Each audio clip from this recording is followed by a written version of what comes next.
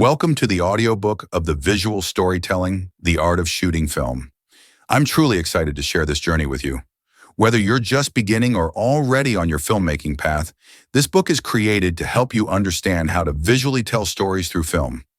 If you'd like a copy for quick referencing, the visual storytelling is also available on Amazon as an ebook, paperback, and hardcover. You'll find the link in the description. The first chapter will give you an overall understanding of what filmmaking really is, covering the core concepts, mindset, and structure behind great visual storytelling. From the second chapter onwards, we'll move into a detailed Q&A format, answering all the essential questions you need to know about filmmaking in a clear and simple way. Let's begin. Chapter 1. The Art of Visual Storytelling, a filmmaker's guide to crafting emotion and meaning. Imagine this. You're sitting in a dark theater, the screen flickers to life, and within moments, you're transported to another world. No words are spoken, yet you feel everything: joy, sorrow, tension, hope. How does this happen? The answer lies in the power of visual storytelling. It's the secret sauce that turns a good film into an unforgettable experience. As a filmmaker, I've spent years unraveling this art, and today I'll take you behind the scenes to show you how to master it. Visual storytelling is the heartbeat of cinema.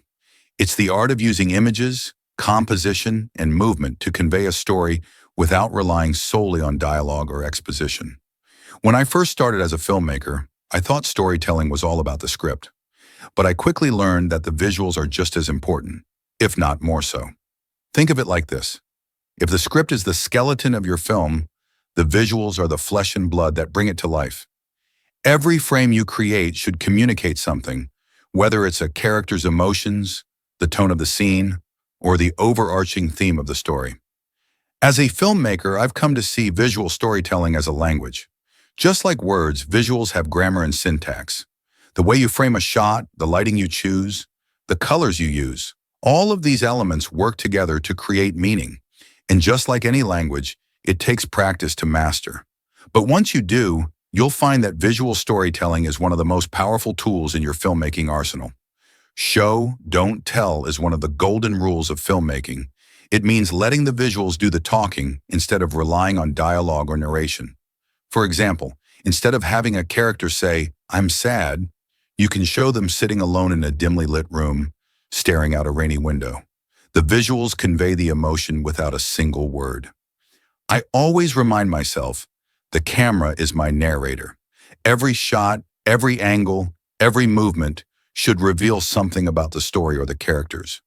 Showing rather than telling allows the audience to engage with the story on a deeper level. When you show emotions through visuals, the audience feels them rather than being told about them. For instance, in a scene where a character is nervous, I might use a shaky handheld camera to reflect their inner turmoil. Or in a moment of joy, I'd use bright, warm lighting and smooth camera movements to create a sense of ease and happiness. These techniques make the audience experience the story rather than just observing it.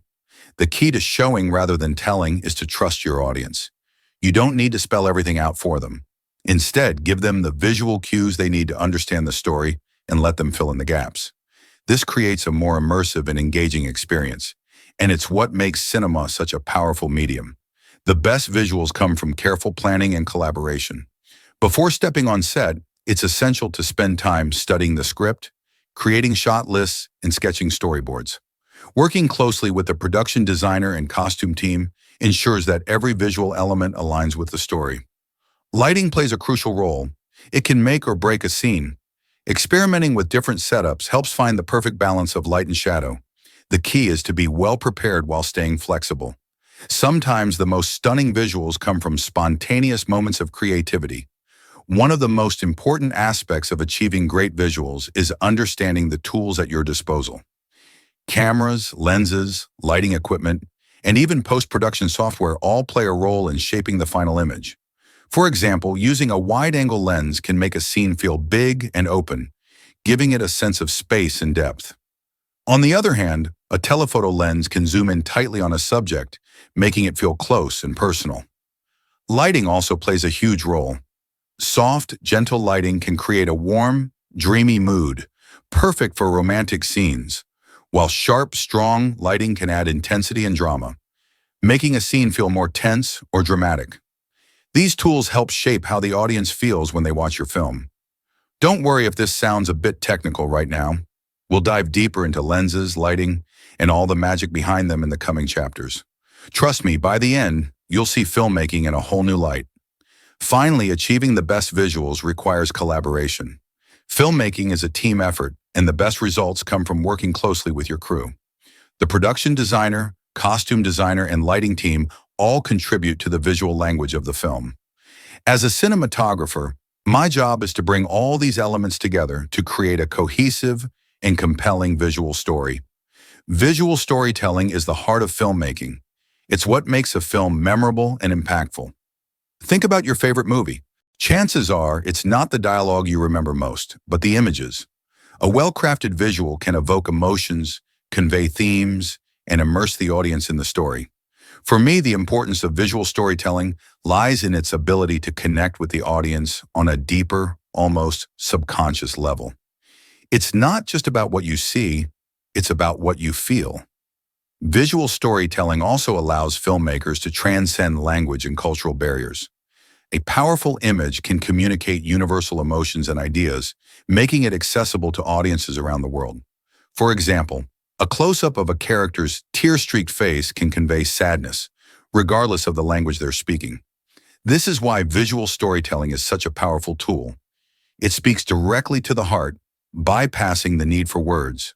Perfection in storytelling isn't about getting every detail right. It's about creating something that resonates with the audience. I've learned that the best stories are the ones that feel authentic and emotionally honest. To achieve this, I focus on three things: clarity, emotion, and consistency.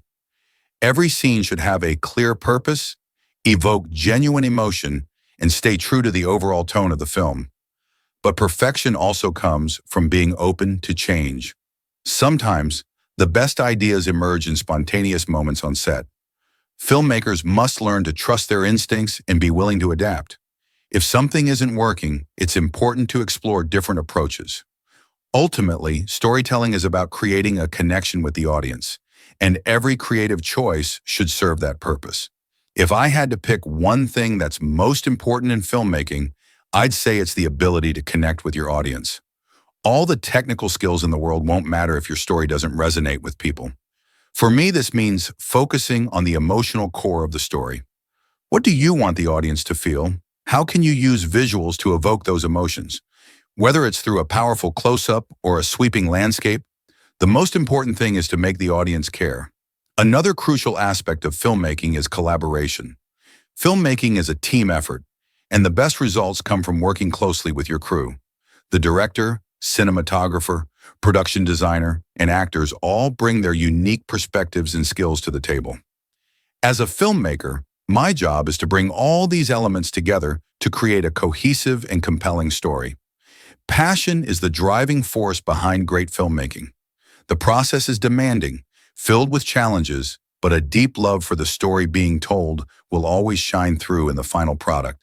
It's this passion that keeps filmmakers creating, even when the journey gets tough. The mood of a film is its emotional atmosphere, the feeling it evokes in the audience. Visual elements play a crucial role in establishing and maintaining this mood. In a thriller, dark, shadowy lighting and tight framing can create tension, while a romance might use soft, warm lighting and wide, open shots to evoke intimacy and connection. Setting the right tone from the very first frame is essential to immersing the audience in the story. Creating the right mood requires a deep understanding of the story and its emotional beats. A filmmaker must ask, what should the audience feel in this scene? Fear, joy, sadness, or something else? Once the emotion is identified, visual tools like lighting, color, and composition bring it to life. A horror film might use a cold, desaturated color palette to build dread, while a comedy benefits from bright, vibrant colors to keep the tone light and fun. Mood isn't just about individual scenes, it's about the overall experience. Every moment contributes to the larger emotional arc of the story.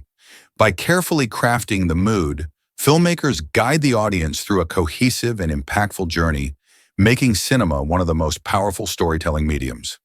The key elements of visual storytelling include lighting, composition, color, camera movement, and symbolism. Each of these plays a crucial role in shaping the audience's experience. Lighting sets the mood, composition guides the eye, color evokes emotions, camera movement adds dynamism, and symbolism brings depth to the story. Thoughtfully incorporating these elements can elevate a scene, making small visual details have a significant impact. Lighting is one of the most powerful tools in visual storytelling. It influences mood, highlights important elements, and even shapes the audience's perception of a character. For instance, low-key lighting, where focused light illuminates only specific parts of a scene, can create shadows and mystery, perfect for moments where a character is hiding a secret. Composition, meanwhile, determines how elements are arranged within the frame. Techniques like the rule of thirds, leading lines, and framing within a frame help guide attention and establish balance. Color and symbolism further enhance the story. Different colors evoke different emotions: red for passion, blue for calm, yellow for joy. Symbolism adds layers of meaning. For example, a broken mirror can represent a fractured identity, while birds might symbolize freedom. When used effectively, these visual tools create a rich, immersive experience that deepens the narrative and strengthens the audience's connection to the film. Visual storytelling changes depending on the genre. In a horror film, you might use low-key lighting and shaky camera movements to create fear. In a comedy, you'd use bright, even lighting and smooth, steady shots to keep the tone light and fun. The key is to understand the conventions of each genre and use them to enhance your story. But don't be afraid to break the rules. Sometimes the most memorable visuals come from unexpected choices. While each genre has its own set of visual conventions, creativity and innovation keep storytelling fresh. Exploring how different genres use visuals can inspire new approaches. Experimentation leads to unique and memorable films that stand out. Visual motifs and symbolism add layers of meaning to a story. A motif is a recurring visual element, such as a color, object, or shot, that reinforces a theme or idea. For example, the color red might symbolize danger or passion. Symbolism, on the other hand, works subtly to suggest deeper meanings, like a character standing in front of a mirror to reflect self-exploration. These techniques create depth and engagement, making the audience think beyond what's on screen. A classic example of visual symbolism is from The Godfather, where oranges foreshadow danger. Every time oranges appear, something bad follows. This subtle cue adds tension and depth to the story. Similarly, recurring visual motifs create continuity, reinforcing a film's themes. A film about freedom might feature birds or open skies throughout, forming a visual thread that ties the narrative together. Developing strong visual storytelling skills requires practice. Watching and analyzing films, breaking down their visuals, and experimenting with different techniques in personal projects can help sharpen these skills. Trying different lighting, compositions, and camera movements for the same scene reveals how visuals shape mood and meaning. Studying art and photography also enhances visual storytelling. Many filmmaking principles, composition, lighting, color, are rooted in these disciplines. Exploring paintings, photography, and other visual arts can offer fresh inspiration and perspectives. Mistakes are part of the learning process. Experimentation, trial, and even failure all contribute to growth as a storyteller. The key is to keep learning, keep creating, and keep refining the craft. At its core, visual storytelling connects with audiences by tapping into universal emotions.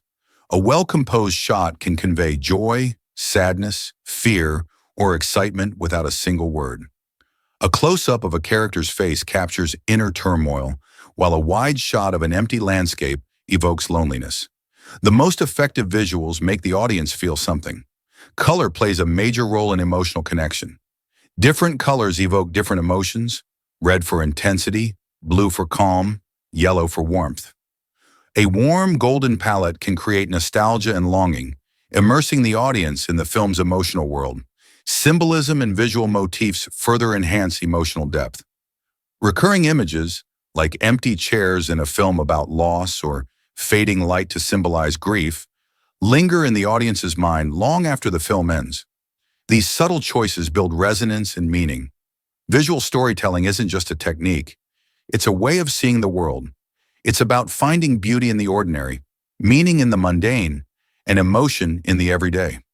It's the bridge between filmmaker and audience, creating an unspoken connection that goes beyond words. Now it's time to explore, experiment, and tell stories that move the world. With that, we have finished this chapter. Before we move on to the next one, just a quick note, the visual storytelling. The Art of Shooting Film is also available on Amazon as an ebook, paperback, and hardcover. You'll find the link in the description. If you'd like to keep a copy for quick reference or as a filmmaking handbook, feel free to check it out. All right, let's continue. Chapter 2, Cinematography. Cinematography is the art of capturing visual stories through the lens of a camera. It involves using light, composition, and movement to create a film's visual language. Think of it as painting with light. Every frame is a canvas, and the cinematographer is the artist. Whether it's the warm glow of a sunset or the cold shadows of a thriller, cinematography shapes how the audience experiences the story. Cinematography is not just about making things look beautiful. It's about making them meaningful. Every shot, every angle, every movement should serve the story and evoke emotions. For example, in a scene where a character is feeling isolated, a wide shot with empty space around them might emphasize their loneliness. These visual choices are what make cinematography such a powerful storytelling tool.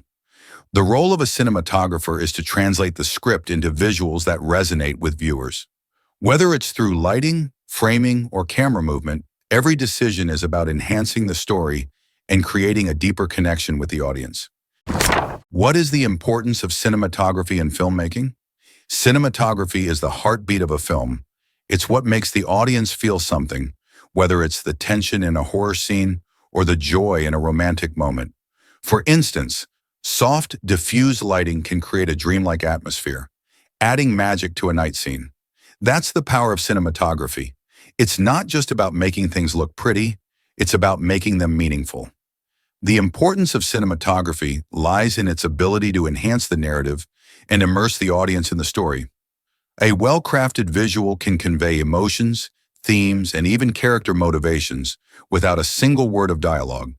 For example, in a thriller, low-key lighting and tight framing can create a sense of claustrophobia and tension. These visual choices draw the audience into the story and make them feel what the characters are feeling. Cinematography also plays a crucial role in setting the tone and mood of a film. Whether it's the warm, golden hues of a nostalgic memory or the cold, desaturated tones of a dystopian future, the visuals set the emotional stage for the story. What does a cinematographer do on a film set? A cinematographer translates the director's vision into visuals. It's not just about operating the camera, it's about making creative decisions that serve the story. For example, if the director wants joy, bright, vibrant colors and wide shots could be employed. Every decision, from the angle of the camera to the intensity of the light, shapes how the audience feels about what they see. On set, the cinematographer works closely with the director to plan each shot.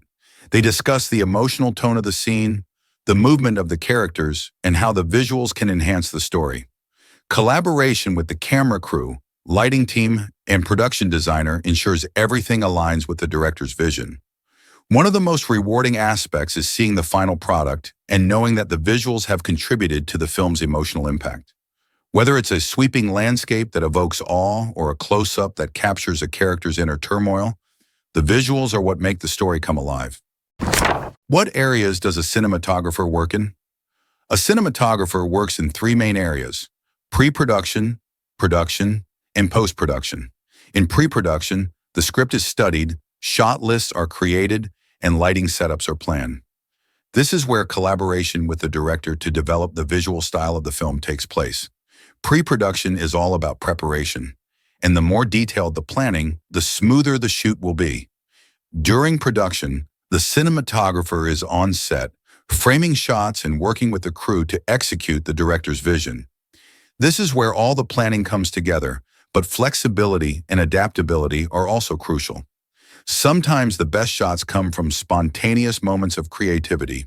In post-production, the cinematographer works with the colorist to fine-tune the look of the film.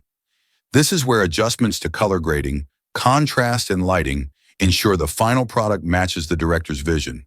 Post-production is the final step in the cinematography process, where all the hard work comes together to create a cohesive and visually stunning film. What are the technical responsibilities of a cinematographer? The technical responsibilities of a cinematographer include setting up the camera, choosing lenses, and managing lighting setups. They work closely with the camera crew to ensure everything is in place for each shot. For example, adjusting the focus during a shot or changing the lighting to match the mood of the scene requires a balance of creativity and technical skill. Understanding the equipment is crucial. Cameras, lenses, lighting kits, and filters all play a role in shaping the final image. For instance, a wide-angle lens can create a sense of space and depth, while a telephoto lens can isolate a subject and create intimacy. Lighting, too, is a powerful tool. Soft lighting can create a dreamy, romantic atmosphere, while harsh, directional lighting can add drama and tension. Another key responsibility is ensuring continuity between shots. This means making sure the lighting, framing, and camera movements are consistent throughout the film. It's a challenging task, but it's essential for creating a cohesive visual story. Is a cinematographer better than a director? A cinematographer and a director, they're collaborators. The director is the storyteller, and the cinematographer is the visual artist. The cinematographer's job is to bring the director's vision to life through visuals. It's a partnership, and the best results come from working together. The director has the overall vision for the film, and the cinematographer translates that vision into visuals.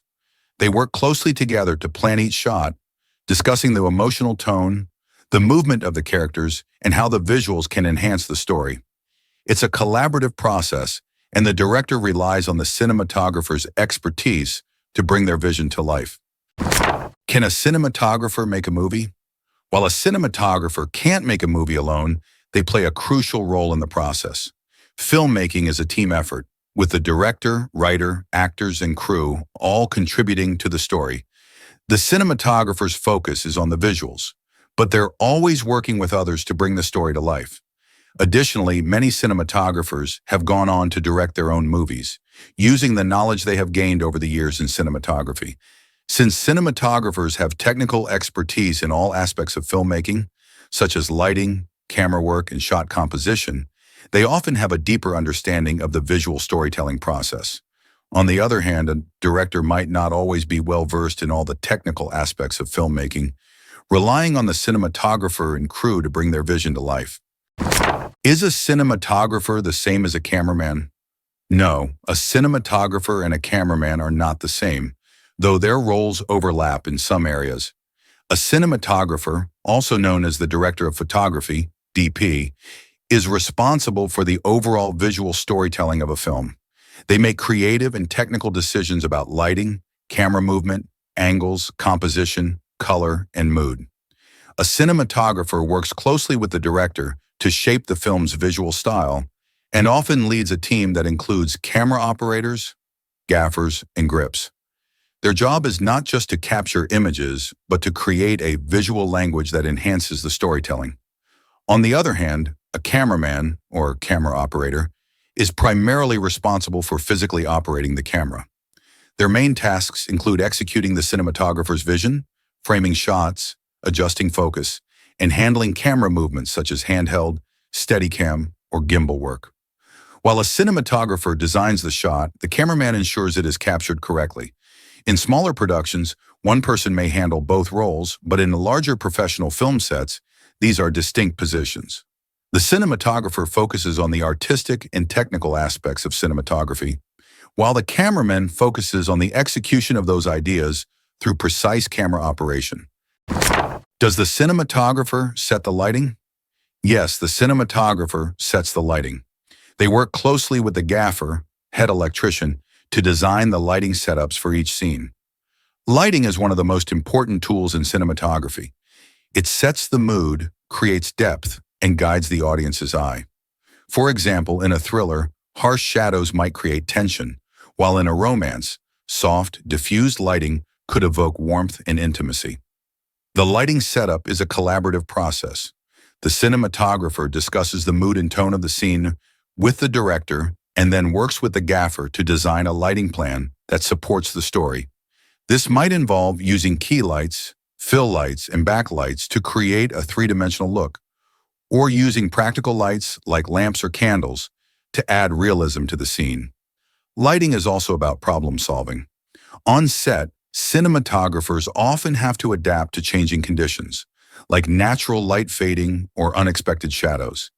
It's their job to find creative solutions that maintain the visual style of the film while staying true to the story. Who works alongside the cinematographer to handle the camera? The cinematographer works with a team of skilled professionals to bring the director's vision to life. This team typically includes the camera operator, focus puller first AC, and clapper loader second AC, each playing a crucial role in the filmmaking process. The camera operator is responsible for physically handling and maneuvering the camera according to the cinematographer's instructions. Whether it's a static shot, handheld movement, or a complex tracking sequence, the camera operator ensures that the framing and composition align with the creative vision. The focus puller, first assistant camera, ensures that the subject remains sharp and in focus throughout the shot. This is especially challenging in dynamic scenes with fast movements or shallow depth of field. Unlike autofocus systems, which can be unreliable in professional filmmaking, the focus puller manually adjusts focus using precise measurements and marks, ensuring the shot is crisp and visually effective. The clapper loader, second assistant camera, is responsible for managing the clapperboard slate, which is essential for syncing audio and video in post-production. They also handle camera equipment, assist with lens changes, and manage media cards or film rolls, ensuring the camera department runs smoothly. Filmmaking is a collaborative effort, and the cinematographer depends on this team to execute shots flawlessly. While the cinematographer designs the visual language of the film, it is the expertise and coordination of the entire camera team that bring those ideas to life on screen. What is the relationship between a cinematographer and a director?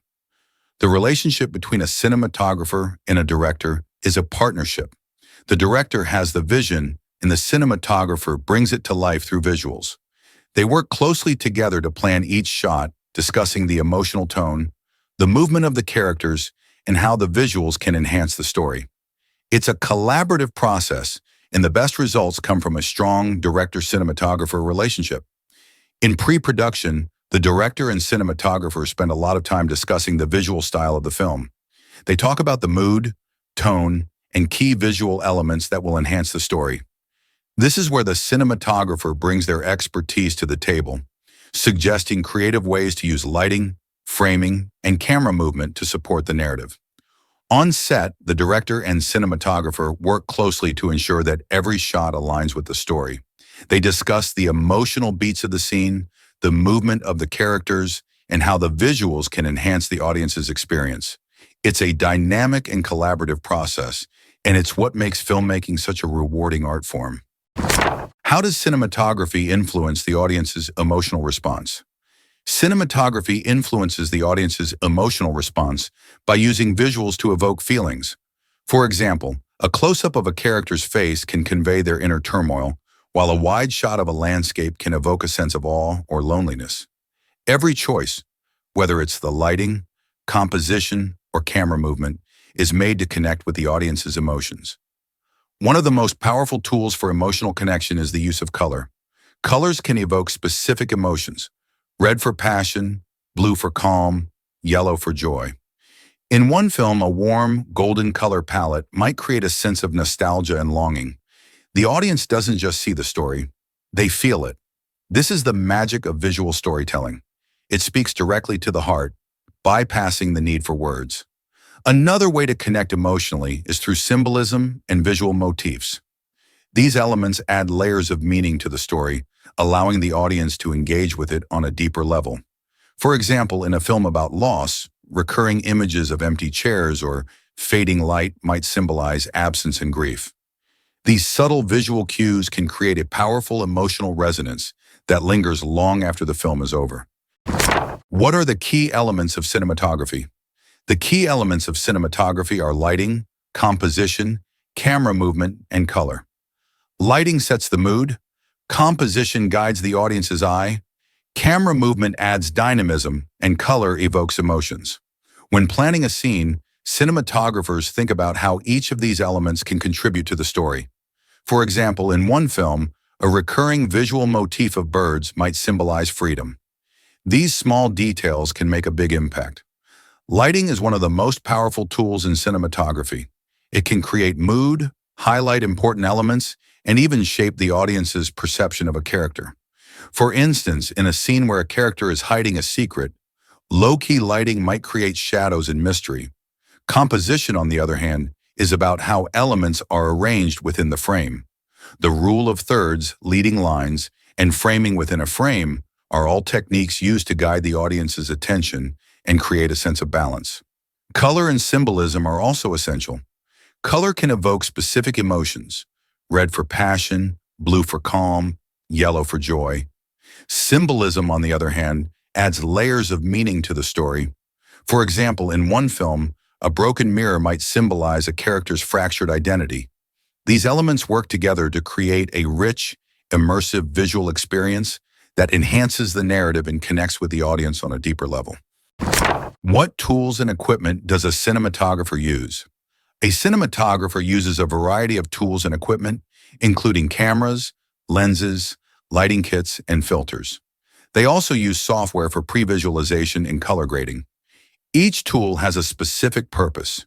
For example, a wide-angle lens can create a sense of space, while a telephoto lens can isolate a subject. The key is to choose the right tools for the story being told. Cameras are the most obvious tool, but they're just the beginning. Lenses play a crucial role in shaping the look of a film. A wide-angle lens can create a sense of depth and space, while a telephoto lens can compress the background and isolate the subject. Lighting equipment, like softboxes, reflectors, and gels, allows cinematographers to control the mood and tone of a scene. Filters such as neutral density ND filters or polarizers help manage light and reduce glare. In post-production, software like DaVinci Resolve or Adobe Premiere is used to fine-tune the visuals. Color grading is an essential part of the process, allowing adjustments to the color palette and creating a cohesive look for the film. These tools and equipment are essential for achieving the desired visual style. Even though there will be colorists and editors handling the grading process, the cinematographer must communicate the intended look and feel of each scene to the technical team. A well-defined vision from the cinematographer ensures that the final color grade aligns with the mood, tone, and storytelling of the film. How does a cinematographer collaborate with other departments? A cinematographer collaborates with various departments to ensure visual consistency and bring the director's vision to life. They work with the director on shot planning, shot division, and camera movement to craft the storytelling visually. They also coordinate with the production designer to create cohesive sets, the costume designer to match colors and textures, and the VFX team to integrate visual effects seamlessly. It's a team effort, and every decision affects the final product. One of the cinematographer's closest collaborators is the director. Together, they plan how each shot will be framed, how camera movements will enhance storytelling, and how lighting and composition will set the mood. Shot division and storyboarding help in pre-visualizing the film, ensuring that the final footage aligns with the narrative and emotional beats. The production designer is another key collaborator. They work together to define the film's visual style by selecting sets, props, and locations that enhance the story. For example, in a period drama, muted colors and vintage props might create an authentic historical look, while a futuristic sci-fi film may require sleek, metallic designs and neon lighting. The costume designer plays a crucial role in ensuring that costumes complement the lighting and color palette of the film. A cinematographer must consider how fabrics interact with different lighting setups. Some materials may reflect too much light, while others may absorb it, affecting how characters appear on screen. The gaffer and lighting team are essential in setting up the film's lighting. The gaffer, who is the head of the electrical department, works closely with the cinematographer to design and execute the lighting plan. They decide the placement of lights, the intensity, and the type of fixtures needed to achieve the desired look. Whether it's creating soft, natural lighting for an intimate scene or dramatic high-contrast lighting for a thriller, the collaboration between the cinematographer and the gaffer is critical in shaping the film's mood and aesthetics. The VFX team is also an important partner, especially in films with complex visual effects. The cinematographer works closely with them to ensure that the live-action footage integrates seamlessly with CGI. This requires careful planning, such as using green screens, tracking markers, or specific lighting setups to match real and digital elements. Collaboration is at the heart of the filmmaking process. Every department plays a crucial role, and a cinematographer's ability to communicate and work effectively with each team ensures that the final film is visually compelling and cohesive. What are the challenges faced by a cinematographer? Cinematographers face challenges such as working with tight budgets, unpredictable weather, and demanding schedules. Creative challenges also arise, like finding the right visual style for a project. These obstacles, however, become opportunities for innovation and problem solving. Being prepared yet flexible is key. One of the biggest challenges is working with limited resources. On a low-budget production, access to the latest equipment or a large crew may not be possible. This requires creative and resourceful solutions to achieve the desired look with what's available. For example, natural light might be used instead of expensive lighting setups, or DIY techniques might replace costly gear. Unpredictable conditions also add to the challenge. Shooting on location means adapting to sudden changes in weather and lighting. Rain, fading sunlight, or other unforeseen obstacles require quick thinking and adaptability. These experiences build resilience and enhance problem-solving skills, making cinematography a constant learning process. How does a cinematographer prepare for a film? Preparation is key. It starts with studying the script, creating shot lists and storyboards, scouting locations, testing equipment, and planning lighting setups. The more detailed the preparation, the smoother the shoot. However, leaving room for creativity allows for capturing spontaneous, unplanned moments that enhance the film. During pre-production, collaboration with the director helps establish the visual style of the film. Discussions about mood, tone, and key visual elements ensure that every shot aligns with the overall vision. Coordination with other departments, such as production design and costume design, further refines the visual storytelling. On set, preparation ensures efficiency. Knowing exactly what shots are needed, what equipment will be used, and how lighting should be set up allows for a seamless workflow. However, flexibility remains crucial. Filmmaking is a dynamic process, and sometimes the best moments come from improvisation. Balancing preparation with adaptability is essential to achieving a compelling final product. What role does color theory play in cinematography? Color theory is essential in cinematography, influencing emotions and storytelling. Warm colors like red and orange can symbolize passion or danger, while cool colors like blue and green evoke calmness or sadness. Thoughtful use of color enhances the audience's emotional connection to a scene. Color is a powerful tool for setting the mood and tone. A romantic scene may feature soft, warm tones to create intimacy, while a thriller might use desaturated cold hues to build tension. These choices are deliberate and play a crucial role in shaping the audience's experience.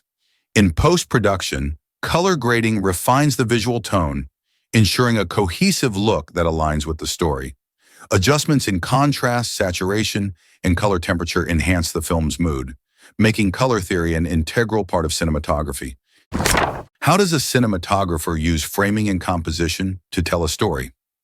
Framing and composition are key storytelling tools, guiding the audience's focus and conveying meaning. A character framed centrally may appear powerful, while an off-center placement might suggest vulnerability. Every element, angle, distance, and composition, serves the narrative. Composition involves arranging elements within the frame using techniques like the rule of thirds, leading lines, and framing within a frame.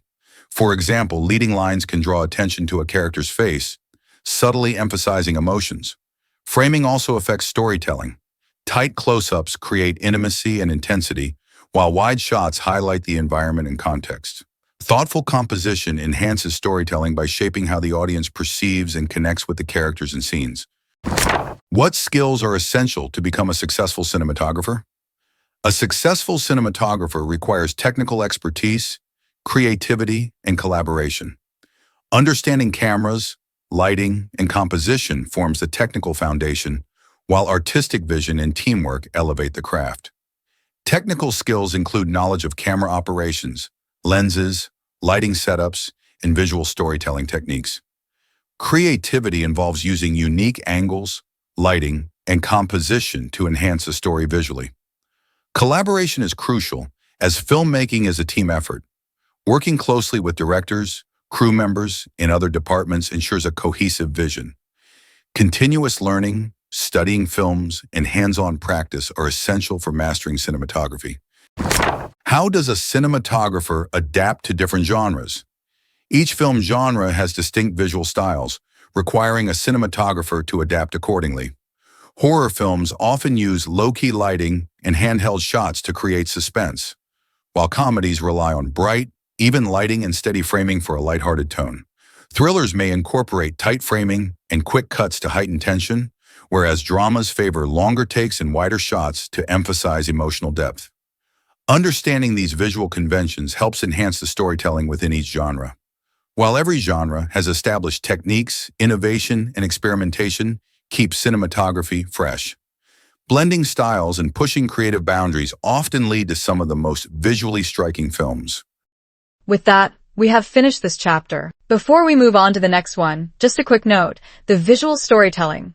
The Art of Shooting Film is also available on Amazon as an ebook, paperback, and hardcover. You'll find the link in the description. If you'd like to keep a copy for quick reference or as a filmmaking handbook, feel free to check it out. All right, let's continue. Chapter 3, History of Filmmaking.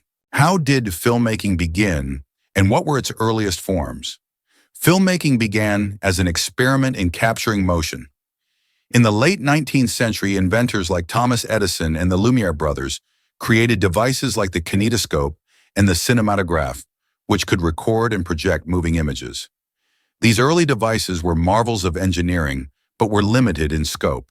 The earliest films were short, simple recordings of everyday life, like workers leaving a factory or a train arriving at a station. These were more like technical demonstrations than stories, but they captured the imagination of audiences and laid the foundation for cinema. The Lumiere brothers' arrival of a train at La Ciotat is a famous example of early cinema. Legend has it that audiences were so startled by the moving image of a train coming toward them that they fled the theater. While this story might be exaggerated, it highlights the power of cinema to evoke emotion and create a sense of realism. These early films were silent and black and white, but they showed the potential of the medium to tell stories and connect with audiences. How did storytelling in films evolve over the decades? Storytelling in films has evolved from simple, linear narratives to complex, multi-layered stories. In the early days, films were silent and relied heavily on visual cues and title cards to convey the plot. Directors like D.W. Griffith pioneered narrative techniques using close-ups, cross-cutting, and parallel editing to create tension and emotion. Films like The Birth of a Nation, 1915, showed that cinema could tell stories on a grand scale, captivating audiences for hours. With the advent of sound in the late 1920s, dialogue became a powerful tool for storytelling. Filmmakers could now explore deeper themes and character motivations, leading to the rise of genres like film noir and psychological dramas. The 1940s and 1950s saw the emergence of directors like Alfred Hitchcock and Billy Wilder, who used suspense and wit to tell compelling stories. Films like Psycho and Sunset Boulevard pushed the boundaries of narrative structure and character development. Today, filmmakers experiment with non-linear narratives, unreliable narrators, and diverse perspectives. Films like Pulp Fiction and Inception challenge audiences to think differently about time and reality. At the same time, there is a growing emphasis on representation and inclusivity, with stories being told from a wider range of voices and experiences. How did the introduction of digital technology revolutionize filmmaking? The introduction of digital technology transformed filmmaking by making production more efficient and accessible. Digital cameras replaced expensive film reels, allowing filmmakers to shoot more footage at a lower cost. Computer-generated imagery, CGI, revolutionized visual effects, making films like Avatar and The Lord of the Rings possible. The rise of digital editing software streamlined post-production, enabling filmmakers to manipulate footage with greater precision. Streaming platforms such as Netflix and Amazon Prime changed film distribution, making movies more accessible to audiences worldwide. Digital technology has not only democratized filmmaking, but also expanded creative possibilities, allowing filmmakers to experiment with new techniques and reach global audiences more easily. How did the introduction of sound and color change the audience's experience? The introduction of sound and color revolutionized cinema, transforming the way audiences engage with films. The transition from silent films to talkies began with The Jazz Singer, 1927, which showcased synchronized dialogue and musical performances. This innovation brought realism to storytelling, allowing actors to use voice modulation, dialogue, and sound effects to enhance emotional depth. It also led to the rise of musical films and complex narratives that relied on spoken language. The introduction of color further enhanced visual storytelling, with The Wizard of Oz, 1939, and Gone with the Wind, 1939, demonstrating the artistic and dramatic impact of Technicolor. The use of color allowed filmmakers to create distinct moods, enhance symbolism, and immerse audiences in more vivid cinematic worlds. These advancements transformed cinema from a silent, black and white medium into a more dynamic and expressive art form, shaping the way films are made and experienced today. How did the rise of independent filmmaking change the industry?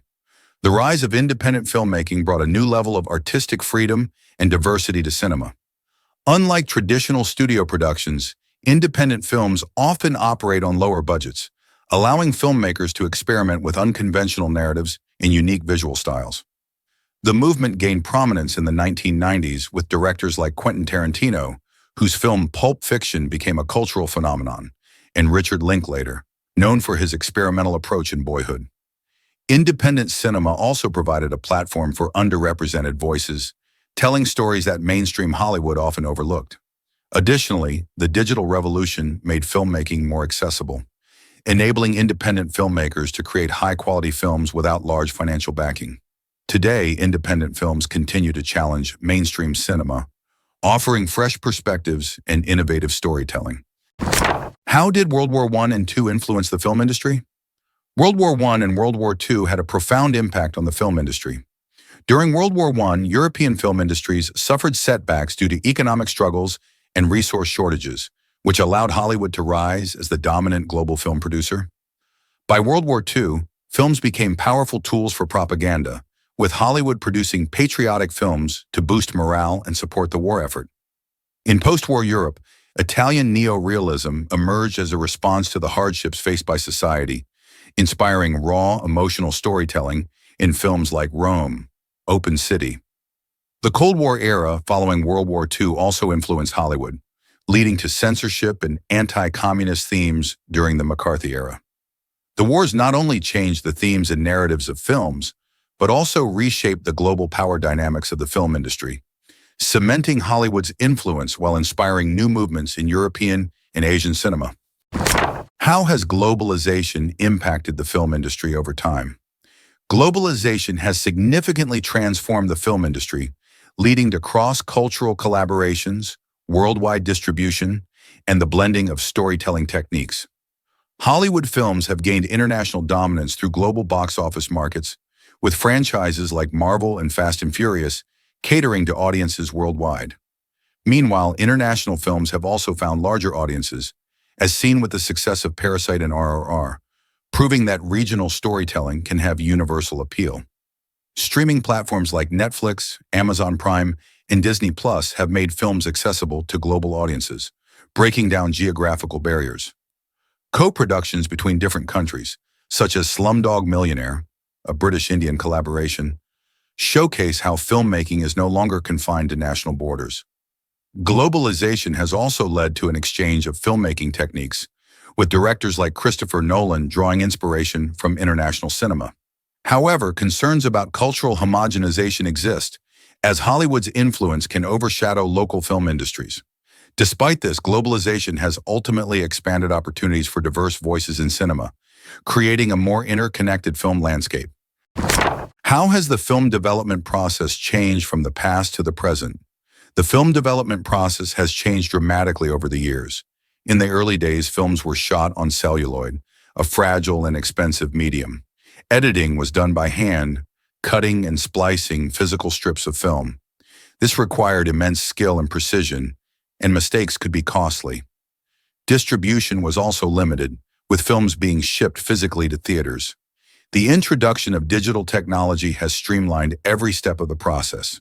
Today, high-resolution digital cameras have replaced celluloid, offering more affordability and versatility. Editing is done on computers, using software like Adobe Premiere or Final Cut Pro.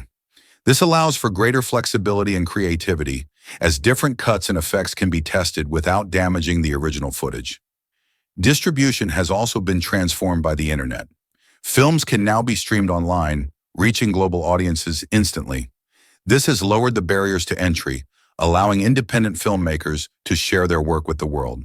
However, it has also raised the bar for quality and innovation in an increasingly competitive industry. What are some of the most influential films in cinematic history? Several films have had a lasting impact on the evolution of cinema, setting new artistic and technical standards. Citizen Kane, 1941, directed by Orson Welles, revolutionized cinematography with deep focus shots and nonlinear storytelling. The Godfather, 1972, directed by Francis Ford Coppola, redefined the crime genre with its complex characters and epic storytelling. 2001, A Space Odyssey, 1968, directed by Stanley Kubrick, introduced groundbreaking visual effects and philosophical depth, influencing generations of sci-fi films. Seven Samurai, 1954, by Akira Kurosawa, set the blueprint for action films with its masterful use of ensemble storytelling and battle sequences. Pulp Fiction, 1994, directed by Quentin Tarantino, broke narrative conventions with its non-linear structure and sharp dialogue. More recently, Parasite, 2019, by Bong Joon-ho, became a global phenomenon, blending social commentary with thriller elements and proving the power of international cinema. These films not only pushed creative boundaries but also inspired filmmakers across the world to experiment with new techniques and narratives. What are the key contributions of international filmmakers, e.g., Akira Kurosawa, Ingmar Bergman? International filmmakers have made significant contributions to the evolution of cinema. Akira Kurosawa, one of the most influential Japanese directors, revolutionized storytelling with his mastery of visual composition and editing techniques. His film Seven Samurai, 1954, introduced the concept of the heroic team narrative, which later influenced Hollywood films like The Magnificent Seven. Kurosawa's use of dynamic camera movement and weather effects, such as rain and wind, enhanced the emotional depth of his films. Ingmar Bergman, the Swedish master of psychological drama, explored themes of existentialism and human relationships in films like The Seventh Seal and Persona.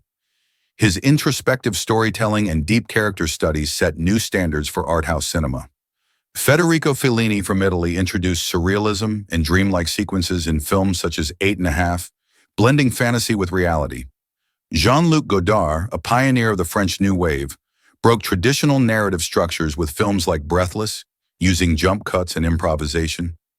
These filmmakers not only shaped their national cinemas, but also influenced global storytelling, inspiring generations of directors worldwide. What is the filmmaking history of India? Indian cinema has a rich and diverse history, evolving from silent films to one of the largest film industries in the world. The first Indian feature film, Raja Harishchandra, 1913, directed by Dadasaheb Phalke, marked the beginning of Indian cinema. In the 1930s, the introduction of sound led to the rise of musical storytelling, which became a defining feature of Bollywood. The 1950s and 1960s, known as the Golden Age of Indian cinema, saw the emergence of filmmakers like Satyajit Ray, whose The Apu trilogy gained international recognition. Meanwhile, Bollywood thrived with stars like Raj Kapoor and Guru Dutt, producing socially relevant and emotionally powerful films. The 1970s introduced the angry young man era, with Amitabh Bachchan dominating the industry in films like Sholay and Diwar. By the 1990s and 2000s, Indian cinema became more global, with filmmakers like Meera Nair and Ashutosh Gowarikar gaining international acclaim. The rise of multiplex culture allowed for diverse storytelling, from commercial blockbusters to independent films. In recent years, Indian films like Gully Boy and RRR have gained global audiences, with streaming platforms further expanding the reach of Indian cinema. Today, India remains a cinematic powerhouse, producing films in multiple languages and genres, continuing to influence global storytelling while preserving its cultural roots. What is the significance of film festivals in the history of cinema? Film festivals have played a crucial role in promoting and shaping the global film industry by providing a platform for filmmakers to showcase their work to international audiences. The Cannes Film Festival, established in 1946, became one of the most prestigious film events, helping directors like Quentin Tarantino and Bong Joon-ho gain worldwide recognition. The Venice Film Festival, the oldest in the world, has been instrumental in celebrating artistic innovation in cinema. The Berlin International Film Festival highlights politically and socially relevant films, while Sundance Film Festival has championed independent filmmaking, giving rise to directors like Christopher Nolan and Darren Aronofsky. Film festivals also act as networking hubs for filmmakers, producers, and distributors, facilitating collaborations and funding opportunities. Many films that might not have received mainstream recognition gain critical acclaim and global distribution through festival screenings, ensuring that diverse voices and creative storytelling styles reach wider audiences. What is the significance of the first feature-length films? The first feature-length films played a crucial role in establishing the modern film industry. The Story of the Kelly Gang, 1906, produced in Australia, is considered the world's first feature-length narrative film, proving that cinema could sustain long-form storytelling. In 1915, The Birth of a Nation introduced groundbreaking cinematographic techniques such as close-ups and parallel editing, although it remains controversial due to its racist themes. Metropolis, 1927, a landmark in science fiction, demonstrated the power of visual storytelling and special effects, influencing future filmmakers. These early feature films helped shape the way movies were structured, paving the way for cinema to evolve into a dominant form of entertainment and artistic expression. What role did women play in the history of filmmaking? Women have made significant contributions to cinema despite facing systemic barriers. Alice Guy Blaché, one of the first female directors, was a pioneer in narrative filmmaking as early as the 1890s. Dorothy Arzner became the first female director in Hollywood's studio era, breaking gender norms in a male-dominated industry. In recent years, Ava DuVernay has made history as the first Black woman to direct a film nominated for Best Picture with Selma, while filmmakers like Chloe Zhao have won major awards, proving that diverse voices are essential to cinema. In India, directors such as Meera Nair and Zoya Akhtar have created impactful films that challenge traditional gender roles and social structures. The growing recognition of these filmmakers is gradually reshaping the industry, leading to more inclusive storytelling. What were the major film movements, e.g. French New Wave, German Expressionism? Several major film movements have shaped the evolution of cinema. German Expressionism in the 1920s was characterized by highly stylized visuals, exaggerated shadows, and dramatic set designs, seen in films like Nosferatu and Metropolis. The French New Wave in the 1950s and 1960s broke traditional filmmaking rules by using handheld cameras, natural lighting, and improvisation, as seen in Breathless and the 400 Blows. Italian neorealism, emerging after World War II, focused on portraying real-life struggles using non-professional actors and authentic locations, with Bicycle Thieves as a notable example. Hollywood classical cinema, from the 1920s to the 1960s, perfected continuity editing and linear storytelling, producing legendary films like Casablanca and Gone with the Wind. In the 1990s, the Dogme 95 movement, started by Danish filmmakers, emphasized realism by rejecting expensive special effects and focusing on raw, natural storytelling, as seen in The Celebration. These movements introduced artistic innovations that changed filmmaking techniques and storytelling conventions forever. What were the major milestones in the evolution of cinema? The evolution of cinema is marked by several groundbreaking milestones that transformed the art form. One of the earliest was the introduction of sound in the late 1920s with films like The Jazz Singer. This revolutionized storytelling, allowing filmmakers to use dialogue, music, and sound effects to enhance the narrative. Suddenly, films weren't just visual, they were auditory experiences as well. Another major milestone was the advent of color in the 1930s. While early color processes like Technicolor were expensive and complex, they added a new dimension to visuals. Films like The Wizard of Oz and Gone with the Wind showcased the emotional power of color, using it to create mood and highlight key elements of the story. Color became an essential tool for filmmakers, and today it's hard to imagine cinema without it. In more recent decades, digital technology has revolutionized every aspect of filmmaking. From high-resolution cameras to computer-generated imagery, CGI, digital tools have expanded the possibilities of what can be achieved. Films like Avatar and the Lord of the Rings trilogy have pushed the boundaries of visual storytelling, creating worlds that were once unimaginable. Who were the greats of filmmaking, and what were their contributions? Some of the greatest filmmakers in history have made significant contributions to cinema. Alfred Hitchcock, known as the master of suspense, revolutionized psychological thrillers with films like Psycho and Vertigo, using innovative camera techniques and storytelling methods.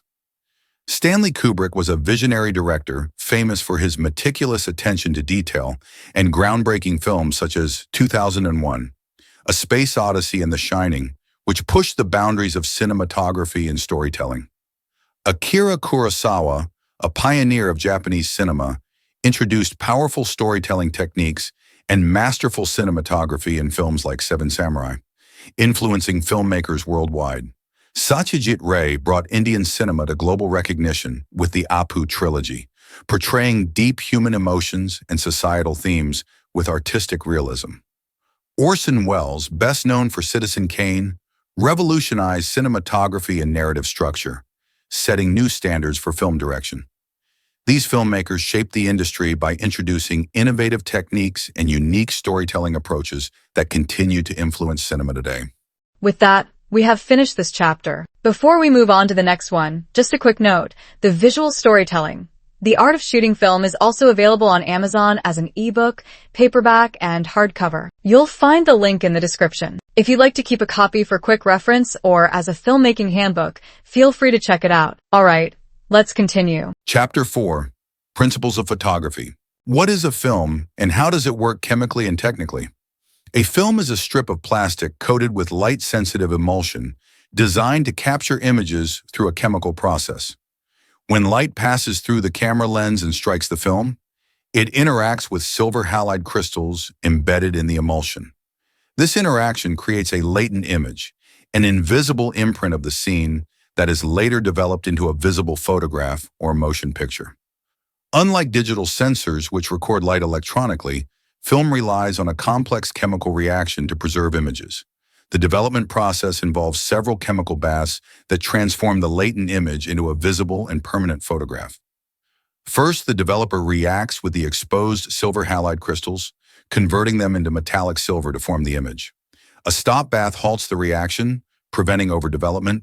Then, a fixer dissolves the remaining unexposed silver halide crystals, stabilizing the image and making it light-resistant. Finally, the film is washed to remove any residual chemicals and dried before use. This process results in a negative, which can be printed onto photographic paper or projected as a motion picture. Technically, film sensitivity to light, measured in ISO, determines its usability in different lighting conditions. High ISO films capture images in low-light environments but produce more grain, while low ISO films deliver finer details with reduced noise. Different types of film, such as black and white, color negative, and slide film, offer unique aesthetic qualities. Mastering these chemical and technical properties is essential for photographers and filmmakers who seek to harness the distinct visual character of analog film. How did the invention of the camera transform visual storytelling and art? The invention of the camera revolutionized visual storytelling and art by providing a way to capture reality with unprecedented accuracy. Before cameras, artists relied on painting, drawing, and sculpture to document the world. While these traditional mediums allowed for artistic interpretation, they couldn't match the immediacy and precision of photography. The camera introduced a new way of preserving moments in time, shifting artistic practices and expanding the possibilities of storytelling. In visual storytelling, the camera became a powerful tool for capturing movement and emotion. The development of cinema allowed filmmakers to weave complex narratives through editing, framing, and visual composition. Early films like The Great Train Robbery, 1903, demonstrated the potential of the camera to create dynamic and immersive stories. Over time, the cinematic language evolved, incorporating close-ups, tracking shots, and montage techniques that deepened emotional impact and narrative complexity. In the realm of art, photography, and filmmaking, challenged traditional notions of representation. Artists like Man Ray and Laszlo Moholy-Nagy experimented with photography, using it to explore abstraction and surrealism. The camera also democratized artistic expression, allowing individuals to document their surroundings and share their perspectives. This shift gave rise to new artistic movements, from documentary photography to experimental filmmaking, transforming the way people perceive and interact with visual art. What were the key milestones in the evolution of cameras? Example, from camera obscura to digital cameras. The evolution of cameras began with the camera obscura, a device that projected an image onto a surface using a pinhole or lens. Although it couldn't capture images, it laid the foundation for photography by demonstrating how light could be manipulated to form pictures. The first significant breakthrough came in the 19th century with the daguerreotype, invented by Louis Daguerre, which introduced the first practical method for capturing permanent images on a silver-plated copper sheet. A major leap occurred when George Eastman developed roll film and introduced the Kodak camera in 1888. This innovation made photography more accessible by replacing fragile glass plates with flexible film. The rise of 35mm cameras, pioneered by Leica in the 1920s, further revolutionized photography, making it more portable and practical. Meanwhile, the introduction of SLR single-lens reflex cameras in the mid-20th century gave photographers greater control over focus, exposure, and composition. The transition to digital cameras in the late 20th century marked another major milestone. Digital sensors replaced film, enabling instant image capture, storage, and editing. This advancement not only revolutionized photography, but also transformed filmmaking, leading to the widespread use of digital video. The rise of smartphones with high-resolution cameras further democratized photography, making it a daily part of modern life. Today, innovations like mirrorless cameras, computational photography, and AI-powered imaging continue to push the boundaries of visual technology. How did the development of film technology impact filmmaking and photography? The development of film technology significantly shaped both filmmaking and photography, making image capture more efficient and expressive. In the early days, photography was a labor-intensive process requiring long exposure times and delicate glass plates. The introduction of flexible roll film by Kodak in the late 19th century made photography more accessible, allowing amateurs and professionals to capture images more conveniently. This led to a surge in documentary photography, personal snapshots, and artistic experimentation. For filmmakers, the shift to 35mm film became a game changer, setting a standard that balanced quality and practicality. The ability to shoot multiple frames per second enabled the creation of motion pictures with smooth, lifelike movement. As film stocks improved, filmmakers gained more creative freedom, experimenting with exposure, composition, and visual storytelling. The arrival of sound film in the late 1920s and color film in the 1930s further expanded storytelling possibilities, transforming cinema into a rich, immersive experience.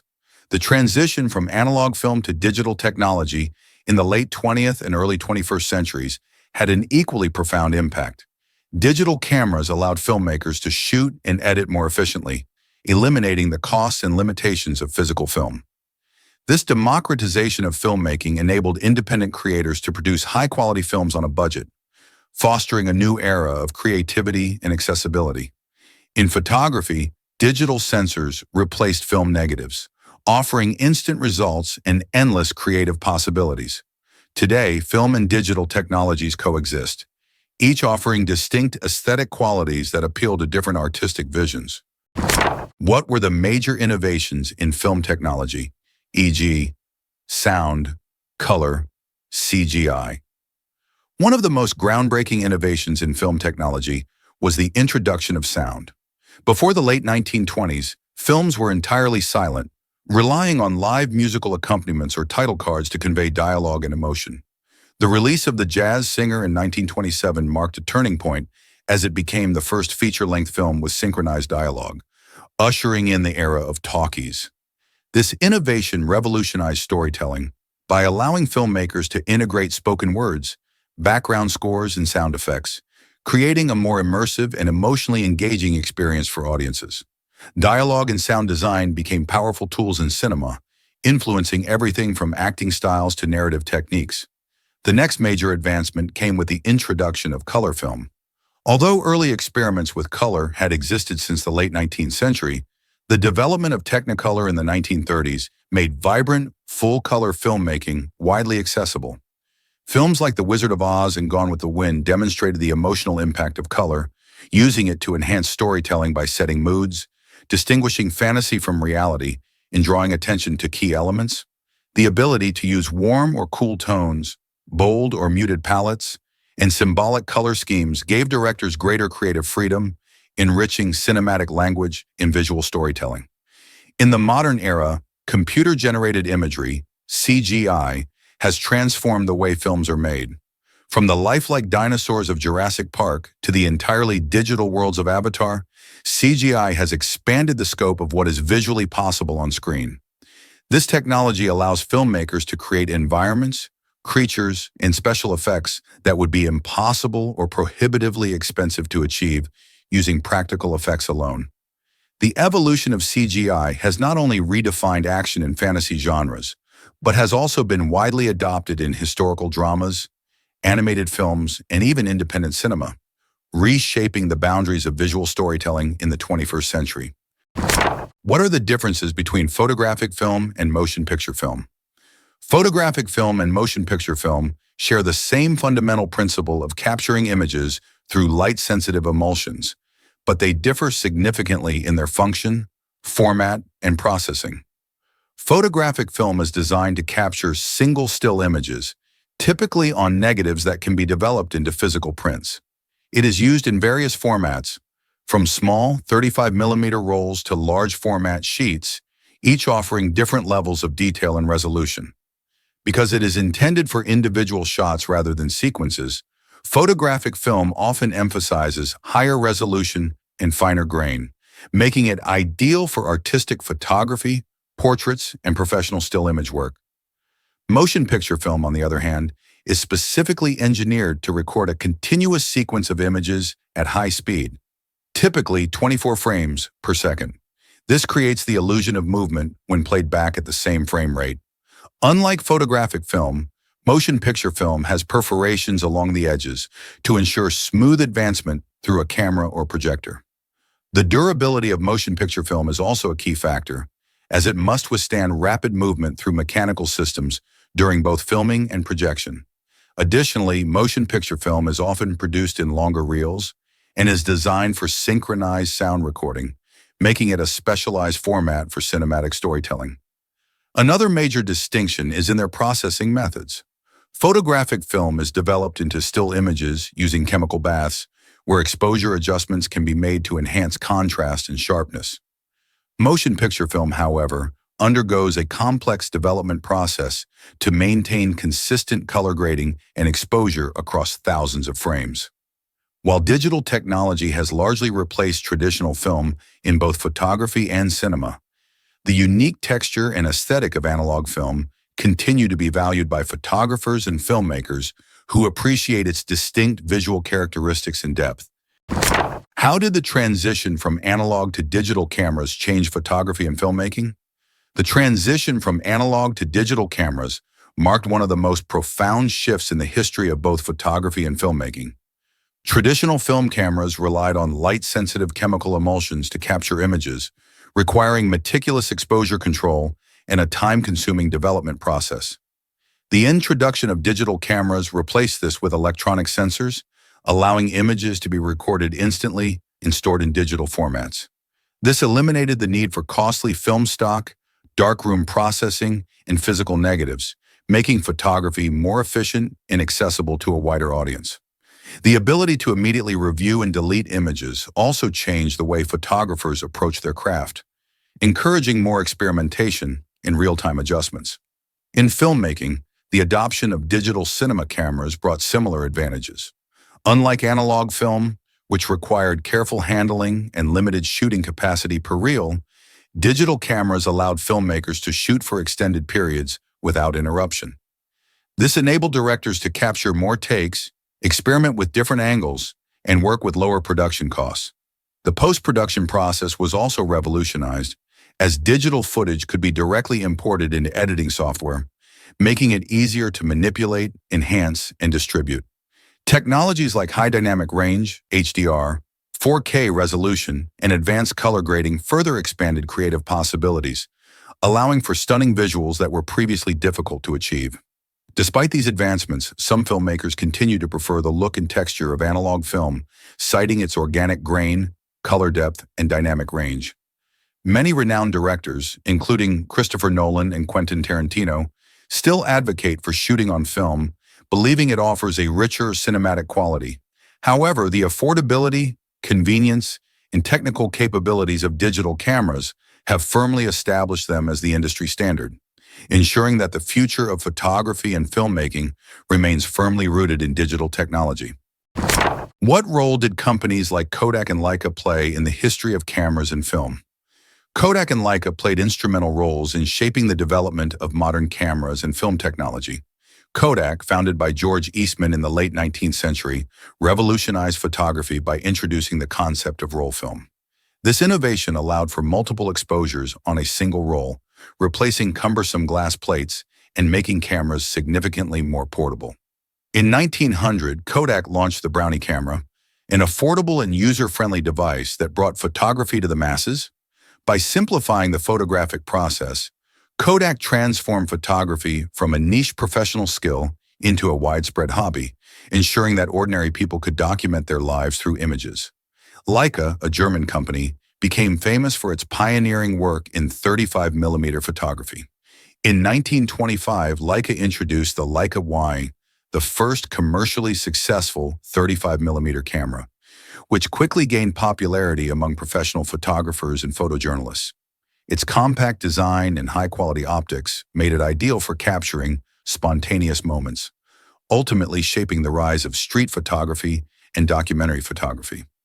The Leica M series, introduced in the 1950s, further cemented Leica's reputation for precision engineering and optical excellence, influencing generations of photographers and filmmakers. Both Kodak and Leica also contributed to advancements in color photography and film technology.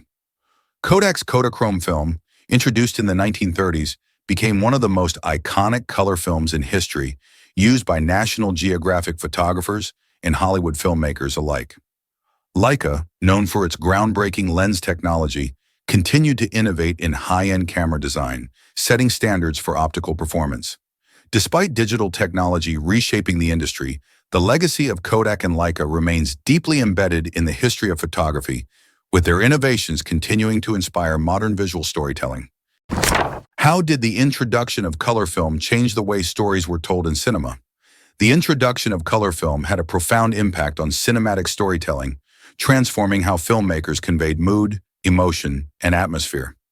Before the widespread adoption of color, filmmakers relied on lighting, contrast, and set design to create visual impact.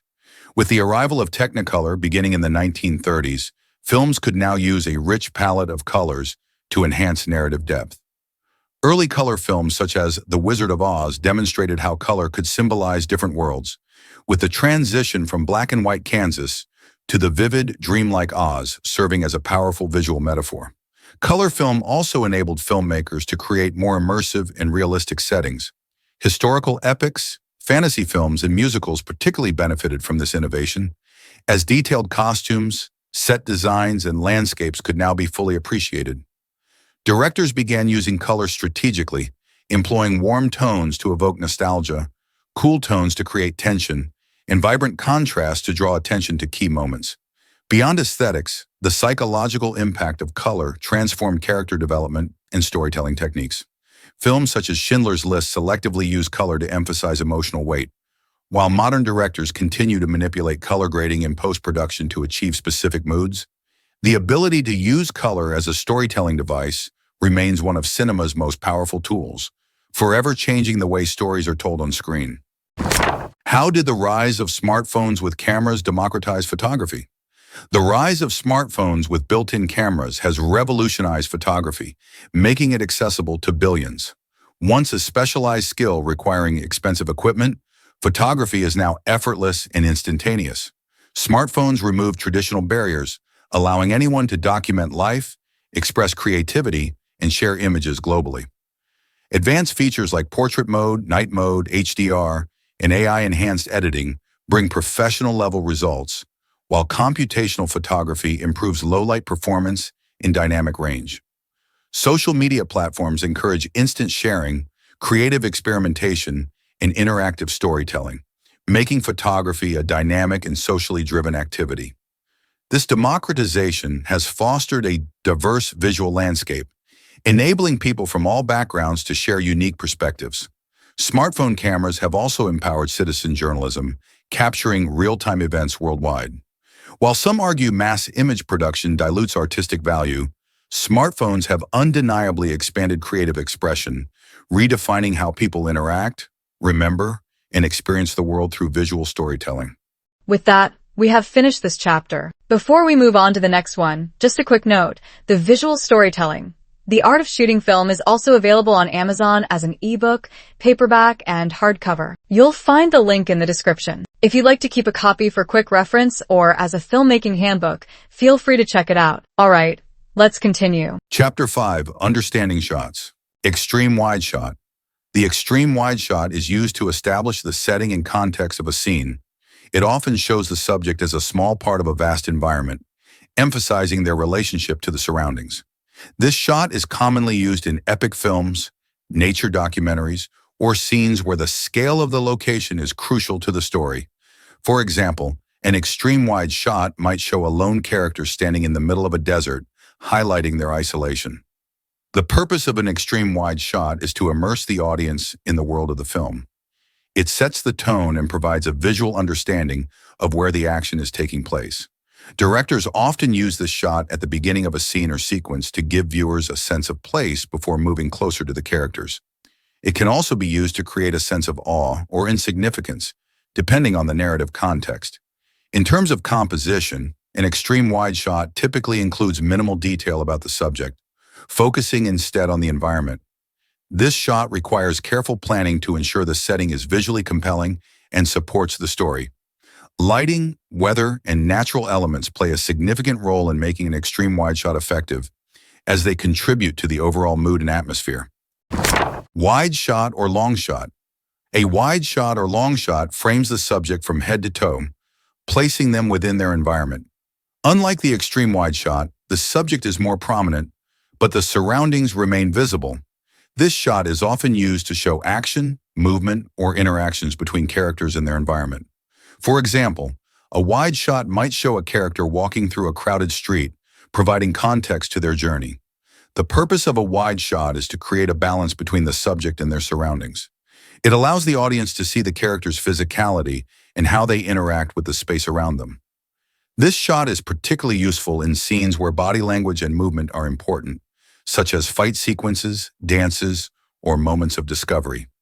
It also helps maintain spatial continuity, ensuring the audience understands where characters are in relation to each other and their environment. Compositionally, a wide shot requires attention to both the subject and the background. The environment should complement the subject without overwhelming them. Filmmakers often use leading lines, symmetry, or depth to guide the viewer's eye toward the subject. Lighting is also crucial, as it helps separate the subject from the background and adds depth to the frame. Full shot.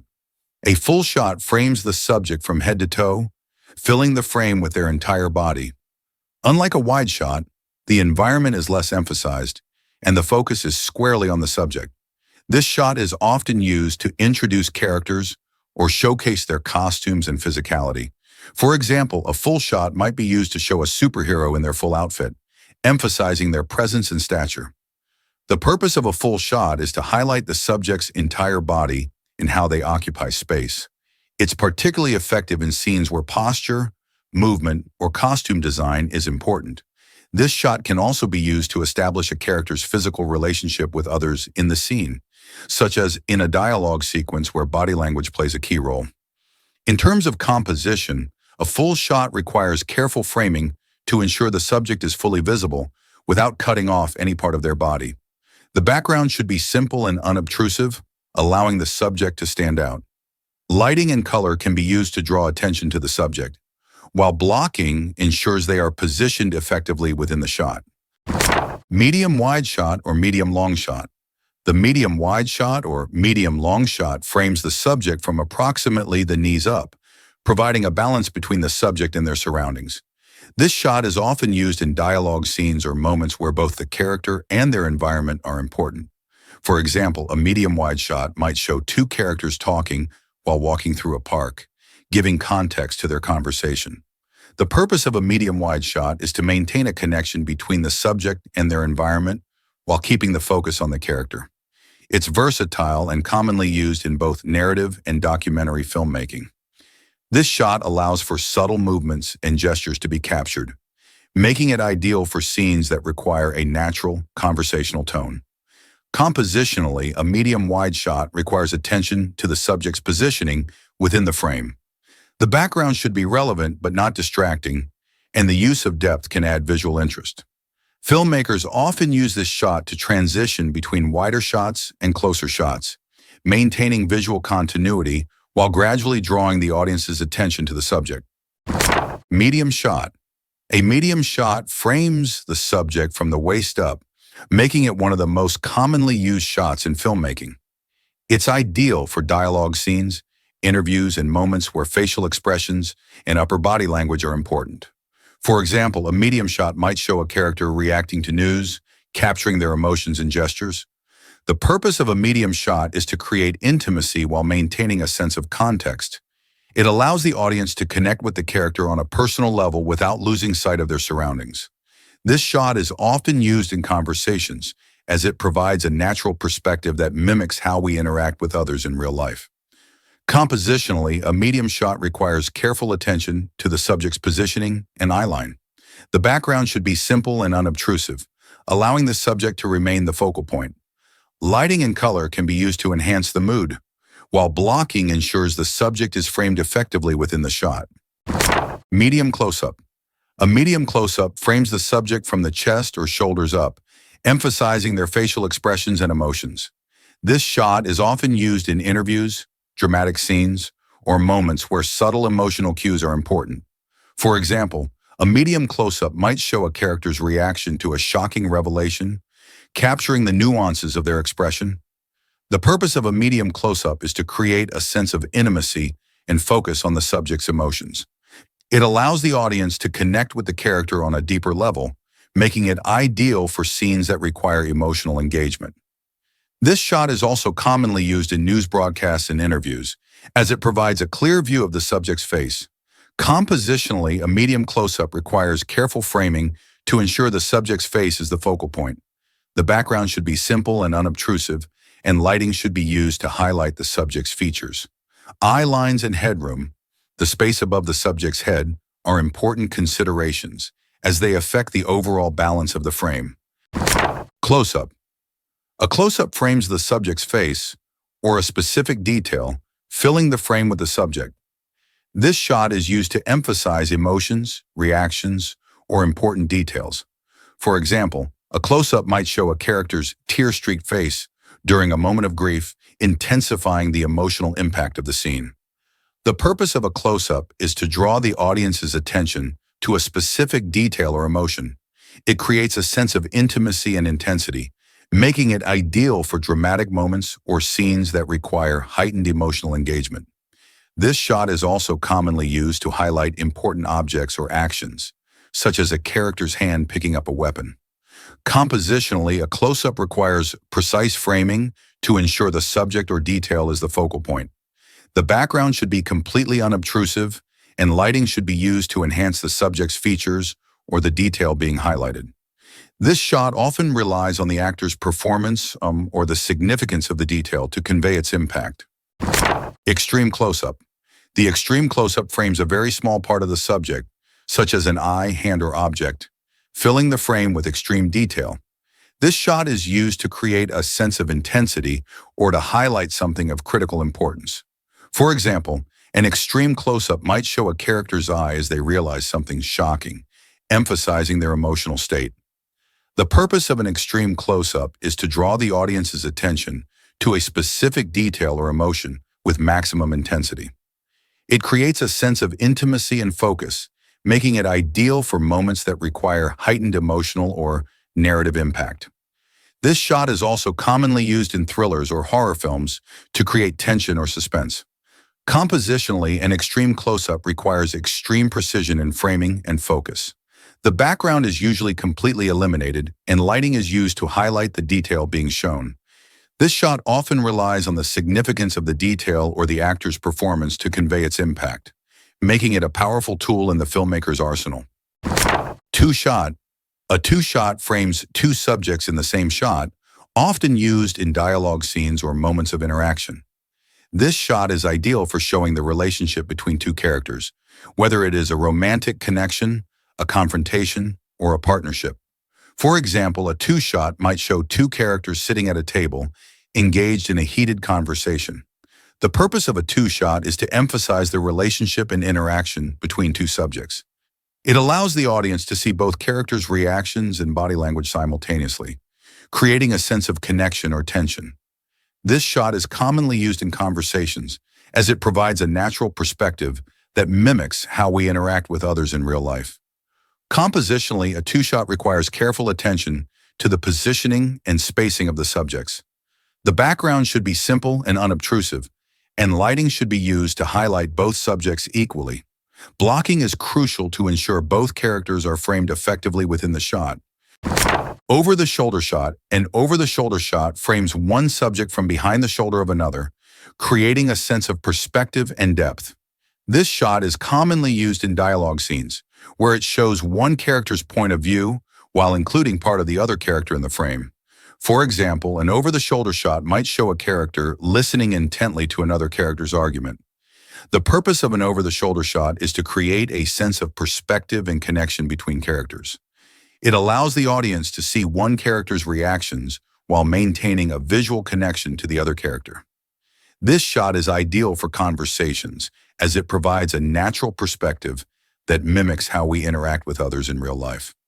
Compositionally, an over-the-shoulder shot requires careful attention to the positioning of both characters. The foreground character's shoulder should frame the shot without overwhelming the subject, and the background should be simple and unobtrusive. Lighting should be used to highlight the subject's face, while blocking ensures both characters are positioned effectively within the frame. Point of view shot.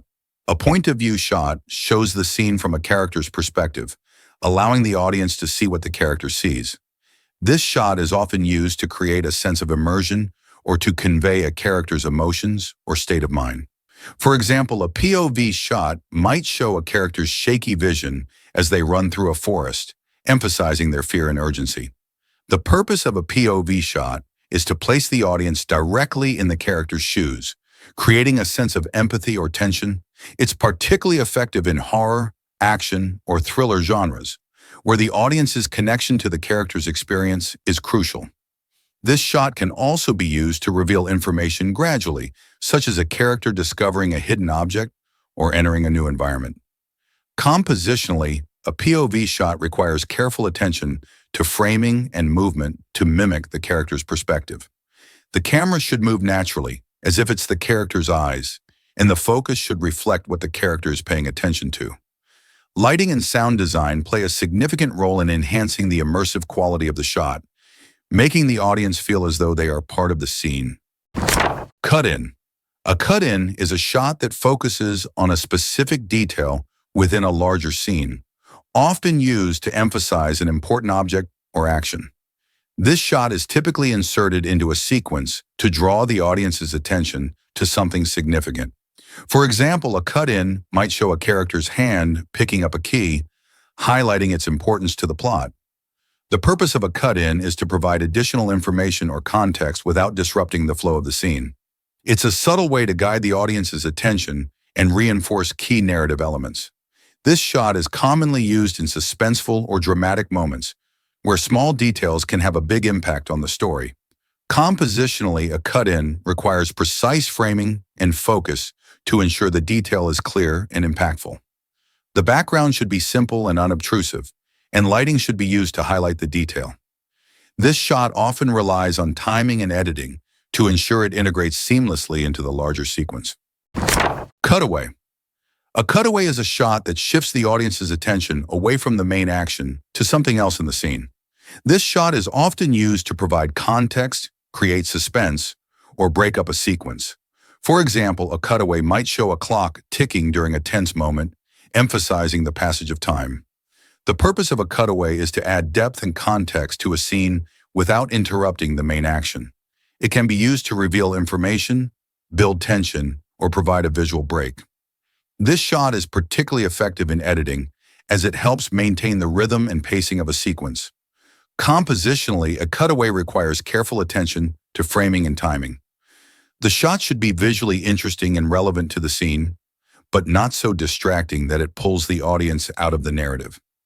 Lighting and sound design can be used to enhance the impact of the cutaway, making it a seamless part of the overall sequence.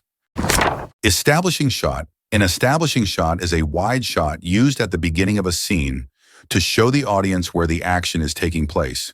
This shot sets the context and tone for the scene, providing a visual introduction to the location. For example, an establishing shot might show a city skyline at night, indicating that the scene takes place in an urban setting. The purpose of an establishing shot is to orient the audience and provide a sense of place. It's often used at the start of a new scene or sequence to transition smoothly between locations. This shot can also be used to establish mood or atmosphere, such as showing a dark, stormy sky to foreshadow tension. Compositionally, an establishing shot requires careful attention to framing and detail. The shot should be visually compelling and provide enough information to set the scene without overwhelming the audience. Lighting, weather, and natural elements play a significant role in making the shot effective, as they contribute to the overall tone and atmosphere. Insert shot. An insert shot is a close-up of an object or detail within a scene, used to emphasize its importance or provide additional information. This shot is often inserted into a sequence to draw the audience's attention to something specific. For example, an insert shot might show a character's hand writing a letter, highlighting the significance of the message. The purpose of an insert shot is to provide clarity or emphasis on a specific detail. It's a subtle way to guide the audience's attention and reinforce key narrative elements. This shot is commonly used in scenes where small details are crucial to the plot, such as a character discovering a clue or using a tool. Compositionally, an insert shot requires precise framing and focus to ensure the detail is clear and impactful. The background should be simple and unobtrusive, and lighting should be used to highlight the detail. This shot often relies on timing and editing to ensure it integrates seamlessly into the larger sequence. Zoom shot. A zoom shot involves changing the focal length of the lens during the shot, making the subject appear closer or farther away. This shot is used to create a sense of focus or to emphasize a character's emotions.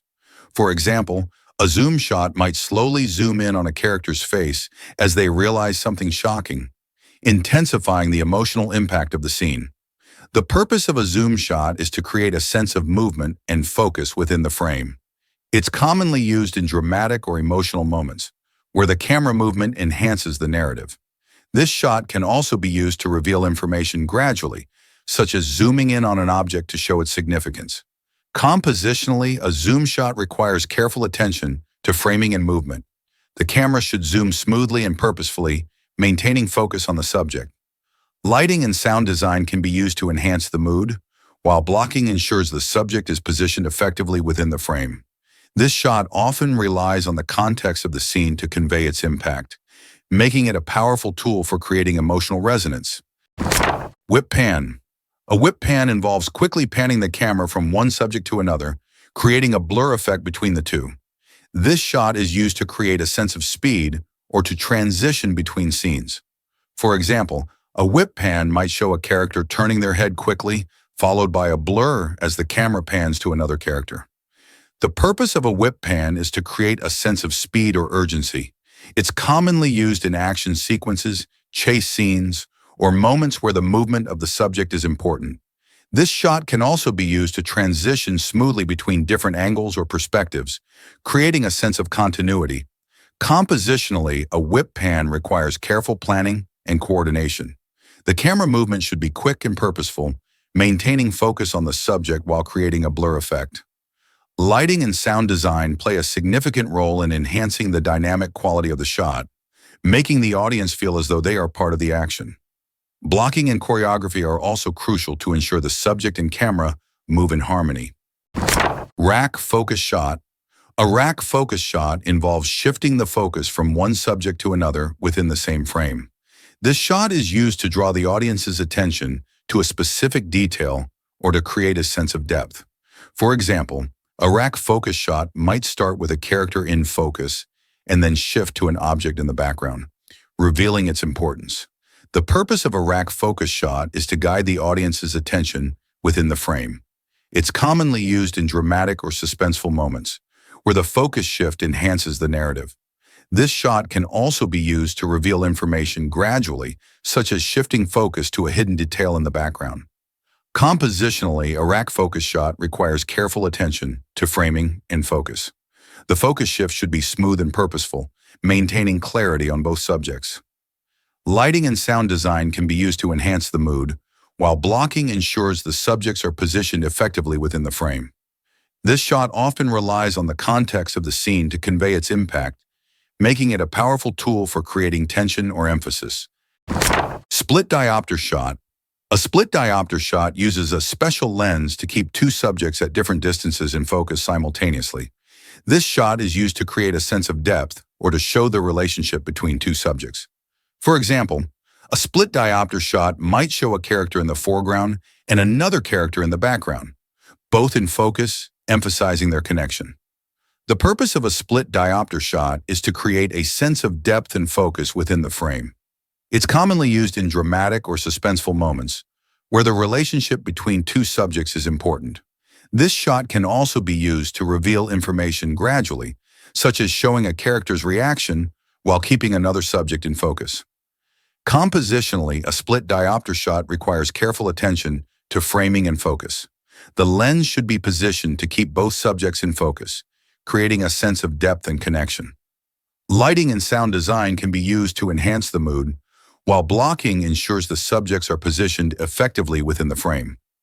This shot often relies on the context of the scene to convey its impact, making it a powerful tool for creating tension or emphasis. Master shot. A master shot is a wide shot that captures the entire scene from beginning to end, often used as a reference for editing. This shot provides a comprehensive view of the action, ensuring continuity and spatial awareness. For example, a master shot might show a group of characters interacting in a room, providing context for closer shots. The purpose of a master shot is to establish the spatial relationships and continuity of a scene. It's commonly used as a foundation for editing, ensuring that all the elements of the scene fit together seamlessly. This shot can also be used to provide a visual overview of the action, making it easier to follow the narrative. Compositionally, a master shot requires careful attention to framing and detail. The shot should be visually compelling and provide enough information to set the scene without overwhelming the audience. Lighting and sound design play a significant role in enhancing the overall quality of the shot, making it a versatile tool in the filmmaker's toolkit. Blocking and choreography are also crucial to ensure the subjects are positioned effectively within the frame. With that, we have finished this chapter. Before we move on to the next one, just a quick note, the visual storytelling, The Art of Shooting Film is also available on Amazon as an ebook, paperback, and hardcover. You'll find the link in the description. If you'd like to keep a copy for quick reference or as a filmmaking handbook, feel free to check it out. Alright, let's continue. Chapter 6. Different angles in filmmaking. Eye-level shot.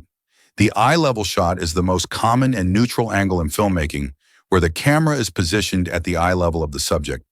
This angle creates a sense of equality and relatability between the audience and the character.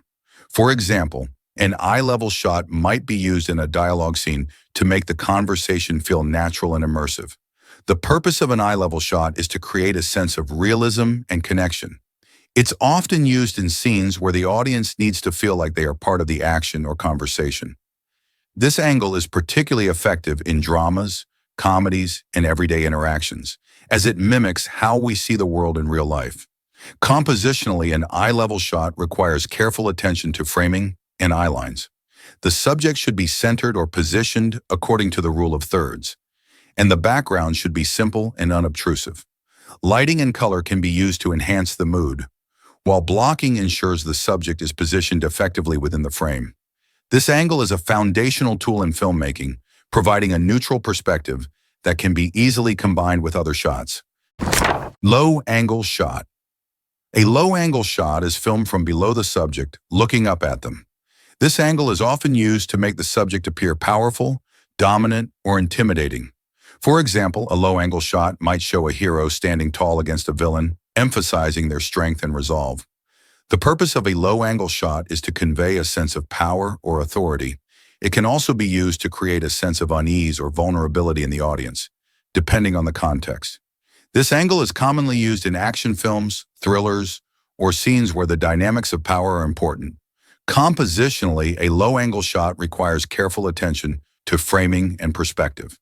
The background should complement the subject without overwhelming them, and lighting should be used to enhance their presence. This angle often relies on the subject's positioning and body language to convey its impact, making it a powerful tool in the filmmaker's arsenal. High-angle shot. A high-angle shot is filmed from above the subject, looking down at them. This angle is often used to make the subject appear vulnerable, weak, or insignificant. For example, a high-angle shot might show a character lying on the ground after a defeat, emphasizing their helplessness. The purpose of a high-angle shot is to convey a sense of vulnerability or insignificance. It can also be used to provide a broader view of the scene, showing the subject's relationship to their surroundings. This angle is commonly used in dramatic or suspenseful moments, where the audience's perspective is crucial to the narrative. Compositionally, a high-angle shot requires careful attention to framing and perspective. The background should be relevant but not distracting, and lighting should be used to enhance the mood. This angle often relies on the subject's positioning and body language to convey its impact, making it a versatile tool in the filmmaker's toolkit. Dutch angle. A Dutch angle or tilted shot is filmed with the camera tilted to one side, creating a diagonal horizon line. This angle is often used to convey tension, unease, or disorientation.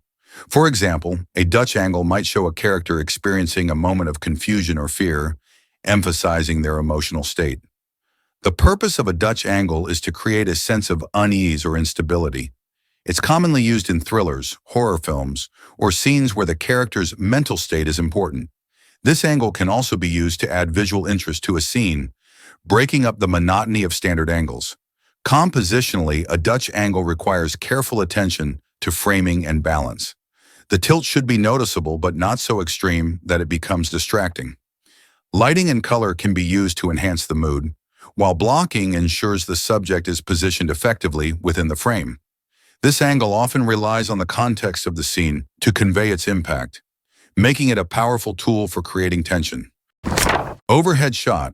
An overhead shot, or bird's eye view, is filmed from directly above the subject, looking straight down. This angle provides a unique perspective, often used to show the layout of a location or the movement of characters within a space. For example, an overhead shot might show a character navigating a maze, emphasizing the complexity of their journey. The purpose of an overhead shot is to provide a comprehensive view of the scene, highlighting the relationship between the subject and their environment. It's commonly used in action sequences, dance numbers, or scenes where spatial awareness is important. This angle can also be used to create a sense of detachment or objectivity, depending on the context. Compositionally, an overhead shot requires careful attention to framing and detail. The shot should be visually interesting and provide enough information to set the scene without overwhelming the audience. Lighting and color can be used to enhance the mood, while blocking ensures the subject is positioned effectively within the frame. This angle often relies on the context of the scene to convey its impact, making it a versatile tool in the filmmaker's toolkit. Worm's eye view. A worm's eye view is filmed from ground level, looking up at the subject. This angle is often used to make the subject appear larger than life or to emphasize their dominance. For example, a worm's eye view might show a towering figure looming over the camera, creating a sense of awe or intimidation. The purpose of a worm's eye view is to create a sense of scale or dominance. It's commonly used in action films, fantasy, or scenes where the subject's size or power is important. This angle can also be used to provide a unique perspective on the action, making the audience feel small or insignificant. Compositionally, a worm's eye view requires careful attention to framing and perspective. The background should complement the subject without overwhelming them, and lighting should be used to enhance their presence. This angle often relies on the subject's positioning and body language to convey its impact, making it a powerful tool for creating dramatic or awe-inspiring moments. Shoulder level shot. A shoulder level shot is filmed at the height of the subject's shoulders, providing a slightly elevated perspective.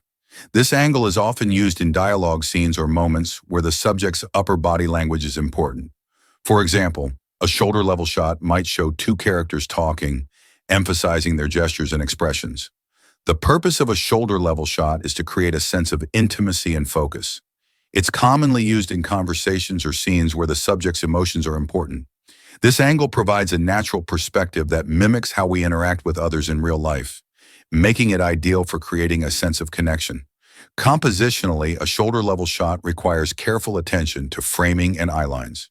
The subject should be centered or positioned according to the rule of thirds, and the background should be simple and unobtrusive. Lighting and color can be used to enhance the mood, while blocking ensures the subject is positioned effectively within the frame. This angle is a versatile tool in filmmaking, providing a slightly elevated perspective that can be easily combined with other shots. Hip level shot. A hip level shot is filmed at the height of the subject's hips, providing a mid-level perspective. This angle is often used in action scenes or moments where the subject's movement is important. For example, a hip level shot might show a character drawing a weapon, emphasizing their physicality and readiness. The purpose of a hip level shot is to create a sense of action and movement. It's commonly used in westerns, action films, or scenes where the subject's physicality is important. This angle provides a dynamic perspective that highlights the subject's lower body and gestures, making it ideal for creating a sense of tension or anticipation. Compositionally, a hip-level shot requires careful attention to framing and movement. The subject should be positioned effectively within the frame, and the background should be simple and unobtrusive. Lighting and color can be used to enhance the mood, while blocking ensures the subject's movements are clear and impactful. This angle is a powerful tool for creating dynamic and engaging scenes. Knee-level shot. A knee-level shot is filmed at the height of the subject's knees, providing a low perspective. This angle is often used in action scenes or moments where the subject's lower body is important. For example, a knee-level shot might show a character kneeling, emphasizing their vulnerability or determination. The purpose of a knee-level shot is to create a sense of focus on the subject's lower body. It's commonly used in dramatic or action-packed moments, where the subject's physicality is important. This angle provides a unique perspective that highlights the subject's posture and movements, making it ideal for creating a sense of tension or emotion. Compositionally, a knee-level shot requires careful attention to framing and perspective. The subject should be positioned effectively within the frame, and the background should be simple and unobtrusive. Lighting and color can be used to enhance the mood, while blocking ensures the subject's movements are clear and impactful. This angle is a versatile tool for creating dynamic and emotionally resonant scenes. Ground level shot. A ground level shot is filmed from ground level, providing a unique and immersive perspective. This angle is often used in action scenes or moments where the subject's proximity to the ground is important. For example, a ground-level shot might show a character crawling through a tight space, emphasizing their struggle and determination. The purpose of a ground-level shot is to create a sense of immersion and realism.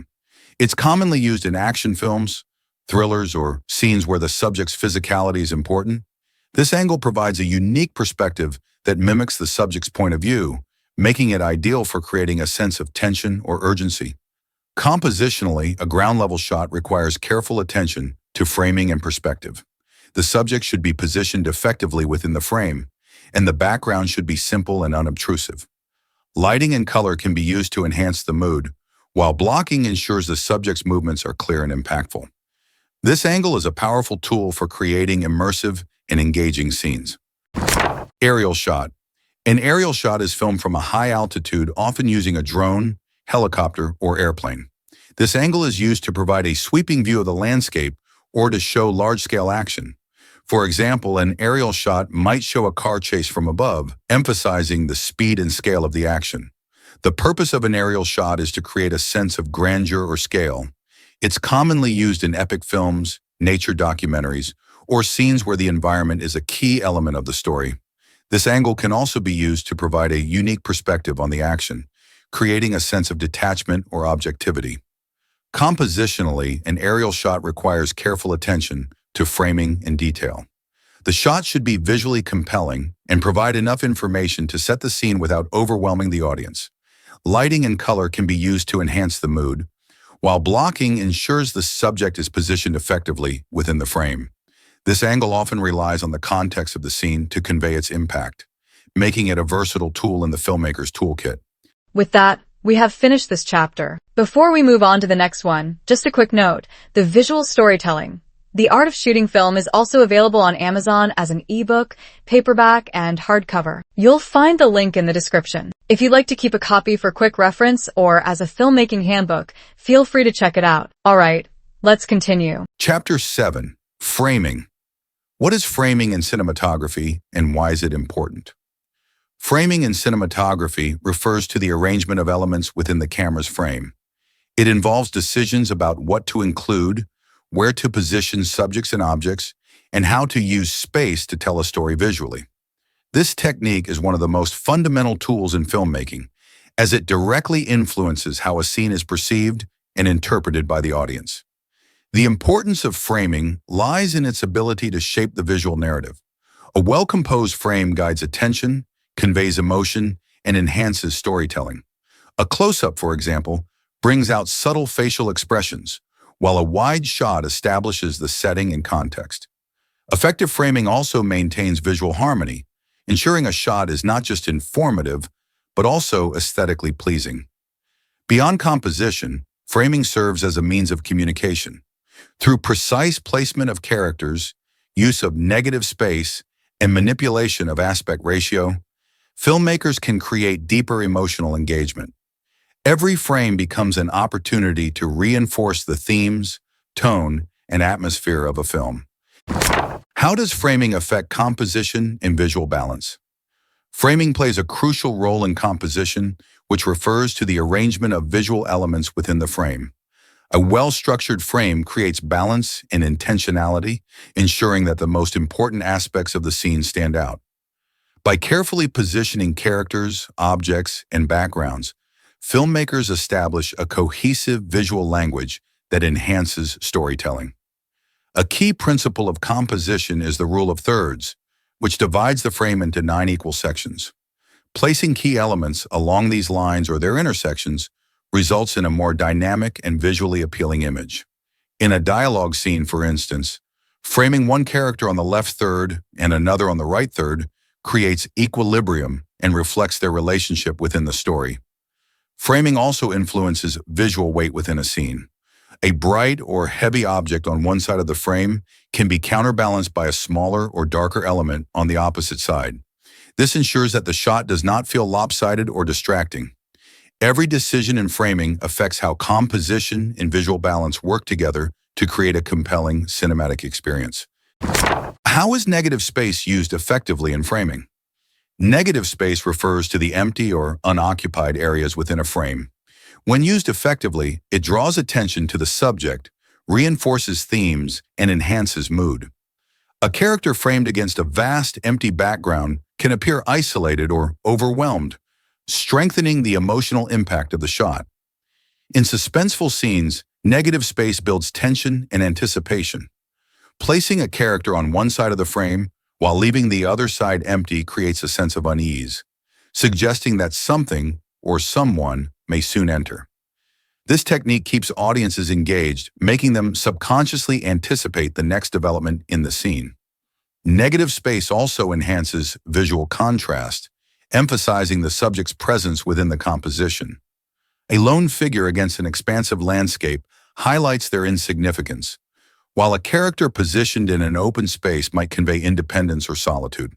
Thoughtful use of negative space transforms simple framing into a powerful storytelling tool. What is the difference between tight and loose framing, and when should each be used? Tight framing occurs when the subject occupies most of the frame, leaving little room for background details.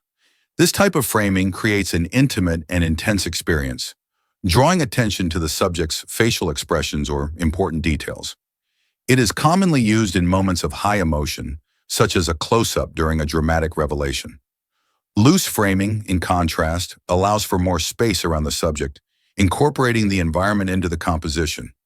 This approach is often used in establishing shots or scenes where context is essential. For instance, in a film depicting a character lost in a city, loose framing might include surrounding crowds and architecture, reinforcing the sense of isolation despite being in a populated area. Choosing between tight and loose framing depends on the emotional and narrative needs of a scene. Tight framing heightens intensity and immediacy, while loose framing provides scale and context. Filmmakers carefully select framing styles to enhance storytelling and guide audience perception. How does framing guide the viewer's attention within a shot? Framing directs the viewer's eye to key elements within a scene by manipulating composition, lighting, and movement. Strategic placement of subjects within the frame ensures that the audience focuses on the most important aspect of the shot, whether it be a character's expression, an object, or a specific action. Techniques such as leading lines help draw attention to focal points. Architectural features, roads, or even a character's gaze can naturally guide the eye toward a subject. Additionally, contrast between light and dark areas creates visual hierarchy, emphasizing the most illuminated or distinct elements. Framing also influences depth and perspective. A subject positioned in the foreground appears more significant, while background elements may provide additional narrative context. Through precise framing choices, filmmakers control what the audience sees, shaping their understanding of the scene. How can framing convey emotion or subtext in a scene? Framing subtly communicates emotion and subtext by influencing how a character is perceived within their environment. A centered character may appear confident or dominant, while an off-centered character can evoke feelings of instability or vulnerability. The positioning of a subject within the frame speaks volumes about their psychological state. The use of framing techniques like the Dutch angle, where the camera is tilted, can create unease or disorientation. This is commonly used in thrillers to suggest danger or instability. Conversely, symmetrical framing often conveys order, balance, or an authoritative presence. Background elements and negative space further contribute to subtext. A character surrounded by clutter may feel overwhelmed, while one framed against an empty backdrop may seem isolated. These visual cues, combined with precise framing choices, enrich storytelling without the need for dialogue. What are common framing mistakes to avoid? One frequent mistake is improper headroom, where too much or too little space exists above a character's head. This can make a shot feel unbalanced or awkward. A well-framed shot typically places a subject's eyes along the upper third of the frame to maintain natural composition. Another issue is cutting off limbs at awkward points, such as at the knees or elbows. This can create a disjointed or unnatural look. To maintain visual harmony, subjects should be framed at natural breaking points, such as the waist or shoulders. Ignoring background distractions can also weaken a shot's impact. A cluttered or overly busy background may divert attention from the main subject. Careful attention to framing ensures that every element within the scene contributes to the storytelling rather than detracting from it. How does framing interact with lighting and depth of field? Framing, lighting, and depth of field work together to shape a film's visual language. Lighting enhances framing by emphasizing focal points and setting the mood. A subject illuminated against a dark background naturally draws attention, creating contrast and dramatic effect. Depth of field influences how much of the image remains in focus. A shallow depth of field, achieved by using a wide aperture, isolates the subject by blurring the background. This technique is effective in intimate or emotionally charged scenes. A deep depth of field, achieved with a narrow aperture, keeps the entire frame in focus, often used in landscape or ensemble shots. By balancing framing, lighting, and depth of field, filmmakers craft images that are both visually compelling and narratively effective. Each element works in harmony to guide audience perception and enhance storytelling. Note, there are two types of depth of field, shallow and deep. Shallow depth of field keeps the subject in sharp focus while blurring the background, whereas deep depth of field keeps both the subject and background in focus, providing a clearer view of the entire scene. How do filmmakers use framing to establish relationships between characters? Framing is an essential technique in visual storytelling that helps define the relationships between characters. The way characters are positioned within the frame can reveal their emotional connection, power dynamics, or physical proximity. When two characters share a strong bond, a tight two-shot may be used, positioning them close together within the frame. This composition visually reinforces their intimacy, whether it's a romantic connection, deep friendship, or shared understanding. A carefully framed shot can convey the depth of their relationship without the need for dialogue. In contrast, when conflict or emotional distance is present, framing can create a sense of separation. Placing characters on opposite sides of the frame with negative space between them visually represents their detachment or discord. Power dynamics can also be emphasized through framing choices. One character framed higher in the shot can appear dominant, while another positioned lower may seem weaker or more vulnerable. The choice of perspective and spatial arrangement within the frame plays a significant role in shaping how the audience perceives the characters' relationships. Framing also allows relationships to evolve visually throughout a film. In a story about two individuals growing closer, wide shots may initially show them apart, but as their bond strengthens, tighter frames may gradually bring them closer together. Conversely, a deteriorating relationship may be reflected through increasingly distant or obstructed framing. By carefully considering framing techniques, filmmakers can enhance the emotional depth of a scene and subtly communicate character dynamics. Why is aspect ratio important in framing? Aspect ratio refers to the proportional relationship between the width and height of the frame, influencing how a film is visually presented. This choice affects framing by determining how much of the environment or subject can be included in the shot. The most common aspect ratios in filmmaking include 16:9 widescreen, 4:3 standard, and 2.39:11 cinemascope, each serving different storytelling needs. A wide aspect ratio such as 2.39:1 allows for expansive compositions, making it ideal for epic landscapes, large-scale action sequences, or films with multiple characters in the frame. A narrower aspect ratio like 4:3 creates a more intimate or claustrophobic experience. This ratio focuses the audience's attention on the subject, making it suitable for character-driven stories or moments of emotional tension. Films like The Lighthouse 2019 use a square 1.19:1 ratio to enhance the feeling of confinement and isolation. Meanwhile, directors like Wes Anderson have experimented with different aspect ratios in the Grand Budapest Hotel to visually distinguish different time periods, adding another layer of storytelling through framing. Aspect ratio is more than just a technical decision. It has a psychological impact on the audience. A wider frame can create a sense of openness and freedom, while a narrower one can induce a feeling of restriction. The choice of aspect ratio shapes how characters and elements are arranged within the frame, directly affecting the composition and mood of a scene. Careful selection of aspect ratio enhances the film's visual language, reinforcing its themes and emotional impact. How does framing differ between static and dynamic shots?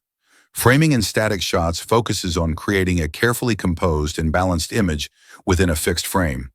Since the camera remains stationary, every visual element must be intentionally placed to guide the viewer's attention and convey meaning.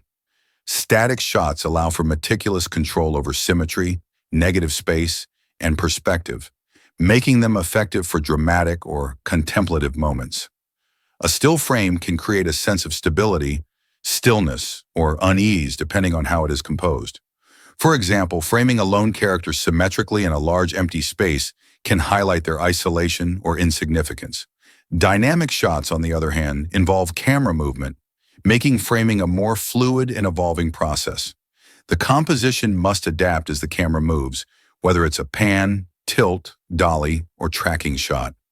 A tracking shot following a character through a crowded street must keep the subject framed correctly while still capturing the surrounding energy. Dynamic framing is often used to create a sense of urgency, immersion, or fluidity, pulling the audience into the action. Both approaches have distinct storytelling advantages. Static shots offer a sense of control and allow for striking compositions, while dynamic shots add movement and excitement to a scene.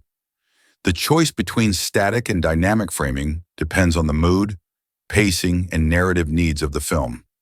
A well-framed static shot can leave a lasting impact, just as a precisely executed moving shot can create a sense of realism and immediacy. What distinguishes framing from composition? Framing and composition are closely related concepts in cinematography, but they serve different purposes. Framing specifically refers to the selection and arrangement of elements within the camera's viewfinder, determining what is included or excluded from the shot. It focuses on the placement of subjects, objects, and backgrounds to create meaning within a defined space.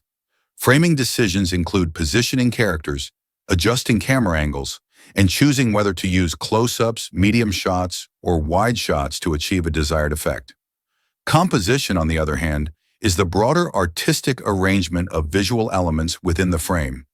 It includes principles such as balance, symmetry, depth, leading lines, and color contrast, all of which contribute to the overall aesthetic and emotional impact of an image. While framing determines the boundaries of the shot, composition ensures that everything within those boundaries is arranged harmoniously. A well-framed image may still lack visual appeal if the composition is unbalanced or lacks depth. For example, framing a character in a close-up focuses on their face, but composition determines how lighting, background elements, and visual weight contribute to the emotional impact of that shot. A strong composition enhances the effectiveness of framing by ensuring that all visual components work together to tell the story. Both framing and composition must be considered simultaneously to create a compelling and visually engaging film. How does aspect ratio influence the storytelling in films? Aspect ratio plays a significant role in shaping the visual storytelling of a film. It defines the frame's proportions, influencing how scenes are composed and how the audience perceives the story. Different aspect ratios evoke different emotions and can enhance the thematic elements of a film. A wider aspect ratio, like 2.39 to 1 CinemaScope, is often chosen for epic storytelling, as it allows for expansive landscapes and large ensemble shots. Films like Lawrence of Arabia and Mad Max, Fury Road use this format to emphasize scale and grandeur. This ratio provides more horizontal space, enabling dynamic staging and movement within the frame. A narrower aspect ratio, such as 4:3, creates a more intimate and confined feel. It centers the audience's focus on a single subject, making it ideal for character-driven dramas. A film like First Reformed uses 4:3 to enhance the sense of emotional and psychological restriction experienced by the protagonist. Similarly, The Lighthouse employs a square 1.19 to 1 ratio to intensify the feeling of claustrophobia and isolation. Directors also use changing aspect ratios to serve storytelling purposes. Christopher Nolan's Interstellar shifts between IMAX widescreen and standard formats to differentiate between scenes set on Earth and those in space. These transitions create a visceral impact, guiding the audience's emotional response. Aspect ratio is more than a technical specification. It is a narrative device that shapes how characters, environments, and emotions are framed. The choice of aspect ratio influences visual storytelling, reinforcing the film's themes and directing the audience's focus in deliberate ways. With that, we have finished this chapter. Before we move on to the next one, just a quick note, the visual storytelling. The Art of Shooting Film is also available on Amazon as an ebook, paperback, and hardcover. You'll find the link in the description. If you'd like to keep a copy for quick reference or as a filmmaking handbook, feel free to check it out. All right, let's continue. Chapter 8. Composition Rules. Composition in cinematography refers to how elements are arranged within the frame to create visually engaging and meaningful shots. Good composition helps guide the viewer's eye, enhances storytelling, and evokes emotions. We can start with rule of thirds. The rule of thirds is one of the most fundamental and widely used principles in cinematography. Imagine dividing your frame into a 3x3 grid, creating 9 equal parts with 2 equally spaced horizontal and vertical lines. The points where these lines intersect are known as the power points, and they are the most visually appealing spots to place your subject or key elements. This technique helps you avoid placing your subject dead center, which can often feel static or uninteresting. Instead, it creates a balanced and dynamic composition that naturally draws the viewer's eye to the focal point. Using the rule of thirds isn't just about placing your subject on one of the intersections. It's also about aligning other elements in the frame, such as horizons or architectural lines, with the grid. For example, in a landscape shot, you might place the horizon along the top or bottom third of the frame, depending on whether you want to emphasize the sky or the ground. This approach adds depth and interest to your composition, making it more engaging for the viewer. Mastering the rule of thirds requires practice and a keen eye for balance. While it's a guideline rather than a strict rule, it's an excellent starting point for creating visually compelling shots. As you grow more confident, you can experiment with breaking this rule intentionally to create tension or emphasize a particular emotion. But for now, let the rule of thirds be your trusted companion in crafting well-composed frames. Leading lines. Leading lines are a powerful compositional tool that uses natural or man-made lines within the frame to guide the viewer's eye toward the subject or a specific area of interest. These lines can be literal, such as roads, fences, or rivers, or implied like the direction a subject is looking or moving. By positioning these lines strategically, you can create a sense of movement, depth, and direction in your shots, making them more dynamic and engaging. The beauty of leading lines lies in their ability to tell a story within a single frame. For instance, a winding road leading to a distant mountain can evoke a sense of journey or adventure, while a row of streetlights receding into the background can create a feeling of depth and perspective. These lines don't just guide the viewer's eye, they also add structure and rhythm to your composition, making it more visually appealing. To effectively use leading lines, pay attention to the environment and how elements within it can naturally direct attention. Experiment with different angles and perspectives to see how the lines interact with your subject. Remember, leading lines don't always have to be straight. Curved or diagonal lines can add energy and flow to your composition. With practice, you'll develop an instinct for spotting and utilizing these lines to enhance your storytelling. Balance and symmetry. We can say balance and symmetry are essential for creating harmonious and visually pleasing compositions. Symmetry, where both sides of the frame mirror each other, evokes a sense of order, calm, and perfection. It's often used in architectural photography or scenes that aim to convey stability and tranquility. On the other hand, asymmetrical balance involves distributing visual weight unevenly across the frame while still maintaining a sense of equilibrium. This can add tension, intrigue, and dynamism to your shots. Achieving balance doesn't always mean making everything equal. For example, you can balance a large object on one side of the frame with a smaller but visually heavier object on the other side. Visual weight can be influenced by factors like color, brightness, or texture. A bright red object, for instance, will draw more attention than a muted gray one, even if it's smaller. Understanding how to manipulate these elements allows you to create compositions that feel intentional and cohesive.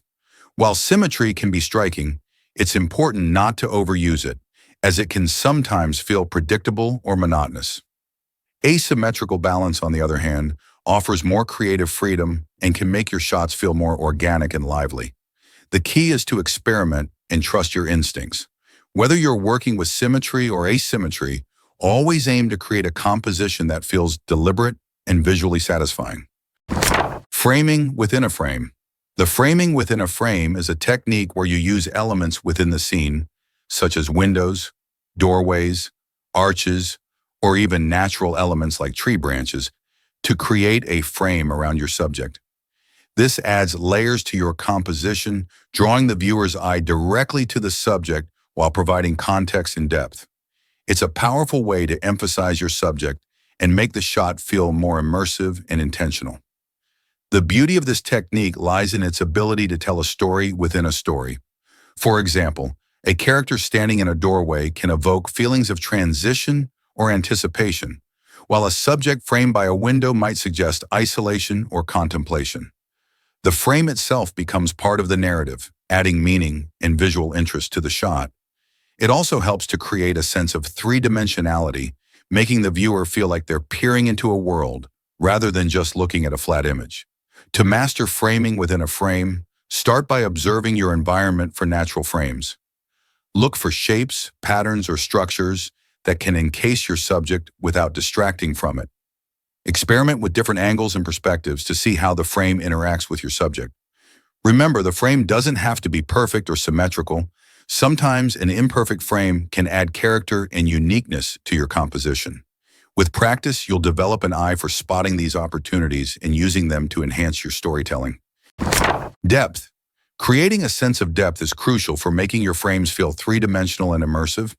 By dividing your composition into foreground, middle ground, and background, you can add layers to your shot, guiding the viewer's eye through the scene and making it feel more dynamic. The foreground is the closest layer to the camera, the middle ground is where your subject typically resides, and the background provides context and atmosphere.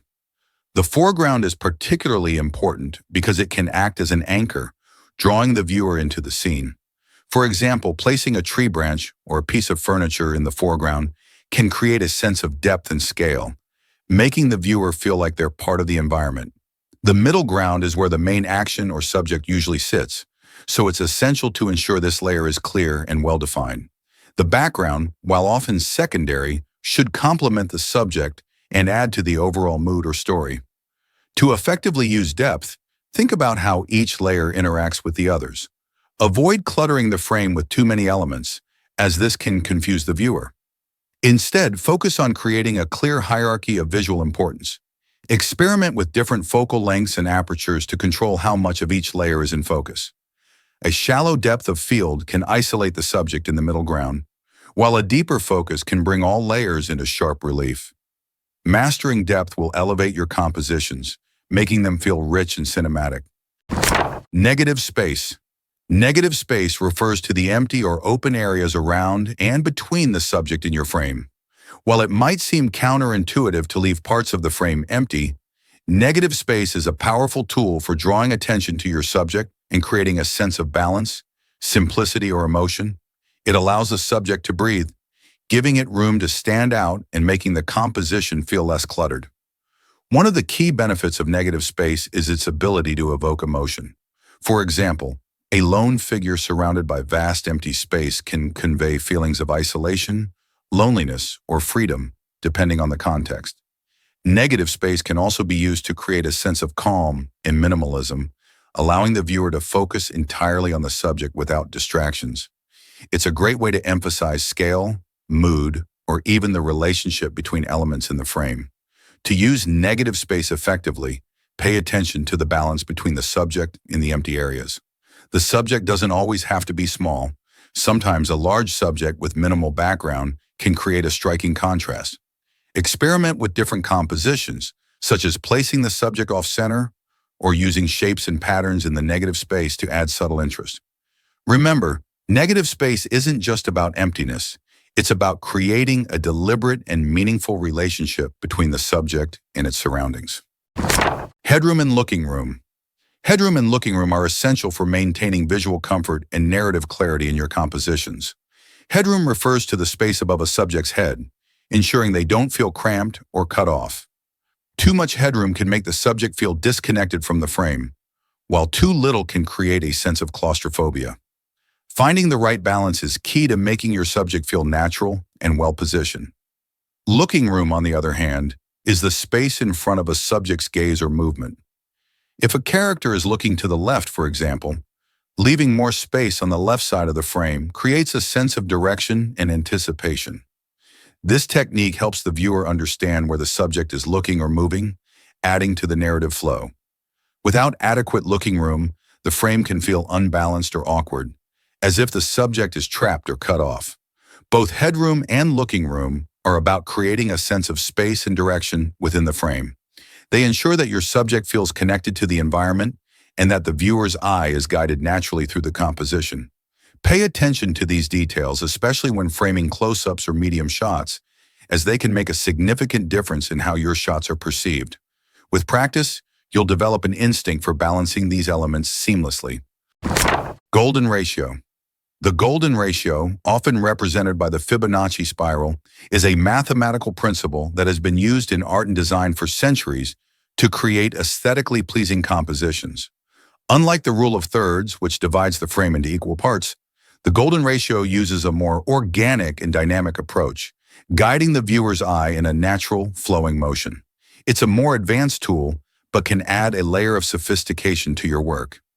To use the golden ratio, imagine a spiral that starts from the edge of the frame and curves inward, leading to the focal point. Placing your subject or key elements along this spiral creates a sense of harmony and balance that feels inherently satisfying to the eye. This technique is particularly effective in scenes with natural elements, such as landscapes or portraits, where the organic flow of the spiral complements the subject. While the golden ratio can seem intimidating at first, it's worth experimenting with, especially when you want to elevate your compositions. Many cameras and editing tools now offer golden ratio overlays, making it easier to apply this principle in your work. Remember, it's not about rigidly following the spiral, but using it as a guide to create more dynamic and engaging shots. Over time, you'll develop an intuitive sense of how to incorporate the golden ratio into your visual storytelling. Diagonal lines. The diagonal lines are a dynamic compositional tool that adds energy, movement, and tension to your frames. Unlike horizontal or vertical lines, which can feel stable and calm, diagonals create a sense of action and direction. They guide the viewer's eye across the frame in a more dynamic way, making the composition feel alive and engaging. Whether it's a road stretching into the distance, a shadow cutting across the frame, or a character leaning at an angle, diagonal lines can transform a static shot into something visually compelling. One of the key strengths of diagonal lines is their ability to create a sense of depth and perspective. For example, a diagonal line receding into the background can draw the viewer's eye into the scene, making it feel more three-dimensional. Diagonals can also be used to convey emotion or narrative. Sharp, jagged lines might suggest tension or conflict, while smooth, flowing diagonals can evoke calmness or grace. The direction of the diagonal also matters. Lines moving upward often feel hopeful or uplifting, while downward diagonals can feel more somber or dramatic. To use diagonal lines effectively, look for natural or implied lines in your environment. These could be architectural elements, natural formations, or even the positioning of your subjects. Experiment with angles and perspectives to emphasize these lines, and don't be afraid to tilt your camera slightly to enhance their impact. Remember, diagonals don't have to be literal. They can also be created through the arrangement of shapes, light, or even the gaze of your subjects. Mastering diagonal lines will add a new level of dynamism to your compositions. Contrast and color. Contrast and color are powerful tools for creating visual interest and emotional impact in your compositions. Contrast refers to the difference between light and dark areas in your frame, while color involves the use of hues to evoke mood, highlight subjects, or create harmony. Together, they can guide the viewer's eye, emphasize key elements, and set the tone for your scene. High contrast images, for example, can feel dramatic and intense, while low contrast images might evoke a sense of calm or subtlety. Color plays a particularly important role in storytelling. Warm colors like red, orange, and yellow can evoke feelings of warmth, passion, or energy, while cool colors like blue and green often suggest calmness, sadness, or detachment. Complementary colors, those opposite each other on the color wheel, such as blue and orange, create striking contrasts that make your subject pop. On the other hand, analogous colors, those next to each other on the color wheel, create a more harmonious and cohesive look. Understanding color theory can help you make intentional choices that enhance the mood and meaning of your shots. To use contrast and color effectively, start by observing the lighting and color palette in your environment. Look for ways to create contrast through lighting, such as placing your subject in a spotlight or using shadows to add depth. With color, consider how the hues in your frame interact and what emotions they evoke. Don't be afraid to experiment with color grading in post-production to fine-tune the mood of your shots. By mastering contrast and color, you'll be able to create compositions that are not only visually striking, but also emotionally resonant. Rule of odds. The rule of odds is a compositional principle that suggests an odd number of elements in a frame, such as 3, 5, or 7, is more visually appealing than an even number. This is because odd numbers create a sense of asymmetry and tension, making the composition feel more dynamic and engaging. Even numbers, on the other hand, can feel too balanced or predictable, which might make the shot less interesting. The rule of odds is particularly useful when arranging multiple subjects or objects in a scene. One of the reasons the rule of odds works so well is that it naturally creates a focal point. For example, if you have 3 people in a frame, the viewer's eye will typically focus on the central figure, while the other 2 provide balance and context. This creates a sense of hierarchy and order, even within an asymmetrical composition. The rule of odds can also be applied to objects, such as placing 3 trees in a landscape or 5 candles in a still life, to add visual interest and rhythm to the shot. To apply the rule of odds, start by counting the elements in your frame and adjusting them if necessary. If you have an even number of subjects, consider removing or adding one to create an odd number. This doesn't mean you should always follow the rule rigidly. Sometimes breaking it can create a specific effect or mood. However, as a general guideline, the rule of odds is a simple yet effective way to make your compositions feel more balanced and engaging. With practice, you'll develop an instinct for when and how to use it. Centering the subject. Centering the subject is a bold compositional choice that can create a sense of symmetry, focus, and power. While the rule of thirds often encourages off-center placement, centering your subject can be equally effective when used intentionally. It draws the viewer's eye directly to the subject, creating a strong and immediate connection. This technique is often used in portraits, architectural photography, or scenes where the subject is meant to dominate the frame. One of the key benefits of centering the subject is its ability to convey stability and importance. A centered composition feels deliberate and commanding, making it ideal for shots where you want to emphasize the subject's presence or significance.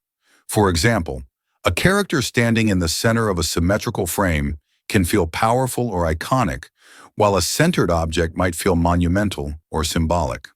Centering also works well in minimalist compositions, where the subject is isolated against a simple background.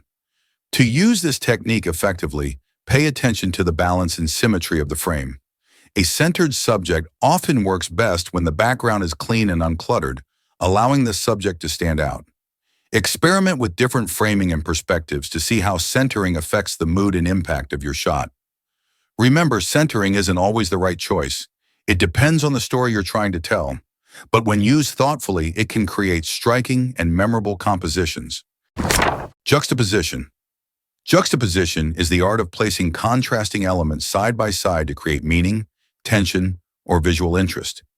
This technique can be used to highlight differences, tell a story, or evoke an emotional response.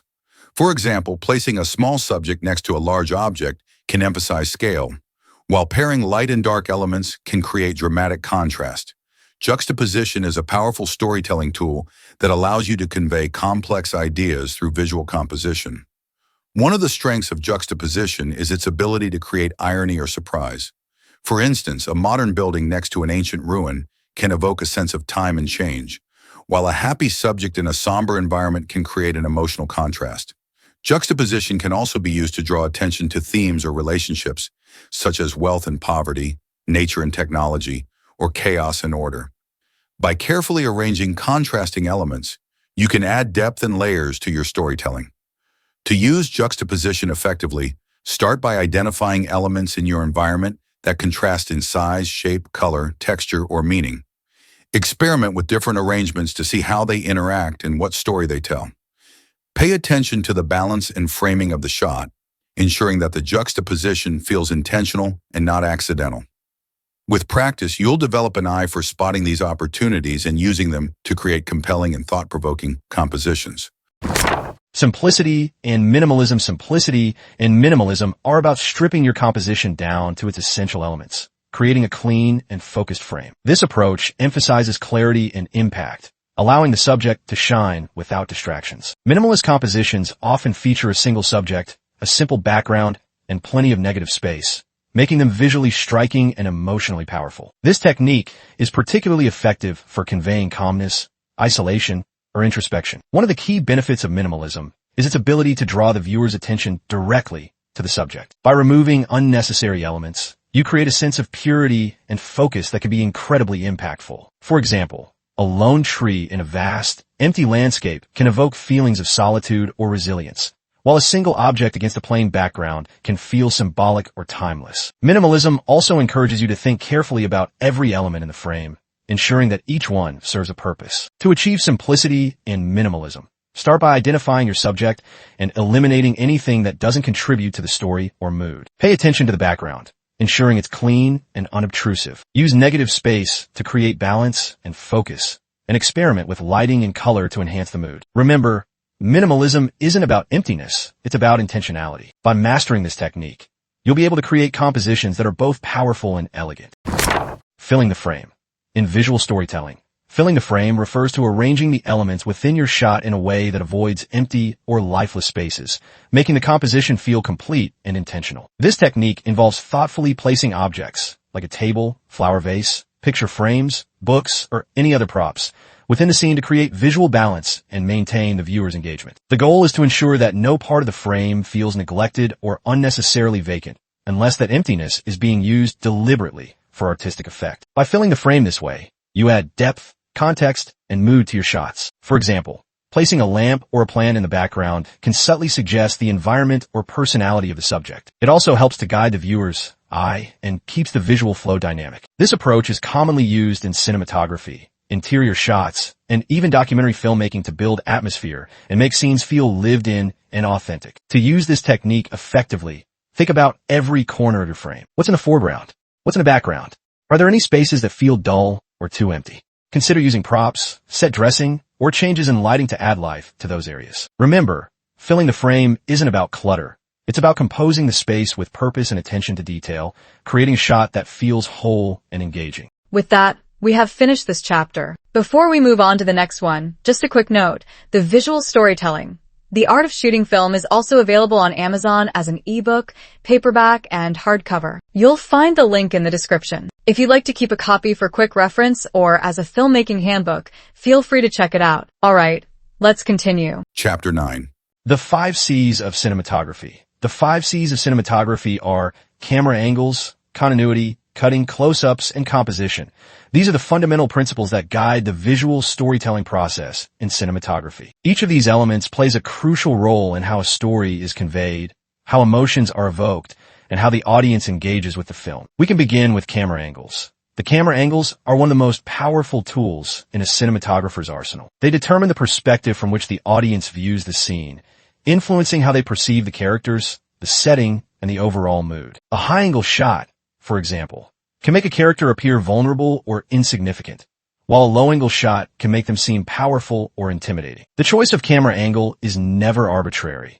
It's a deliberate decision that shapes the narrative and emotional tone of the film. Different angles also serve different storytelling purposes. A Dutch angle, tilted camera, can create a sense of unease or disorientation, often used in thrillers or horror films. An over-the-shoulder shot can establish a connection between characters during conversation, while a bird's eye view can provide a sense of scale or context for the scene. The key is to choose angles that align with the story's emotional beats and the director's vision. Mastering camera angles requires both technical skill and creative intuition. It's not just about knowing which angle to use, but also understanding why it works. Experiment with different angles during pre-production or rehearsals to see how they affect the scene. Pay attention to how the angle interacts with lighting, composition, and movement. Over time, you'll develop a deeper understanding of how to use camera angles to enhance your storytelling. Continuity in movies. Continuity is the glue that holds a film together, ensuring that the visual narrative flows seamlessly from one shot to the next. It involves maintaining consistency in details like props, costumes, lighting, and actor positions across different takes and scenes. Without continuity, the audience can become distracted or confused, pulling them out of the story. A well-executed continuity plan is essential for creating a believable and immersive world. One of the most challenging aspects of continuity is managing time and space. For example, if a character is holding a cup in their right hand in one shot, they shouldn't suddenly be holding it in their left hand in the next shot unless there's a clear reason for the change. Similarly, the lighting and shadows should remain consistent unless the story calls for a change in time or location. Continuity errors can break the illusion of reality, so meticulous attention to detail is crucial. To maintain continuity, cinematographers often rely on tools like shot lists, storyboards, and continuity scripts. These help keep track of every detail and ensure that the visual narrative remains coherent. It's also important to communicate closely with the director, production designer, and script supervisor to catch potential issues early. By prioritizing continuity, you'll create a polished and professional film that keeps the audience fully engaged. Next comes cutting.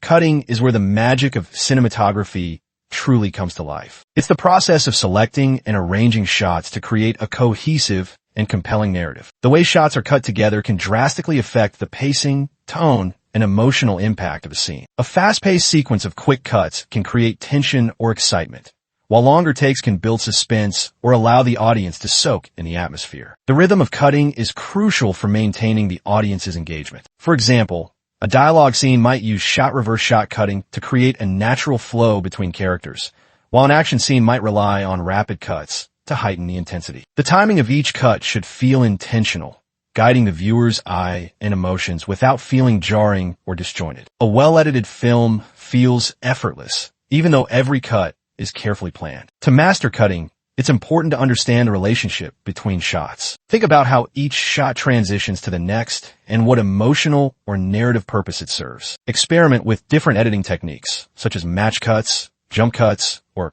cross-cutting, to see how they affect the story. Collaboration with the editor is key, as they bring a fresh perspective to the footage and help refine the pacing and flow. By focusing on cutting, you'll create a film that feels dynamic and purposeful. Close-ups. Close-ups are one of the most intimate and impactful shots in cinematography. They bring the audience face-to-face with the subject, whether it's a character's expression, an object, or a detail in the environment. Close-ups are often used to convey emotion, highlight important details, or create a sense of immediacy. They allow the audience to connect deeply with the subject, making them a powerful storytelling tool. The key to using close-ups effectively is knowing when and why to use them. A close-up of a character's face can reveal their inner thoughts or emotions, while a close-up of an object can draw attention to its significance in the story. For example, a close-up of a character's trembling hands can convey fear or anxiety, while a close-up of a ticking clock can create a sense of urgency. The timing and context of the close-up are crucial. It should feel natural and purposeful, not forced or overused. When framing a close-up, pay attention to the composition and lighting. The subject should fill the frame in a way that feels balanced and visually appealing. Experiment with different focal lengths to see how they affect the shot.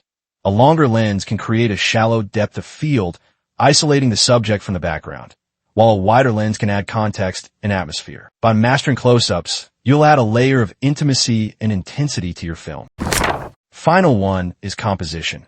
Composition is the art of arranging elements within the frame to create a visually pleasing and meaningful image. It's the foundation of cinematography, influencing how the audience perceives and interprets each shot. A well-composed frame guides the viewer's eye, emphasizes the subject, and enhances the storytelling. Whether it's through the rule of thirds, leading lines, or symmetry, composition is what makes a shot feel intentional and impactful. One of the most important aspects of composition is balance. This doesn't always mean symmetry. It's about distributing visual weight in a way that feels harmonious. For example, a character on one side of the frame can be balanced by a visually heavy object or negative space on the other side. Composition also involves considering the relationship between the foreground, middle ground, and background, creating a sense of depth and dimension. Every element in the frame should serve a purpose, contributing to the overall story or mood. To master composition, study the work of great cinematographers and painters, paying attention to how they arrange elements within a frame. Practice framing shots in different environments, experimenting with lighting, angles, and perspectives. Over time, you'll develop an instinct for creating balanced and visually compelling compositions. Remember, composition isn't just about aesthetics. It's about using the frame to tell a story and evoke emotion. With that, we have finished this chapter. Before we move on to the next one, just a quick note, the visual storytelling. The Art of Shooting Film is also available on Amazon as an ebook, paperback, and hardcover. You'll find the link in the description. If you'd like to keep a copy for quick reference or as a filmmaking handbook, feel free to check it out. Alright, let's continue. Chapter 10. Continuity in Films. What is continuity in filmmaking? Continuity in filmmaking refers to the consistent flow of visual and narrative elements across different shots and scenes. It ensures that every detail, whether it's the position of a prop, the lighting in a room, or an actor's movements, remains consistent throughout the film. This consistency is crucial for maintaining the illusion of reality and keeping the audience immersed in the story. Without continuity, even small errors can distract viewers and break their engagement with the film. Continuity encompasses a wide range of elements, including props, costumes, makeup, set design, and even the timing of actions. For example, if a character is holding a cup in their right hand in one shot, they shouldn't suddenly be holding it in their left hand in the next shot unless there's a clear reason for the change. Similarly, the lighting and shadows should remain consistent unless the story calls for a change in time or location. Continuity is about creating a seamless and believable world for the audience. Achieving continuity requires meticulous planning and attention to detail. Filmmakers use tools like shot lists, storyboards, and continuity scripts to keep track of every element. The script supervisor plays a key role in ensuring continuity by documenting every detail during filming. By prioritizing continuity, filmmakers create a polished and professional film that feels cohesive and immersive. Why is continuity important for storytelling? Continuity is essential for storytelling because it maintains the illusion of reality and keeps the audience engaged. When continuity is broken, for example, if a character's hairstyle changes mid-scene or a prop disappears and reappears, it can distract the audience and pull them out of the story. These errors disrupt the narrative flow and make the film feel less believable, which can weaken the emotional impact of the story. A well-maintained continuity ensures that the audience remains fully immersed in the film's world. It allows them to focus on the story and characters without being distracted by inconsistencies. For example, if a character's emotional state changes abruptly without explanation, it can confuse the audience and undermine the narrative. Continuity helps create a seamless and coherent experience, making the story more compelling and relatable. Moreover, continuity is crucial for maintaining the film's pacing and rhythm. It ensures that the transitions between shots and scenes feel natural and smooth, enhancing the overall flow of the narrative. By paying attention to continuity,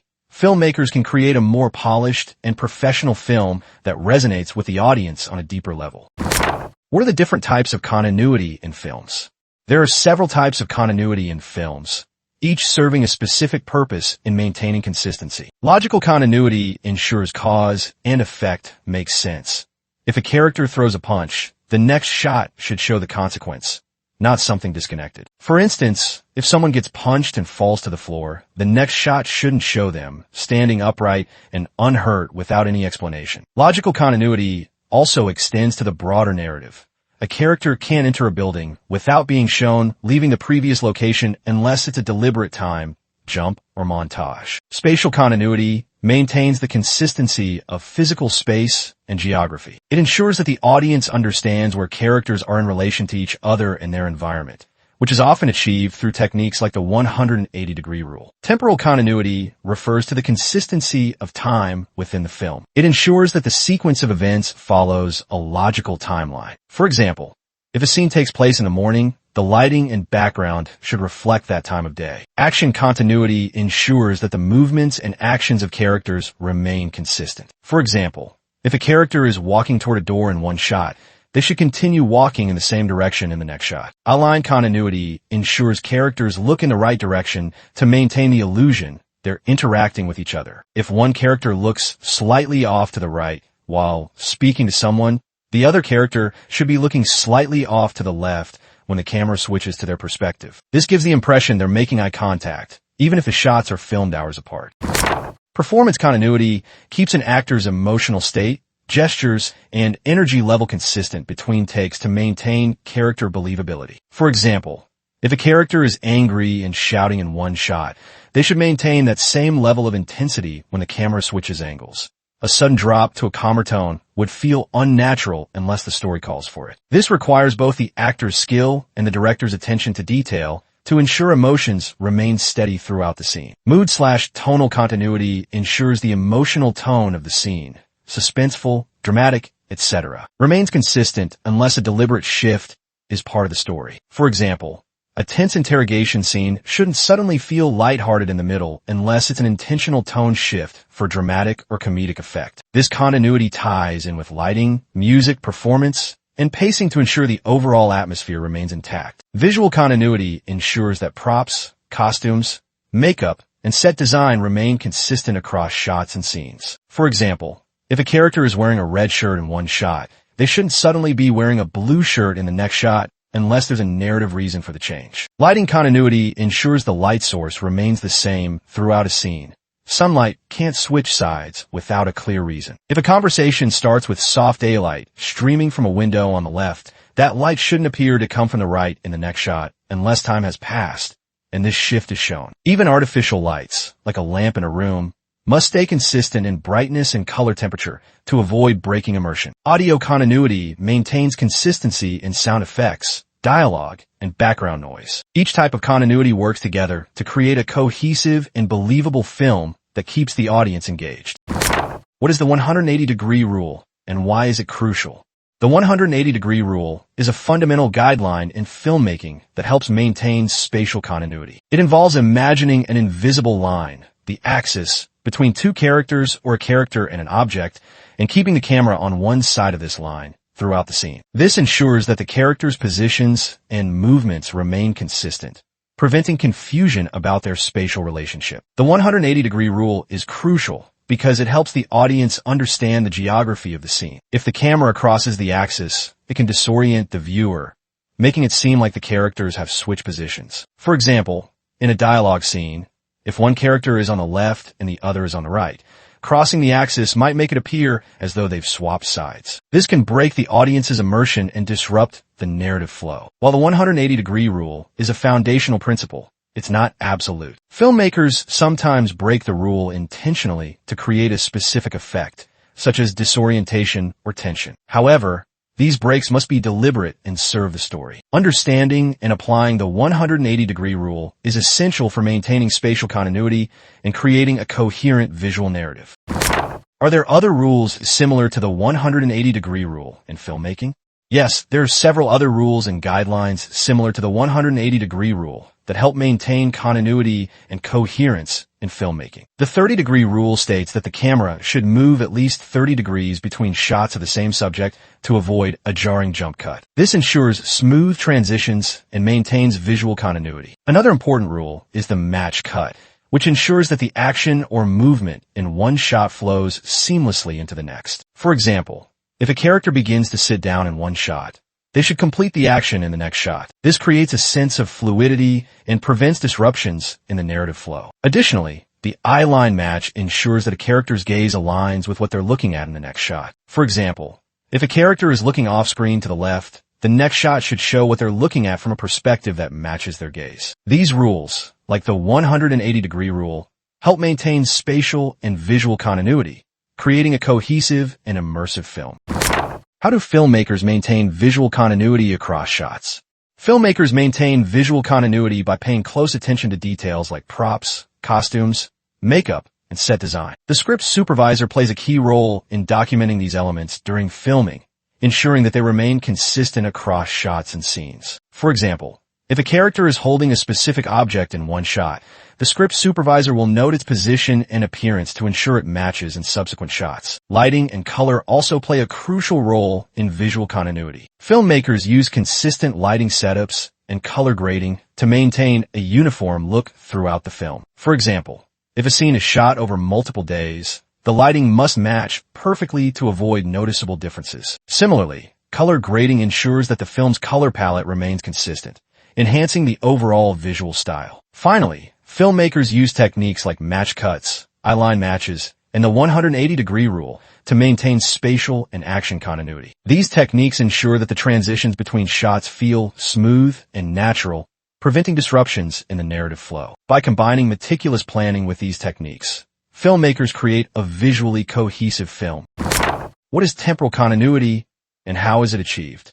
Temporal continuity refers to the consistency of time within a film. It ensures that the sequence of events follows a logical timeline, allowing the audience to understand when and where each scene takes place. For example, if a scene is set in the morning, the lighting, background, and character actions should reflect that time of day. Achieving temporal continuity requires careful planning during pre-production and filming. Filmmakers use tools like shooting schedules and storyboards to map out the timeline of events. The script supervisor also plays a crucial role by documenting the timing of actions and ensuring that they align with the script. For example, if a character is supposed to complete a task within a specific time frame, the script supervisor ensures that the timing remains consistent across shots. Post-production also plays a key role in maintaining temporal continuity. Editors use techniques like cross-cutting and montages to show parallel events or the passage of time. By carefully arranging shots and scenes,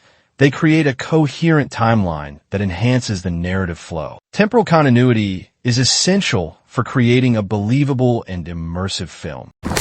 How does spatial continuity help in creating believable scenes?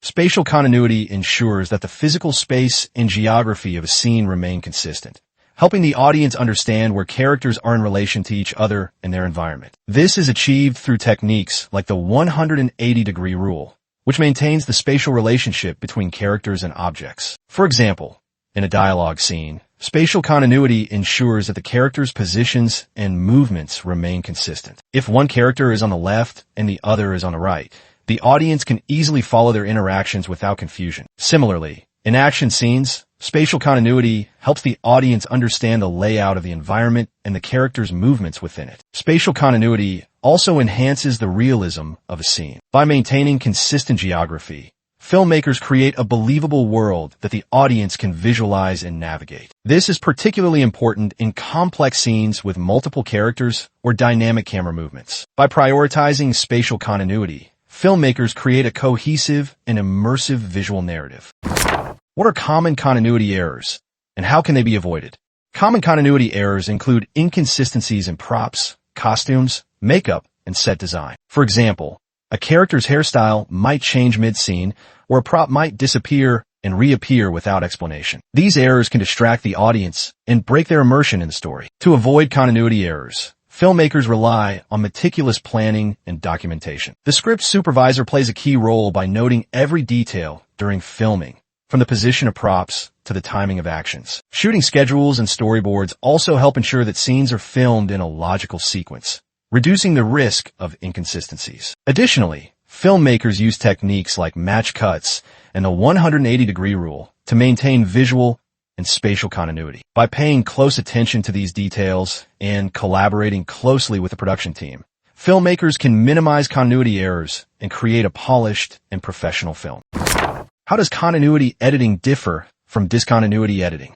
Continuity editing focuses on creating a seamless and coherent narrative by maintaining consistency in visual and temporal elements. It uses techniques like match cuts, eyeline matches, and the 180-degree rule to ensure smooth transitions between shots and scenes. This approach is commonly used in traditional storytelling to keep the audience engaged and immersed in the film. Discontinuity editing, on the other hand, intentionally breaks the rules of continuity to create a specific effect. For example, jump cuts, nonlinear timelines, and abrupt transitions can be used to disorient the audience or convey a character's mental state. This approach is often used in experimental films or to emphasize themes like chaos or fragmentation. While continuity editing aims to create a cohesive and believable narrative, discontinuity editing challenges traditional storytelling conventions. Both approaches have their place in filmmaking, depending on the director's vision and the story being told. How do filmmakers handle continuity in nonlinear storytelling? Nonlinear storytelling presents unique challenges for continuity as the narrative unfolds out of chronological order. Filmmakers use techniques like visual cues, recurring motifs, and consistent character development to maintain continuity across different timelines. For example, changes in lighting, costumes, or set design can signal shifts in time or perspective. Recurring motifs or symbols can also help the audience connect different parts of the story. Additionally, maintaining consistent character traits and relationships ensures that the audience remains emotionally engaged, even as the timeline shifts. Careful planning and collaboration between the director, script supervisor, and editor are essential for maintaining continuity in nonlinear storytelling. By using these techniques, filmmakers create a cohesive and immersive narrative that resonates with the audience. What are some techniques to ensure continuity during production? Filmmakers use several techniques to ensure continuity during production. The script supervisor documents every detail of each shot, from props and costumes to actor movements and timing. Shooting schedules and storyboards help plan the sequence of scenes, reducing the risk of inconsistencies. Techniques like match cuts, eyeline matches, and the 180-degree rule maintain visual and spatial continuity. Filmmakers also use consistent lighting setups and color grading to create a uniform look throughout the film. Collaboration between the director, cinematographer, and production team is crucial for maintaining continuity. By combining meticulous planning with these techniques, filmmakers create a polished and professional film. How does continuity affect the audience's perception of time and space?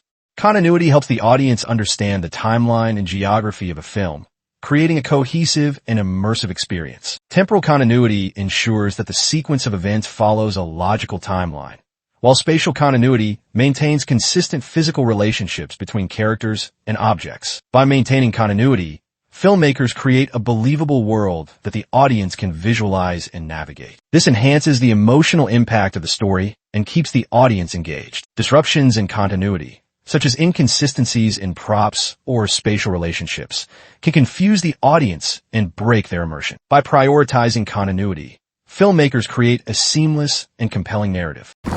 How has digital technology impacted continuity in modern filmmaking?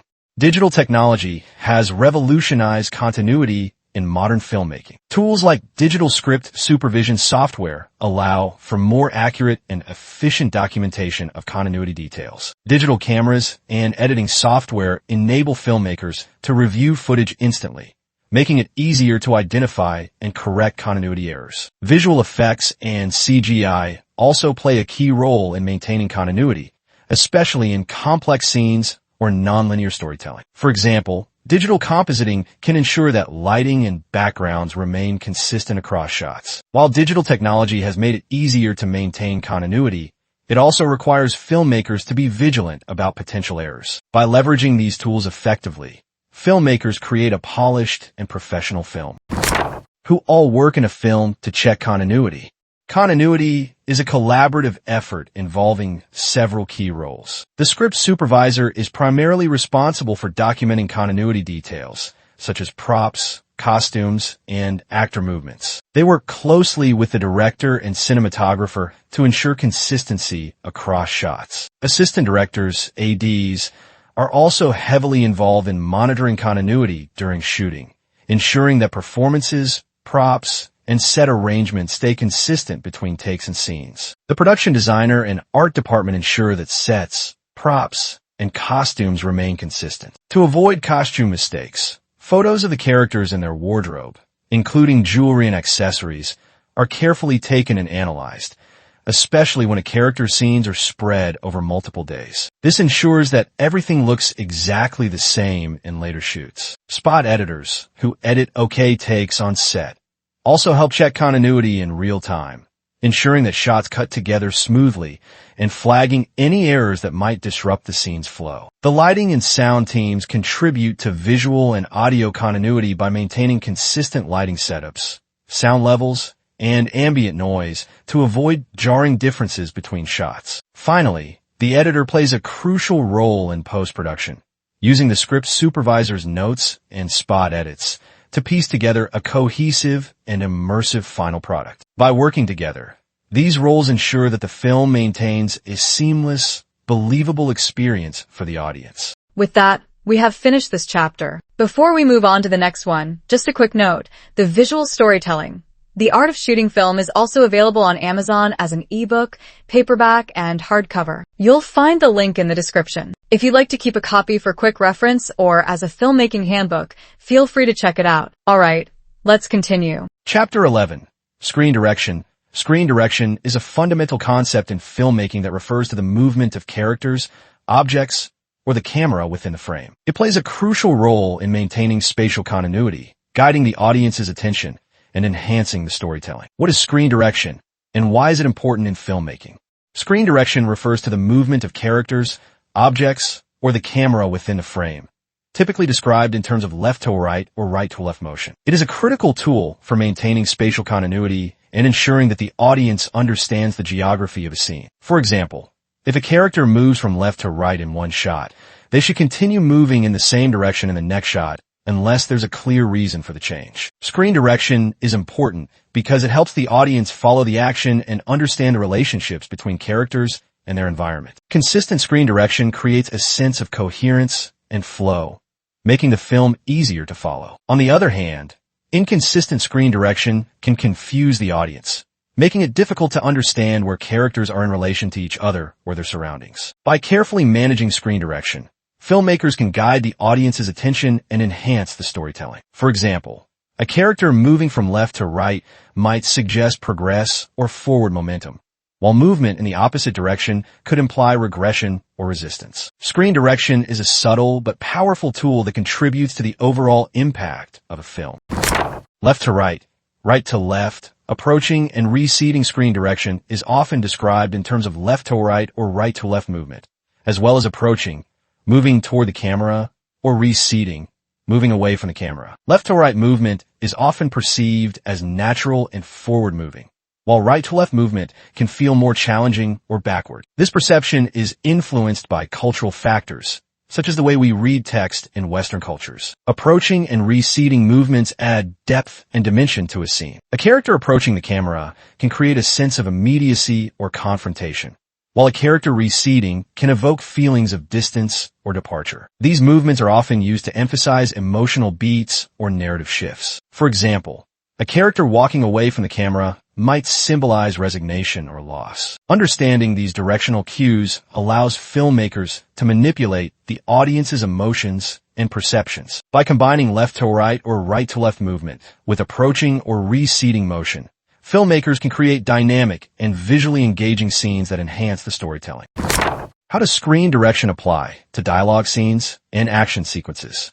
In dialogue scenes, screen direction helps establish the spatial relationship between characters. For example, if two characters are facing each other, one might be positioned on the left side of the frame and the other on the right. This setup ensures that their eye lines match and that the audience understands their positions relative to each other. Consistent screen direction prevents confusion and maintains the flow of the conversation. In action sequences, screen direction is crucial for maintaining clarity and continuity. For example, if a character is running from left to right in one shot, they should continue moving in the same direction in the next shot unless there's a clear change in direction. This consistency helps the audience follow the action and understand the spatial dynamics of the scene. Screen direction also enhances the pacing and intensity of action sequences. For example, alternating screen directions, cutting between a character moving left to right and another moving right to left, can create a sense of collision or confrontation. By carefully managing screen direction, filmmakers can create dynamic and engaging action scenes. What are some techniques for managing screen direction in multi-character scenes? Managing screen direction in multi-character scenes requires careful planning and coordination. One technique is to establish a clear axis of action, similar to the 180-degree rule, which ensures that characters' positions and movements remain consistent. For example, if one character is on the left and another is on the right, the camera should stay on one side of the axis to maintain spatial continuity. Another technique is to use blocking and staging to guide the audience's attention. For example, placing a character in the foreground and another in the background can create depth and clarify their spatial relationship. Movement can also be used to direct attention, such as having one character walk toward the camera while another moves across the frame. Finally, filmmakers can use editing techniques like match cuts or eye-line matches to maintain screen direction. For example, if one character looks off-screen to the left, the next shot should show what they're looking at from perspective that matches their gaze. These techniques help create a cohesive and visually engaging multi-character scene. How does screen direction affect the pacing and flow of a film?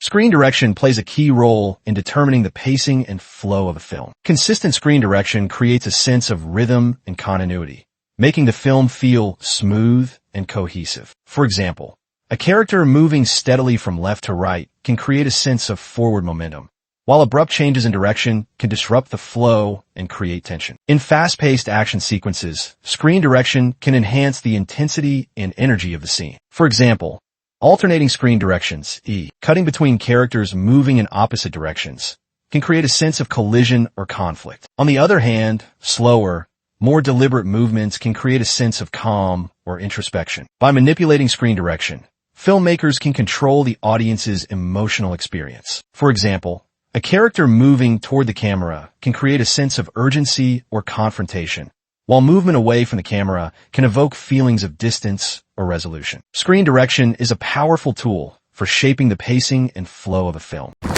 What role does screen direction play in cross-cutting between parallel actions?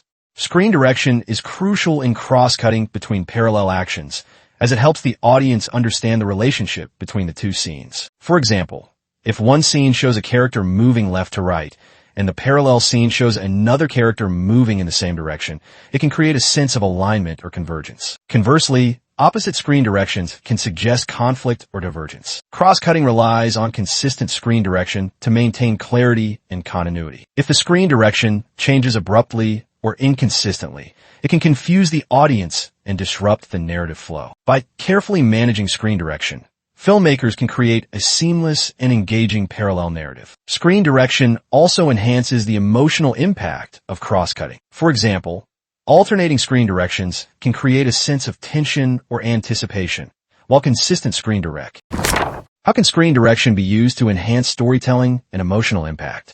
Screen direction can be used to convey meaning and evoke emotions. For example, a character moving from left to right might symbolize progress or determination, while movement in the opposite direction could imply regression or resistance. These directional cues can subtly influence the audience's perception of the character and their journey. Approaching and receding movements also enhance emotional impact. A character moving toward the camera can create a sense of immediacy or confrontation, while movement away from the camera can evoke feelings of distance or resolution. These movements can be used to emphasize key moments in the story, such as a character's decision or realization. By combining screen direction with other visual elements, such as lighting and composition, filmmakers can create powerful and emotionally resonant scenes. For example, a character moving from darkness into light can symbolize. What are common mistakes filmmakers make with screen direction, and how can they be avoided? One common mistake is inconsistent screen direction, which can confuse the audience and disrupt the narrative flow. For example, if a character moves left to right in one shot and right to left in the next, it can create the illusion that they've changed direction. This can be avoided by adhering to the 180-degree rule and maintaining consistent movement across shots. Another mistake is failing to establish clear spatial relationships in multi-character scenes. This can make it difficult for the audience to understand where characters are in relation to each other. To avoid this, filmmakers should use blocking and staging to clarify positions and movements. Finally, abrupt changes in screen direction without a narrative reason can feel jarring and disorienting. Filmmakers should ensure that changes in screen direction are deliberate and serve the story. By paying attention to these details, filmmakers can avoid common mistakes and create a cohesive and engaging film. What is screen time, compression, and elaboration? Screen time compression refers to the technique of condensing time within a film, making events appear to happen more quickly than they would in real life. This is often achieved through editing techniques like montages or jump cuts, which skip over unnecessary details and focus on key moments. Compression helps maintain pacing and keeps the audience engaged. Elaboration, on the other hand, involves expanding time to emphasize important moments or emotions. This can be achieved through techniques like slow motion, extended takes, or detailed close-ups. Elaboration allows filmmakers to delve deeper into a character's thoughts or feelings, creating a more immersive and emotionally resonant experience. Both compression and elaboration are essential tools for managing screen time and shaping the narrative. By balancing these techniques, filmmakers can create a dynamic and engaging film that captures the audience's attention and emotions. With that, we have finished this chapter. Before we move on to the next one, just a quick note, the visual storytelling. The Art of Shooting Film is also available on Amazon as an ebook, paperback, and hardcover. You'll find the link in the description. If you'd like to keep a copy for quick reference or as a filmmaking handbook, feel free to check it out. Alright, let's continue. Chapter 12. Cameras and Sensors. What are the key components of a cinema camera? A cinema camera is a complex piece of equipment designed to capture high-quality video for filmmaking. Its key components include the sensor, which is the heart of the camera and captures light to create an image. The lens mount allows for interchangeable lenses, enabling filmmakers to choose the right optics for their project. The viewfinder or LCD screen provides a live preview of the footage, helping the cinematographer frame and focus the shot. Other essential components include the image processor, which processes the data from the sensor into a usable video format, and the recording media, such as SSDs or memory cards, which store the footage. The body of the camera houses all these components and is designed for durability and ease of use, often featuring ergonomic handles and mounting points for accessories. Additionally, cinema cameras often include audio inputs for capturing high-quality sound and outputs for monitoring and recording. Advanced cinema cameras also feature built-in ND filters for controlling exposure, internal stabilization for smoother footage, and customizable settings for frame rates, resolution, and color profiles. These components work together to provide filmmakers with the tools they need to create cinematic images. Understanding each component's role is crucial for maximizing the camera's potential and achieving the desired visual style. Famous cameras used in filmmaking. Several cameras have become iconic in the film industry due to their performance and the groundbreaking films they've helped create. The ARRI Alexa is one of the most widely used cinema cameras, known for its exceptional dynamic range and color science. It has been used in films like Mad Max, Fury Road, and La La Land. The Red digital cinema cameras, such as the Red Epic and Red Komodo, are famous for their high-resolution and modular design, making them popular for blockbusters like The Hobbit and Guardians of the Galaxy. The Panavision Millennium DXL is another legendary camera, offering a unique combination of large-format sensors and custom optics. It has been used in films like The Revenant and Once Upon a Time in Hollywood. The Sony Venice is celebrated for its full-frame sensor and versatility, making it a favorite for films like Dune and No Time to Die. These cameras are often chosen for their ability to deliver cinematic images that meet the demands of high-end productions. In addition to these, the Blackmagic URSA Mini Pro and Canon EOS C500 Mark II are popular choices for independent filmmakers due to their affordability and professional features. Each of these cameras has its strengths, and filmmakers often choose them based on the specific needs of their project, such as resolution, dynamic range, or workflow compatibility. How do different types of camera sensors affect image quality? Camera sensors play a crucial role in determining image quality, as they capture light and convert it into an electronic signal. The size of the sensor affects the depth of field of view, and low light performance. Larger sensors, like full frame or Super 35, generally produce better image quality with shallower depth of field and improved low light capabilities. Smaller sensors, such as Micro Four Thirds, are more compact but may struggle in low light conditions. The type of sensor also impacts image quality. CMOS sensors are the most common in modern cameras due to their low power consumption, fast readout speeds, and good dynamic range. CCD sensors, while less common today, were known for their excellent color accuracy and low noise, making them popular in early digital cinema cameras. Each sensor type has its strengths and weaknesses, influencing the overall look and feel of the footage. Additionally, the sensor's pixel size and resolution affect image quality. Larger pixels can capture more light, improving low-light performance and dynamic range, while higher resolution sensors provide more detail but may require better optics and lighting to achieve optimal results. Filmmakers must consider these factors when choosing a camera to ensure it meets the demands of their project. What is the difference between full-frame, Super 35, and APS-C sensors? Full-frame, Super 35, and APS-C sensors differ primarily in size, which affects their field of view, depth of field, and low-light performance. A full-frame sensor is the largest, measuring 36 mm x 24 mm, and is equivalent to a 35 mm film frame. It offers a wide field of view, shallow depth of field, and excellent low-light performance, making it ideal for cinematic storytelling. A Super 35 sensor is slightly smaller, measuring around 24 mm x 18 mm, and is closer in size to traditional 35 mm motion picture film. It provides a balance between field of view and depth of field, making it a popular choice for both film and digital cinema cameras. An APS-C sensor is even smaller, typically measuring 23, 6 mm x 15, 7 mm, and is commonly used in DSLRs and mirrorless cameras. While it offers a narrower field of view and deeper depth of field, it is more compact and affordable. The choice of sensor size depends on the filmmaker's needs. Full-frame sensors are ideal for achieving a cinematic look with shallow depth of field, while Super 35 sensors offer a balance of performance and versatility. APS-C sensors are a cost-effective option for independent filmmakers or projects with limited budgets. How does sensor size influence depth of field and field of view?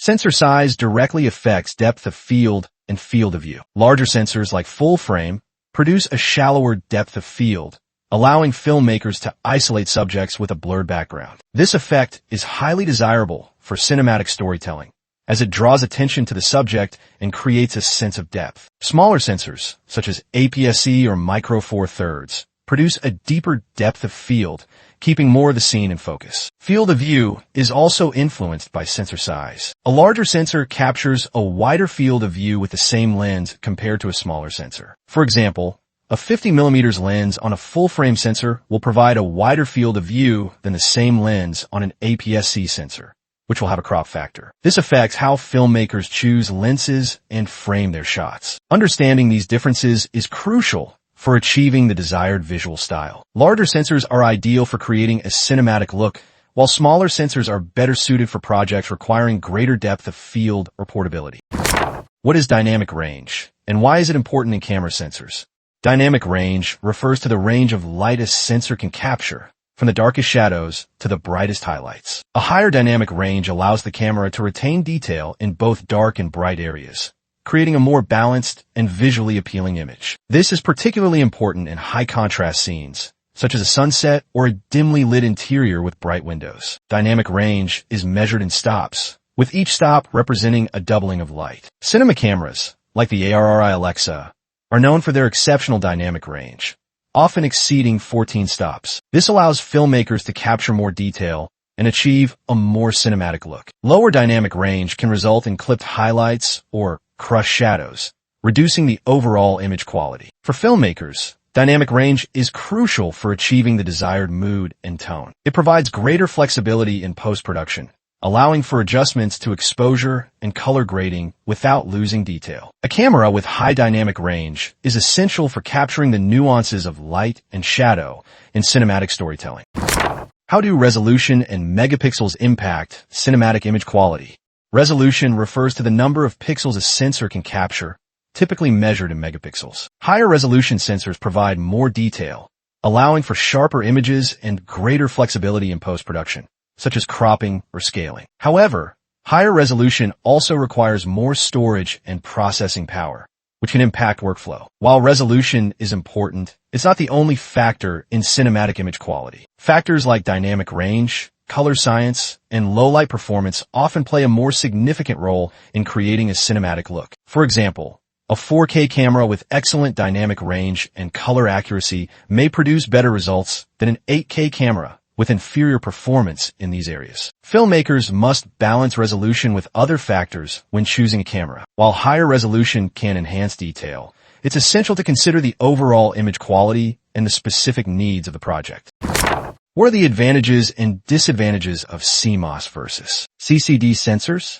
CMOS sensors are the most common in modern cameras due to their low power consumption, fast readout speeds, and good dynamic range. They're also more cost-effective to produce, making them ideal for a wide range of cameras. However, CMOS sensors can suffer from rolling shutter effects, where fast-moving objects appear distorted. CCD sensors, while less common today, were known for their excellent color accuracy and low noise. They are less prone to rolling shutter, but consume more power and have slower readout speeds. This makes them less suitable for high-speed or low-light applications. Each sensor type has its strengths and weaknesses, and the choice depends on the filmmaker's needs. CMOS sensors are generally preferred for their versatility and performance, while CCD sensors are valued for their color accuracy.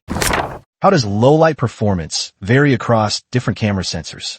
Low-light performance depends on factors like sensor size, pixel size, and technology. Larger sensors with bigger pixels can capture more light, resulting in better low-light performance. For example, full-frame sensors generally outperform smaller sensors in low-light conditions. CMOS sensors with advanced noise reduction algorithms also perform well in low light, producing cleaner images at high ISO settings. However, smaller sensors, or those with higher resolution, may struggle in low light, as smaller pixels capture less light and produce more noise. Filmmakers must consider low-light performance when choosing a camera, especially for projects with challenging lighting conditions. A camera with excellent low-light capabilities can reduce the need for additional lighting and provide greater flexibility on set.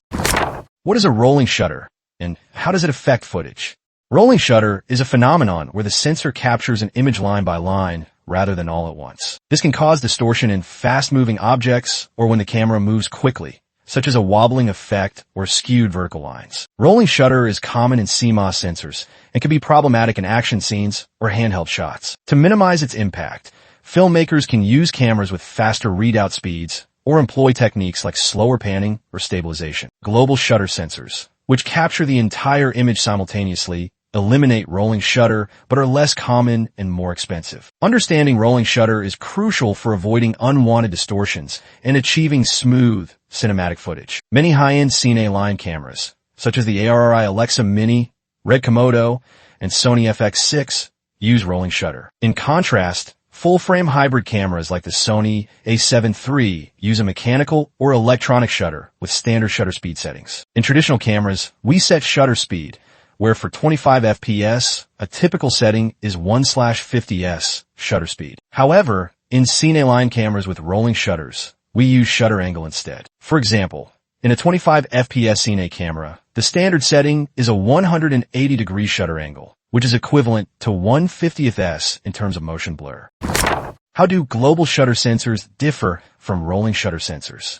Global shutter sensors capture the entire image simultaneously, eliminating the distortion caused by rolling shutter. This makes them ideal for fast-moving subjects or dynamic camera movements. However, global shutter sensors are more expensive and less common than rolling shutter sensors. Rolling shutter sensors capture images line by line, which can cause distortion but are more cost-effective and widely used. Filmmakers must weigh the benefits of global shutter against its higher cost and limited availability. For most projects, rolling shutter sensors are sufficient, but global shutter sensors are preferred for high-speed or action-heavy scenes.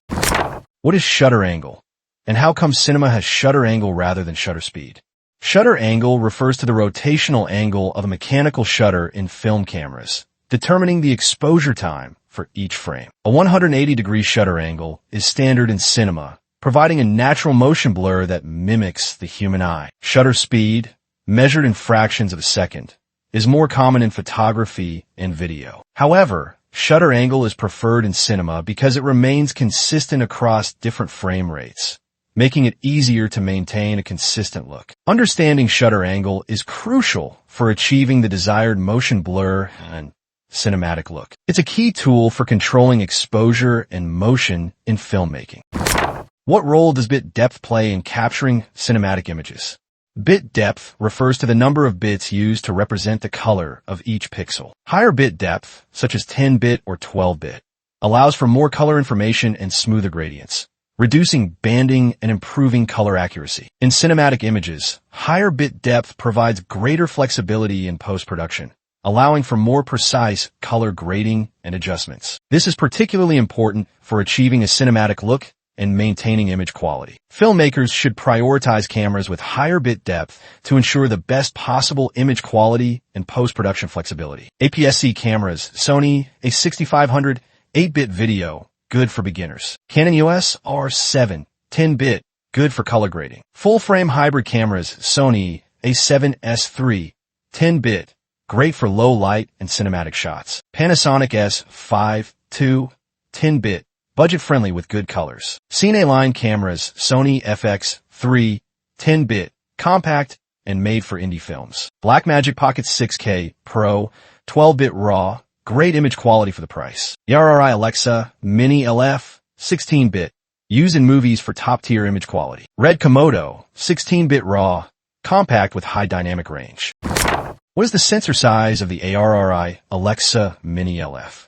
The ARRI Alexa Mini LF has a large format, LF, sensor, designed to capture a more cinematic, immersive look. The exact sensor size is 36.7 by 25, 54 millimeters, which is slightly larger than a traditional full-frame sensor, 36 by 24 millimeters, found in many high-end hybrid cameras. This larger sensor gives you shallower depth of field.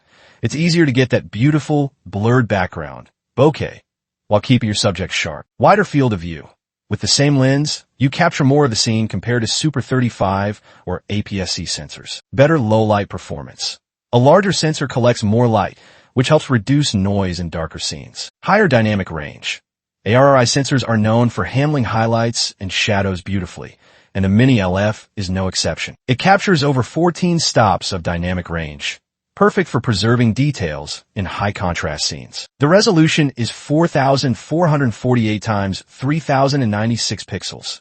Not 8K or even 6K, but ARRI prioritizes image quality and color science over sheer resolution. This sensor delivers rich, natural colors and smooth skin tones, which is why it's a favorite in movie productions. How do color science and sensor technology work together to produce accurate colors? Color science refers to the algorithms and processes used to interpret and reproduce colors accurately. Sensor technology captures the raw data, while color science processes it to create the final image. Cameras with advanced color science, like ARRI and RED, are known for their accurate and pleasing color reproduction. This is crucial for achieving a cinematic look and ensuring consistency across different shots and scenes. By combining high-quality sensors with advanced color science, filmmakers can produce images with accurate and vibrant colors, enhancing the overall visual appeal. What are the differences between RAW and compressed video formats? RAW video captures all the data from the sensor, providing maximum flexibility in post-production. It allows for extensive adjustments to exposure, color, and detail, but requires significant storage and processing power. Compressed video formats like H.264 or H.265 reduce file size by discarding some data. While this makes them more manageable, it also limits post-production flexibility. Filmmakers must choose between RAW and compressed formats based on their project's needs. RAW is ideal for high-end productions, while compressed formats are more practical for smaller projects. How do frame rates and sensor readout speeds impact motion capture? Frame rates determine how many frames are captured per second, affecting the smoothness of motion. Higher frame rates, like 60 frames per second or 120 frames per second, are used for slow motion effects, while standard frame rates, like 24 frames per second, provide a cinematic look. Sensor readout speeds impact how quickly the sensor captures each frame. Faster readout speeds reduce rolling shutter effects and are essential for high-speed or action-heavy scenes. Understanding the relationship between frame rates and readout speeds is crucial for capturing smooth and cinematic motion. How do filmmakers choose the right camera and sensor for their projects?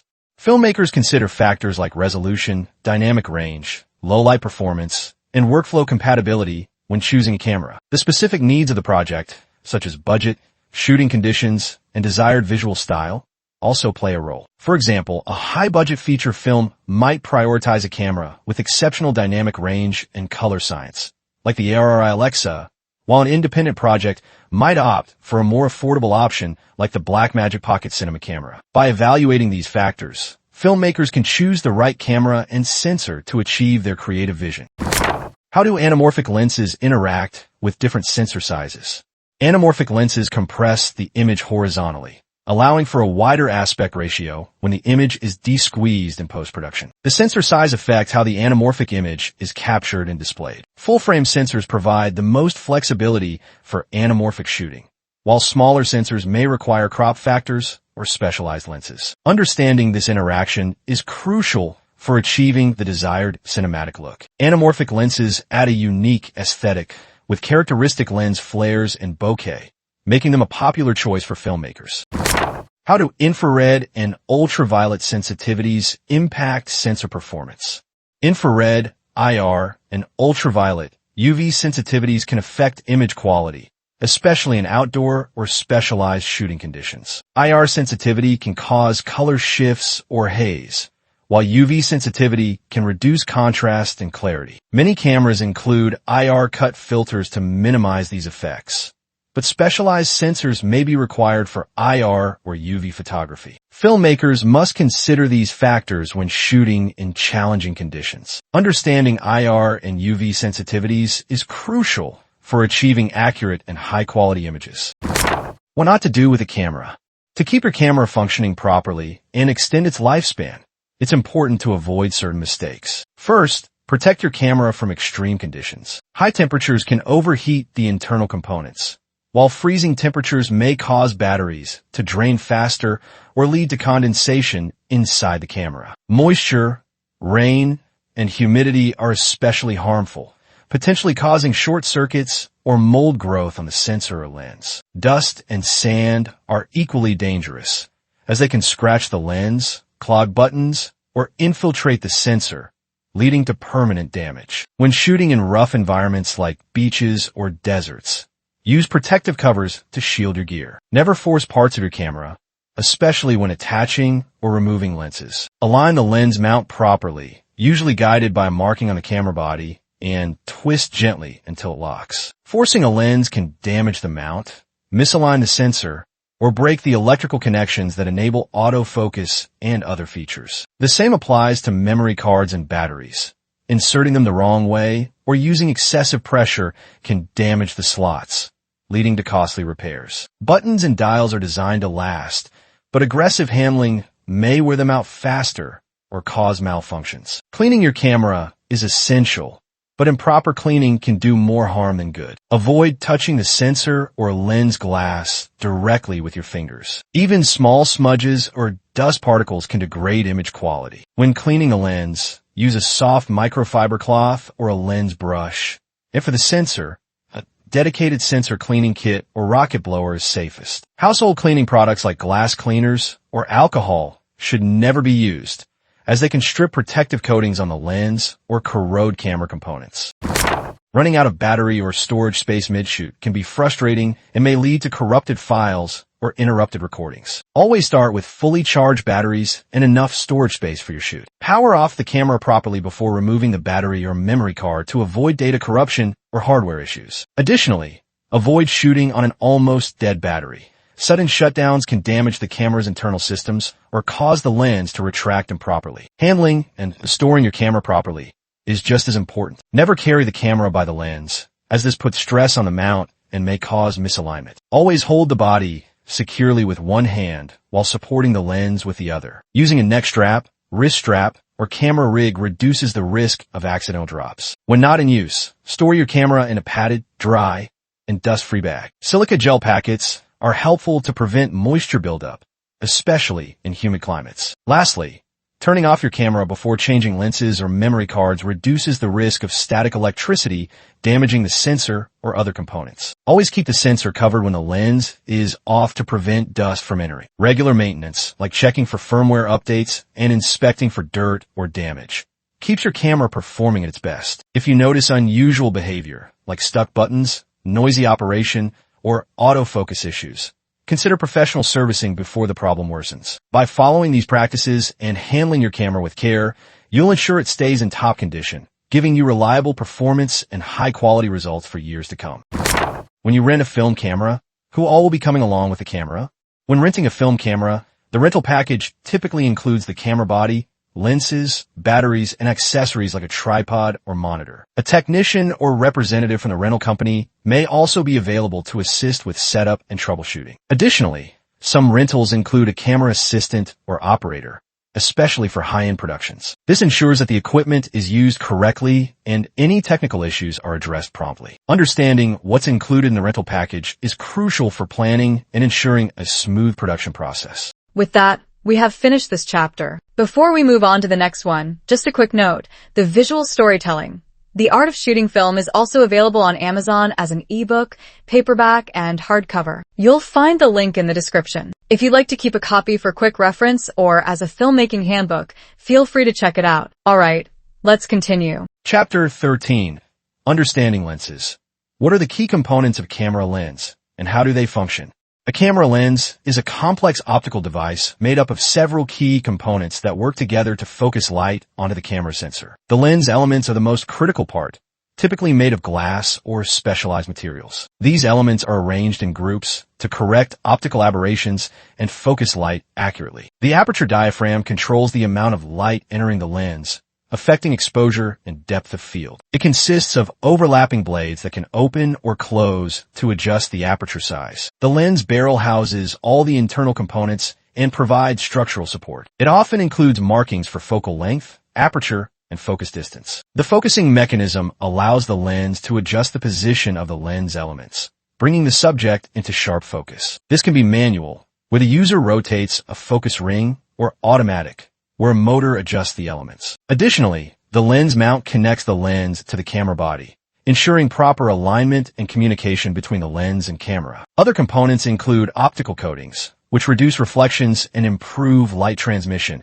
and image stabilization systems, which minimize camera shake. Each component plays a vital role in the lens's performance, affecting image quality, sharpness, and usability. Understanding these components helps filmmakers choose the right lens for their needs and use it effectively. What is focal length, and how does it affect the field of view?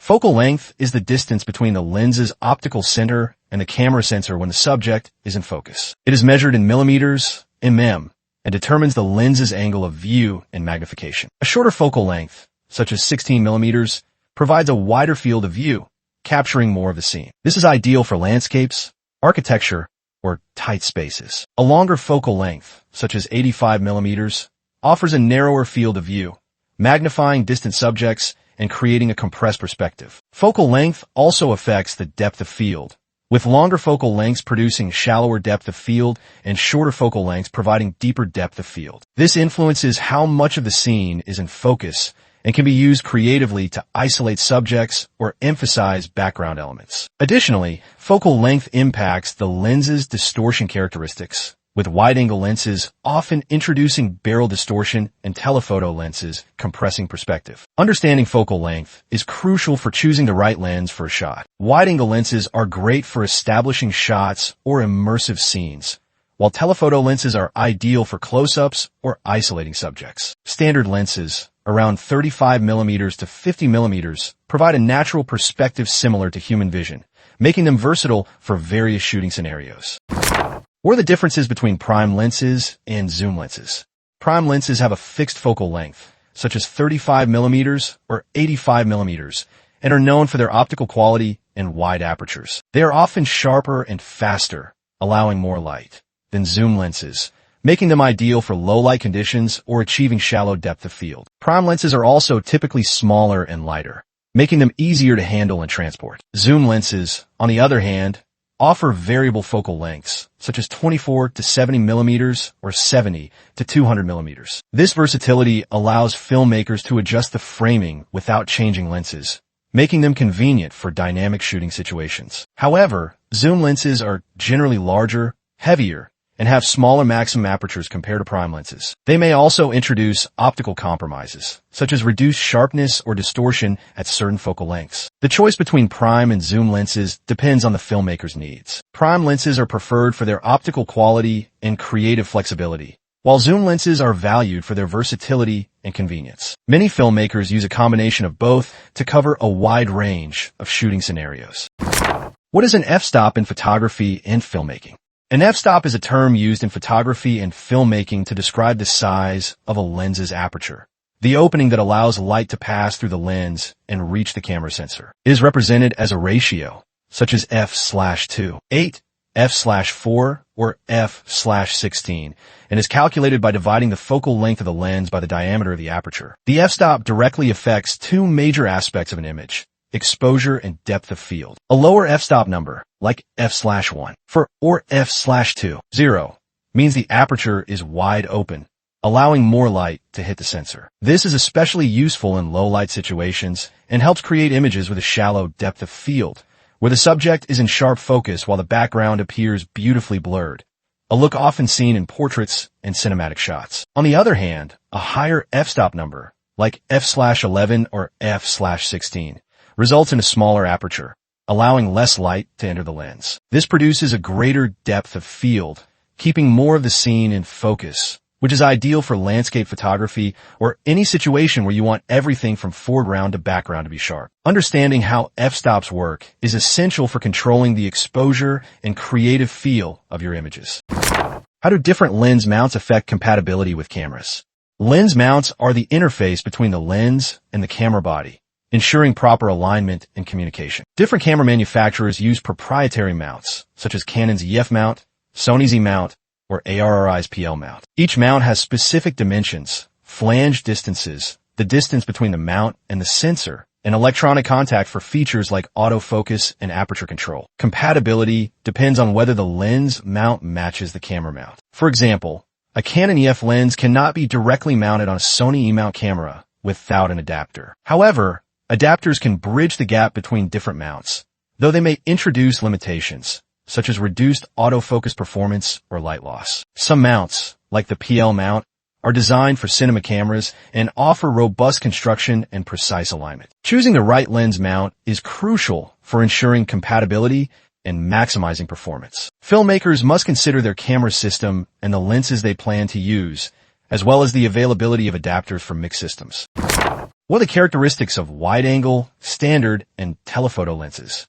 Wide-angle lenses, typically with focal lengths of 16mm to 35mm, offer a broad field of view, making them ideal for capturing expansive landscapes, architecture, or tight spaces. They emphasize perspective, making foreground elements appear larger while pushing the background further away. However, wide-angle lenses can introduce distortion, especially at the edges of the frame, which can be used creatively or corrected in post-production. Standard lenses, around 35mm to 50mm, provide a natural perspective similar to human vision. They are versatile and widely used for everyday shooting, from portraits to street photography. Standard lenses offer a balanced field of view and depth of field, making them suitable for a wide range of scenarios. Telephoto lenses, with focal lengths of 85mm and above, magnify distant subjects and compress perspective, making them ideal for close-ups, wildlife, or sport photography. They produce a shallow depth of field,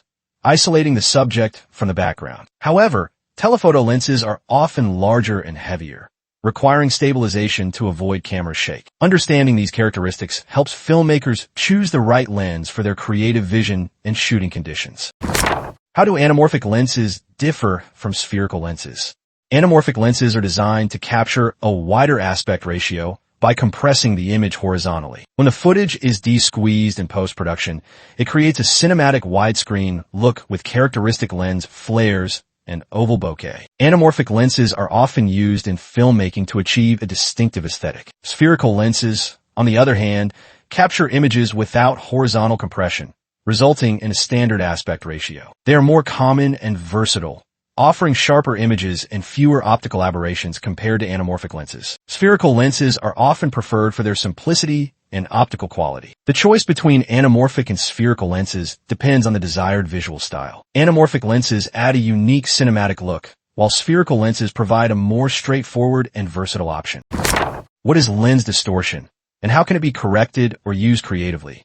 Lens distortion occurs when the lens fails to reproduce straight lines accurately, resulting in curved or skewed images. There are two main types: barrel distortion, where lines bow outward, and pincushion distortion, where lines bow inward. Wide-angle lenses are more prone to barrel distortion, while telephoto lenses may exhibit pincushion distortion. Distortion can be corrected in post-production using software tools like Adobe Lightroom or DaVinci Resolve. Many cameras also offer in-camera correction for common lenses. However, distortion can also be used creatively to emphasize perspective or create a specific mood. For example, wide-angle distortion can make a scene feel more dynamic or immersive. Understanding lens distortion allows filmmakers to control its impact and use it to their advantage, whether by correcting it for accuracy or embracing it for creative effect. What is chromatic aberration, and how does it affect image quality? Chromatic aberration is an optical flaw where the lens fails to focus all colors of light at the same point, resulting in color fringing around high-contrast edges. This can reduce image sharpness and color accuracy, particularly in wide-angle or low-quality lenses. Chromatic aberration can be minimized by using high-quality lenses with specialized coatings or elements, such as low dispersion glass. It can also be corrected in post-production using software tools. However, some filmmakers embrace chromatic aberration as a stylistic choice, adding a vintage or surreal look to their footage. Understanding chromatic aberration helps filmmakers choose the right lenses and techniques to achieve the desired image quality. How do lens coatings improve optical performance? Lens coatings are thin layers of material applied to lens elements to reduce reflections and improve light transmission. They minimize flare and ghosting, which occur when light bounces between lens elements, reducing contrast and clarity. Coatings also enhance color accuracy and overall image quality. Modern lenses often use multi-coating or nano-coating technologies to achieve superior performance. These coatings are particularly important for lenses with many elements, such as zoom lenses, where internal reflections can be more pronounced. By reducing unwanted reflections and improving light transmission, lens coatings ensure that more light reaches the sensor, resulting in sharper, clearer, and more vibrant images. What is focus breathing, and how does it impact video recording? Focus breathing is a phenomenon where the focal length of a lens changes slightly as the focus is adjusted. This can cause the image to appear to zoom in or out slightly, which can be distracting in video recording, especially during focus pulls. Focus breathing is more common in still photography lenses adapted for video use. Cinema lenses are designed to minimize focus breathing, ensuring smooth and consistent focus transitions. Some high-end lenses also feature internal focusing mechanisms that reduce focus breathing. Understanding focus breathing is crucial for achieving professional quality video, particularly in scenes requiring precise focus adjustments. What are macro lenses, and how are they used in cinematography? Macro lenses are designed for extreme close-up photography, allowing filmmakers to capture fine details and small subjects at a 1:1 magnification ratio or higher. They are often used in nature documentaries, product photography, or creative storytelling to highlight intricate details. Macro lenses typically have a flat field of focus, ensuring sharpness across the entire frame. They also offer excellent optical quality and minimal distortion, making them ideal for capturing precise and detailed images. In cinematography, macro lenses can add a unique perspective, revealing textures and details that are often overlooked. They're a valuable tool for filmmakers looking to explore new visual possibilities. How do tilt-shift lenses work, and what are their creative applications? Tilt-shift lenses allow filmmakers to control the plane of focus and correct perspective distortion. The tilt function changes the angle of the lens relative to the sensor, creating a selective focus effect that can mimic miniature scenes or enhance depth of field. The shift function moves the lens parallel to the sensor, correcting converging lines in architectural photography or creating panoramic images. Tilt-shift lenses are often used in creative storytelling to achieve unique visual effects. For example, the miniature effect can make real-world scenes appear like tiny models, adding a surreal or whimsical quality. Understanding tilt-shift lenses opens up new creative possibilities, allowing filmmakers to manipulate focus and perspective in innovative ways. What is the difference between manual focus and autofocus lenses? Manual focus lenses require the user to adjust the focus ring to achieve sharpness, providing precise control over focus. They are often preferred in cinematography for their reliability and consistency, particularly in controlled environments. Autofocus lenses use a motor to adjust focus automatically, making them convenient for fast-paced or unpredictable shooting situations. However, autofocus can be less precise or slower in low-light conditions, and it may not always align with the filmmaker's creative intent. The choice between manual and autofocus lenses depends on the shooting scenario and the filmmaker's preferences. Many filmmakers use a combination of both to balance control and convenience. How do cinema lenses differ from still photography lenses?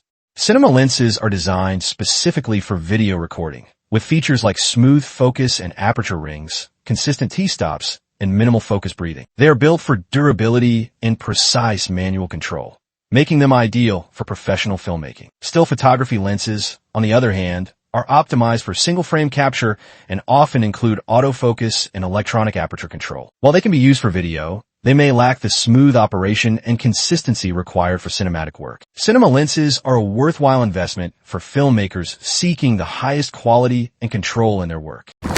What is the role of lens flare, and how can it be controlled or utilized? Lens flare occurs when light scatters within the lens, creating artifacts like streaks, circles, or haze. It can be caused by bright light sources, such as the sun or artificial lights, hitting the lens at certain angles. Lens flare can be controlled by using lens hoods, matte boxes, or careful positioning of light sources. However, it can also be used creatively to add drama, warmth, or a sense of realism to a scene. Many filmmakers embrace lens flare as a stylistic choice, particularly in genres like sci-fi or action. Understanding lens flare allows filmmakers to control its impact and use it to enhance their storytelling. How do lens adapters work, and what are their limitations? Lens adapters allow lenses with one mount to be used on cameras with a different mount. They work by adjusting the flange distance and providing a physical connection between the lens and camera. However, adapters may introduce limitations, such as reduced autofocus performance, light loss, or compatibility issues. Some adapters include electronic contacts to maintain communication between the lens and camera, while others are purely mechanical. High-quality adapters can minimize these limitations, but they may not fully replicate the performance of native lenses. Lens adapters are a useful tool for expanding lens options, but filmmakers must consider their limitations when planning a shoot. What are the advantages and disadvantages of vintage lenses? Vintage lenses are often prized for their unique optical characteristics, such as soft focus, distinctive bokeh, or color rendering. They can add a nostalgic or artistic quality to footage, making them popular for creative projects. However, vintage lenses may lack modern features like autofocus, image stabilization, or advanced coatings. They may also exhibit optical flaws like flare, distortion, or chromatic aberration, which can be either a drawback or a creative advantage. The choice to use vintage lenses depends on the desired aesthetic and the filmmaker's willingness to work with their limitations. What is the significance of lens sharpness and contrast in cinematography? Lens sharpness refers to the ability of a lens to resolve fine details, while contrast refers to the difference between light and dark areas in an image. Both are crucial for achieving high-quality cinematic footage. Sharp lenses produce clear, detailed images, while high-contrast lenses create vibrant, dynamic visuals. However, some filmmakers prefer softer lenses for a more organic or dreamy look. Understanding the balance between sharpness and contrast helps filmmakers choose lenses that align with their creative vision. How do lens manufacturers design lenses for specific cinematic looks? Lens manufacturers use advanced optical engineering and materials to create lenses with specific characteristics, such as focal length, aperture, and distortion. They also consider factors like color rendering, bokeh, and flare to achieve a desired cinematic look. For example, anamorphic lenses are designed to create a widescreen aspect ratio and distinctive flares, while vintage-style lenses may emphasize soft focus and warm tones. By understanding these design choices, filmmakers can select lenses that enhance their storytelling and visual style. How do you choose the right lens for a specific shot or scene? Choosing the right lens depends on factors like focal length, aperture, and optical characteristics. For example, a wide-angle lens might be used for an establishing shot, while a telephoto lens could isolate a subject in a close-up. The desired depth of field, lighting conditions, and creative intent also play a role. Filmmakers often use a combination of lenses to cover different aspects of a scene. Understanding the strengths and limitations of each lens helps filmmakers make informed decisions and achieve their creative vision. How does distance from the object differ when using telephoto versus prime lenses? The distance from the object when using telephoto versus prime lenses depends on the focal length and the composition you want to achieve. Telephoto lenses have a long focal length, typically ranging from 70 millimeters to 300 millimeters or more, allowing photographers to capture subject from a significant distance. These lenses are ideal for wildlife photography, sports, and event coverage, where getting physically close to the subject is difficult or impractical. For example, in a wildlife documentary, a 300 millimeters telephoto lens lets you capture close-up shots of a lion from a safe distance without disturbing it. Similarly, at a football match, a 70 to 200 millimeters lens allows photographers to zoom in on the action from the sidelines. Prime lenses, on the other hand, have a fixed focal length, such as 35 millimeters, 50 millimeters, or 85 millimeters, meaning photographers must physically move closer or farther from the subject to adjust their framing. These lenses are often favored for portraits, street photography, and low-light conditions due to their wider apertures and superior image quality. For instance, when shooting a portrait with a 50 millimeters prime lens, a photographer needs to stand about 4 to 6 feet away to capture a tight headshot. Similarly, a 35 millimeters prime lens is great for street photography, but the photographer must move closer to subjects compared to using a telephoto lens. With that, we have finished this chapter. Before we move on to the next one, just a quick note, the visual storytelling. The Art of Shooting Film is also available on Amazon as an ebook, paperback, and hardcover. You'll find the link in the description. If you'd like to keep a copy for quick reference or as a filmmaking handbook, feel free to check it out. Alright, let's continue. Chapter 14. Aperture, ISO, and shutter speed. Let's start with the question, what is aperture? Aperture is the adjustable opening inside a camera lens that controls how much light passes through to the sensor. It's similar to how the pupil of your eye works, widening in low light to let more light in and narrowing in bright conditions to limit the light. Aperture size is measured in f-stops, f/1, 4 f/2, 8 f/8, f/16. A lower f-stop number, like f/1, 4, represents a wider aperture, which lets in more light and creates a brighter image. A higher f-stop number, like f/16, represents a narrower aperture, letting in less light and resulting in a darker image. Aperture doesn't just control brightness. It also affects how much of the image appears sharp and in focus. Depth of field contributes to lens flare and even influences image sharpness at different parts of the frame. Wide apertures are common for artistic, cinematic looks where the subject stands out from a blurred background, while narrow apertures are used for detailed shots where everything from the foreground to background remains sharp, like landscapes or architecture. Understanding aperture is crucial for controlling light, focus, and the overall visual style of your photos and videos. How does aperture impact exposure and depth of field? Aperture affects both exposure, how bright or dark the image is, and depth of field, how much of the scene appears in focus. For exposure, a wide aperture, f/1, 4, allows more light to hit the sensor, resulting in a brighter image, useful for low light conditions. A aperture, f/16, reduces the light, creating a darker image, helpful in bright environments to avoid overexposure. For depth of field, a wide aperture creates a shallow depth of field, blurring the background while keeping the subject sharp, perfect for portraits and close-ups. A narrow aperture increases depth of field, keeping more of the scene in focus, ideal for landscapes or wide shots where everything needs to stay sharp. Balancing aperture with ISO, sensor sensitivity, and shutter speed, how long light hits the sensor, is crucial to get the right exposure and creative look. What is the relationship between f-stop and aperture size? The f-stop is a numerical representation of the aperture size, calculated as the ratio of the lens's focal length to the diameter of the aperture. For example, an f-stop of f/2 means the aperture diameter is half the focal length. A lower f-stop number, f/1, 4, indicates a larger aperture, allowing more light to enter the lens. A higher f-stop number, f/16, indicates a smaller aperture, reducing the amount of light. The relationship between f-stop and aperture size is inverse. As the f-stop number increases, the aperture size decreases, and vice versa. This means that f/2.8 lets in more light than f/8, but less than f/1. Understanding this relationship is crucial for controlling exposure and depth of field. For example, a wide aperture, low f-stop, is ideal for low light conditions or achieving shallow depth of field, while a narrow aperture, high f-stop, is better for bright conditions or maximizing depth of field. Filmmakers use the f-stop scale to make precise adjustments to exposure and depth of field. By mastering the relationship between f-stop and aperture size, they can achieve the desired visual style and technical precision in their shots. How does ISO impact image brightness and noise levels?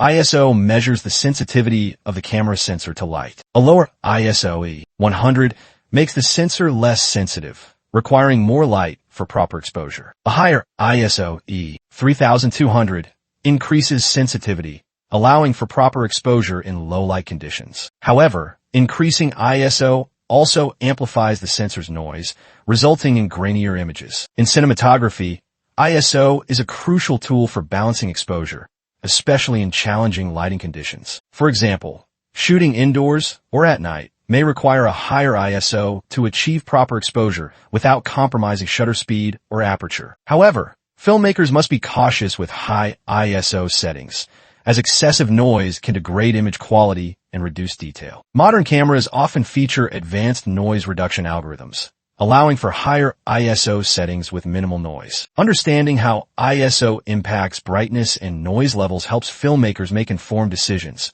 balancing exposure and image quality to achieve the desired visual style.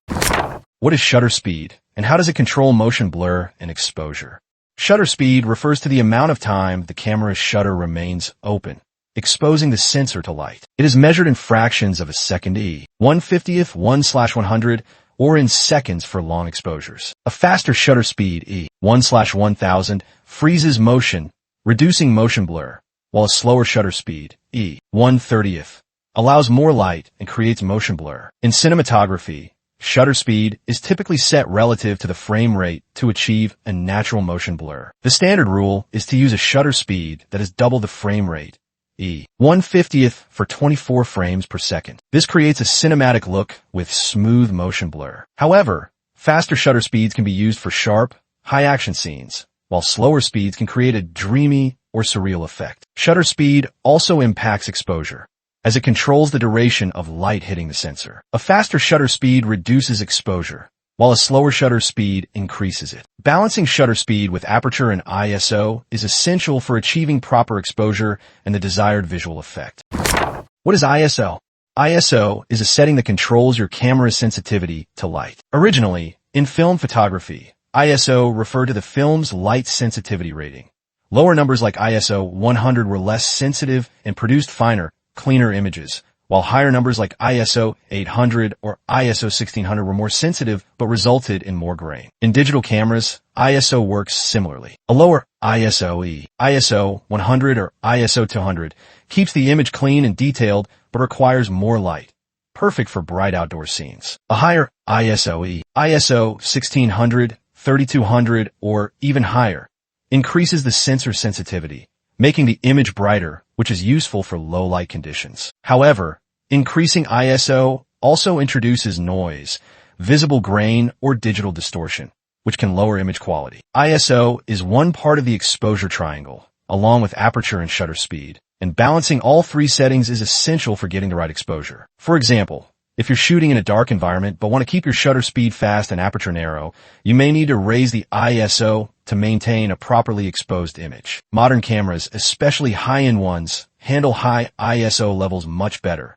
producing cleaner images even at ISO 3200 or 6400, which was nearly impossible without heavy noise in older cameras. Note, ISO in photography refers to light sensitivity, but the name ISO itself comes from the International Organization for Standardization, the group that created the standard. So, ISO technically means both the International Organization for Standardization, the global group that set the standard. In photography, ISO refers to the camera's sensitivity to light, a system that follows the standards set by that organization. For example, ISO 100 equals low sensitivity, cleaner image, needs more light. ISO 1600 equals high sensitivity, brighter image, more noise. The name sticks because the same system is used worldwide to keep ISO numbers consistent across all cameras. How do aperture, ISO, and shutter speed work together to create a balanced exposure? Aperture, ISO, and shutter speed are the three pillars of the exposure triangle, working together to control the amount of light reaching the sensor. Aperture determines the size of the lens opening. ISO sets the sensor sensitivity to light, and shutter speed controls the duration of light exposure. Adjusting one setting requires compensating with the others to maintain proper exposure. For example, if you widen the aperture to achieve shallow depth of field, you may need to increase the shutter speed or lower the ISO to avoid overexposure. Similarly, in low light conditions, you might increase the ISO or slow the shutter speed while keeping the aperture wide. Understanding how these settings interact is crucial for achieving the desired exposure and visual style. The exposure triangle is a fundamental concept in cinematography, allowing filmmakers to balance technical precision with creative control. By mastering the relationship between aperture, ISO, and shutter speed, you can adapt to any lighting condition and achieve the perfect exposure. What is the exposure triangle, and why is it important in cinematography? The exposure triangle refers to the relationship between aperture, ISO, and shutter speed, which together control the amount of light reaching the camera sensor. Aperture determines the size of the lens opening. ISO sets the sensor's sensitivity to light, and shutter speed controls the duration of light exposure. Adjusting one setting affects the others, requiring careful balancing to achieve proper exposure. The exposure triangle is important because it allows filmmakers to control not only exposure, but also creative elements like depth of field, motion blur, and noise levels. For example, a wide aperture creates shallow depth of field, while a slow shutter speed introduces motion blur. Understanding the exposure triangle helps filmmakers make informed decisions, adapting to different lighting conditions and achieving the desired visual style. Mastering the exposure triangle is essential for both technical precision and creative storytelling. It provides the foundation for controlling light and shaping the visual narrative, making it a cornerstone of cinematography. How does aperture influence the cinematic look of a shot? Aperture plays a key role in creating a cinematic look by controlling depth of field and light intake. A wide aperture, f/1, creates the shallow depth of field, isolating the subject and blurring the background. This draws attention to the subject and adds a sense of depth, making the shot feel more immersive and dramatic. Anahu aperture, f/16, increases depth of field, keeping more of the scene in focus. This is useful for establishing shots or scenes requiring technical precision. However, it may require additional lighting or higher ISO to maintain proper exposure. Filmmakers often use aperture creatively to enhance storytelling. For example, a wide aperture can emphasize a character's emotions by isolating them from the background, while a narrow aperture can highlight the environment or context. Understanding how aperture influences the cinematic look helps filmmakers achieve their creative vision. What are the trade-offs of using a high ISO in low-light conditions?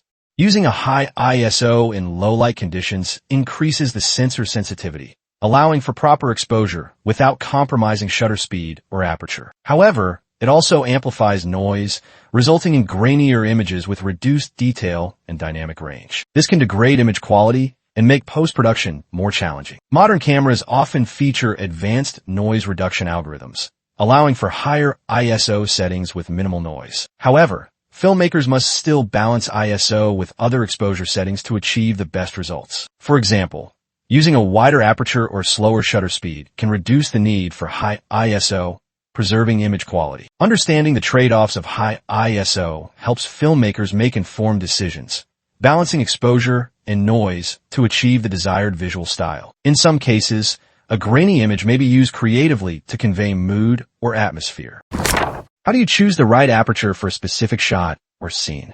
Choosing the right aperture depends on the desired depth of field, lighting conditions, and creative intent. For example, a wide aperture, f/1, is ideal for isolating a subject with shallow depth of field, while a narrow aperture, f/16, is better for keeping the entire scene in focus. Lighting conditions also play a role. In low-light situations, a wide aperture allows more light, reducing the need for high ISO or slow shutter speed. In bright conditions, a narrow aperture helps control exposure and maintain detail. Filmmakers often use aperture creatively to enhance storytelling. For example, a wide aperture can emphasize a character's emotions, while a narrow aperture can highlight the environment. Understanding how aperture affects the shot helps filmmakers make informed decisions and achieve their creative vision. What are the creative effects of using a wide aperture? Shallow depth of field.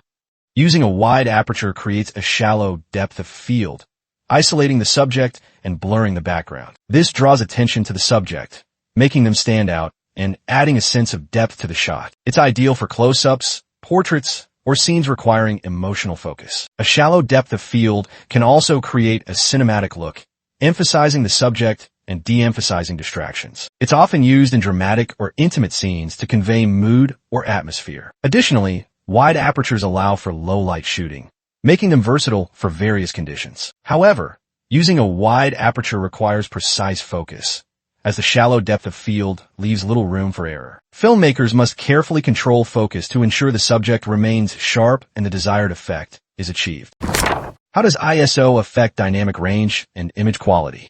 ISO impacts dynamic range, which is the range of light a camera can capture from shadows to highlights. Lower ISO settings generally provide higher dynamic range, preserving detail in both dark and bright areas. Higher ISO settings reduce dynamic range, increasing the risk of clip highlights or crush shadows. Higher ISO also introduces noise, reducing image quality and detail. Modern cameras often feature advanced noise reduction, but excessive noise can still degrade the image. Filmmakers must balance ISO with other exposure settings to maintain dynamic range and image quality. Understanding how ISO affects dynamic range helps filmmakers make informed decisions, especially in challenging lighting conditions. By using the lowest possible ISO, they can preserve detail and achieve the best image quality.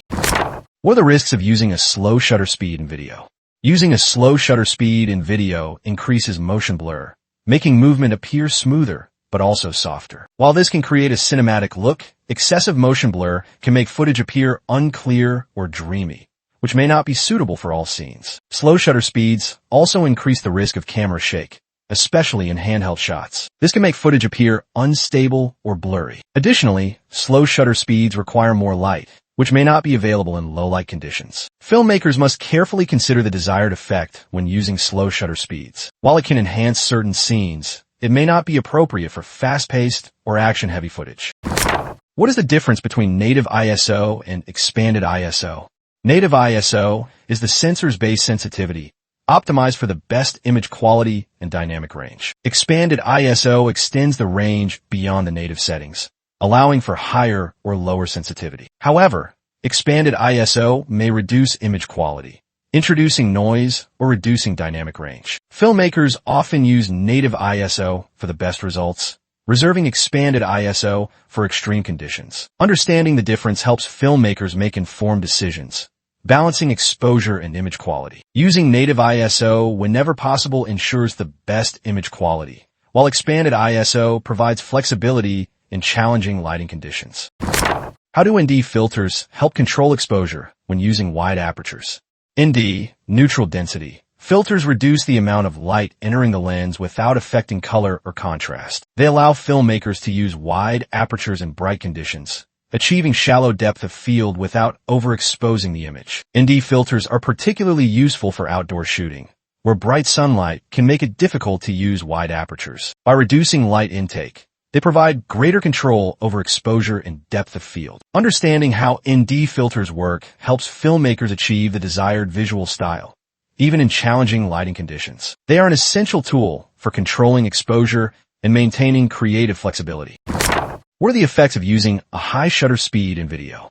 Using a high shutter speed in video freezes motion, creating sharp, crisp images with minimal motion blur. This is ideal for high-action scenes or capturing fast-moving subjects. However, it can also make footage appear choppy or unnatural, as it lacks the smooth motion blur of cinematic footage. High shutter speeds also reduce exposure, requiring adjustments to aperture or ISO to maintain proper exposure. This can limit creative options, especially in low-light conditions. Filmmakers must carefully consider the desired effect when using high shutter speeds. While it can enhance certain scenes, it may not be suitable for all types of footage. What are some common mistakes filmmakers make when adjusting these settings? Common mistakes include over-reliance on auto settings, neglecting the exposure triangle, and failing to consider the creative impact of each setting. For example, using high ISO without considering noise levels or using wide apertures without precise focus can degrade image quality. Another mistake is ignoring the relationship between shutter speed and frame rate, resulting in unnatural motion blur. Filmmakers must also be cautious with slow shutter speeds, which can introduce camera shake or excessive motion blur. Understanding the exposure triangle and the creative impact of each setting helps filmmakers avoid these mistakes and achieve the desired visual style. How do different camera sensors handle ISO and dynamic range?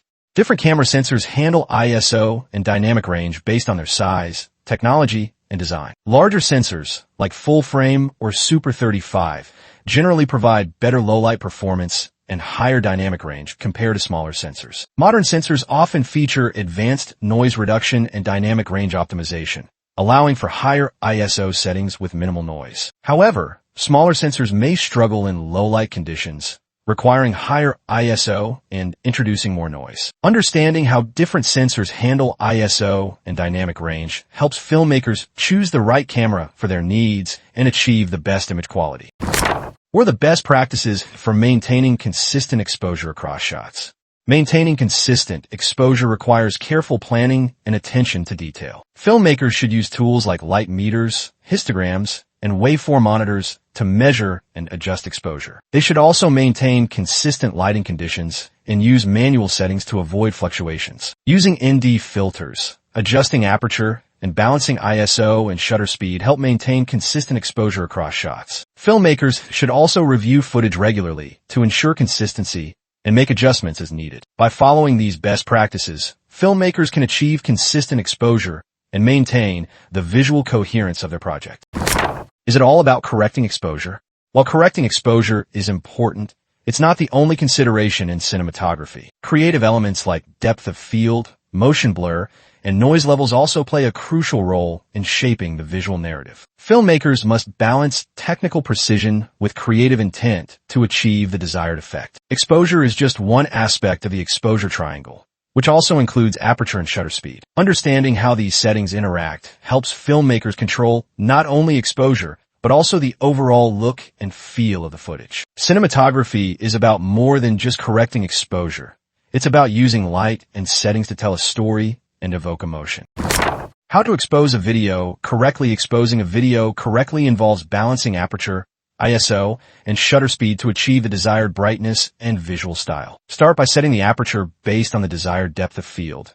Then adjust the shutter speed to control motion blur. Finally, set the ISO to achieve proper exposure without introducing excessive noise. Use tools like histograms, waveform monitors, and light meters to measure exposure accurately. Review footage regularly and make adjustments as needed to maintain consistency. By understanding the exposure triangle and using the right tools, filmmakers can expose their videos correctly and achieve the desired visual style. What is the importance of focusing correctly?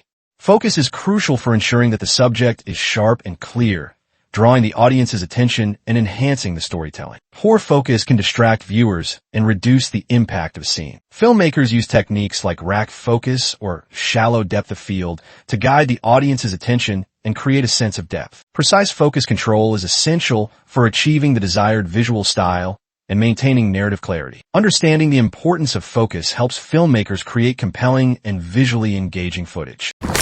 What is frame rate per second?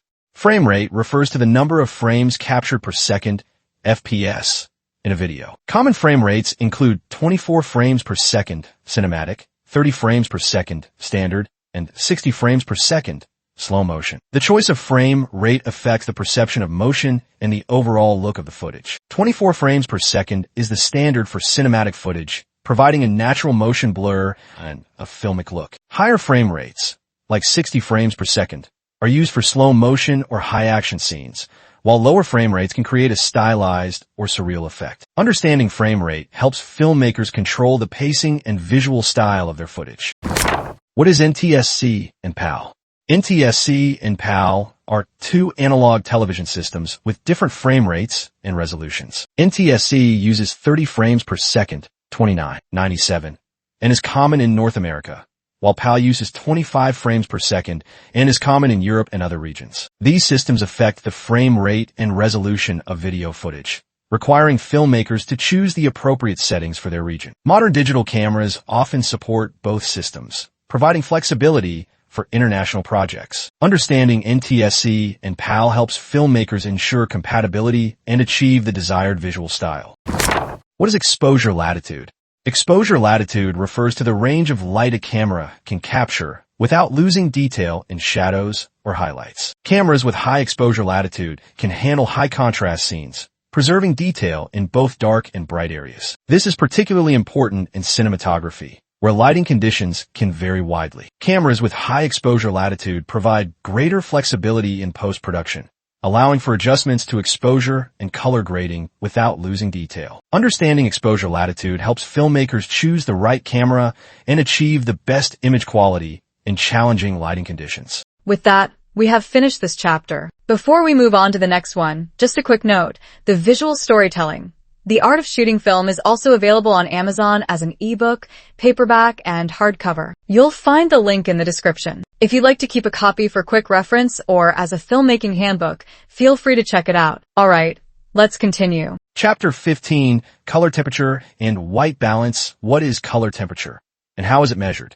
Color temperature refers to the color characteristics of light, measured in Kelvin K. It describes whether light appears warm, yellow, orange, or cool blue. Lower Kelvin values, example, 2000 K to 4000 K, represent warm light, such as candlelight or tungsten bulbs, while higher values, example, 5000 K to 10,000 K, represent cool light, such as daylight or overcast skies. Color temperature is measured using a colorimeter or spectrophotometer, which analyzes the light's spectral distribution. In cinematography, understanding color temperature is crucial for achieving accurate and consistent colors. For example, daylight typically has a color temperature of around 5,500 K, while indoor tungsten lighting is around 3,200 K. Filmmakers use color temperature to control the visual tone of a scene. By matching or contrasting color temperatures, they can create specific moods or highlight elements within the frame. Understanding how to measure and manipulate color temperature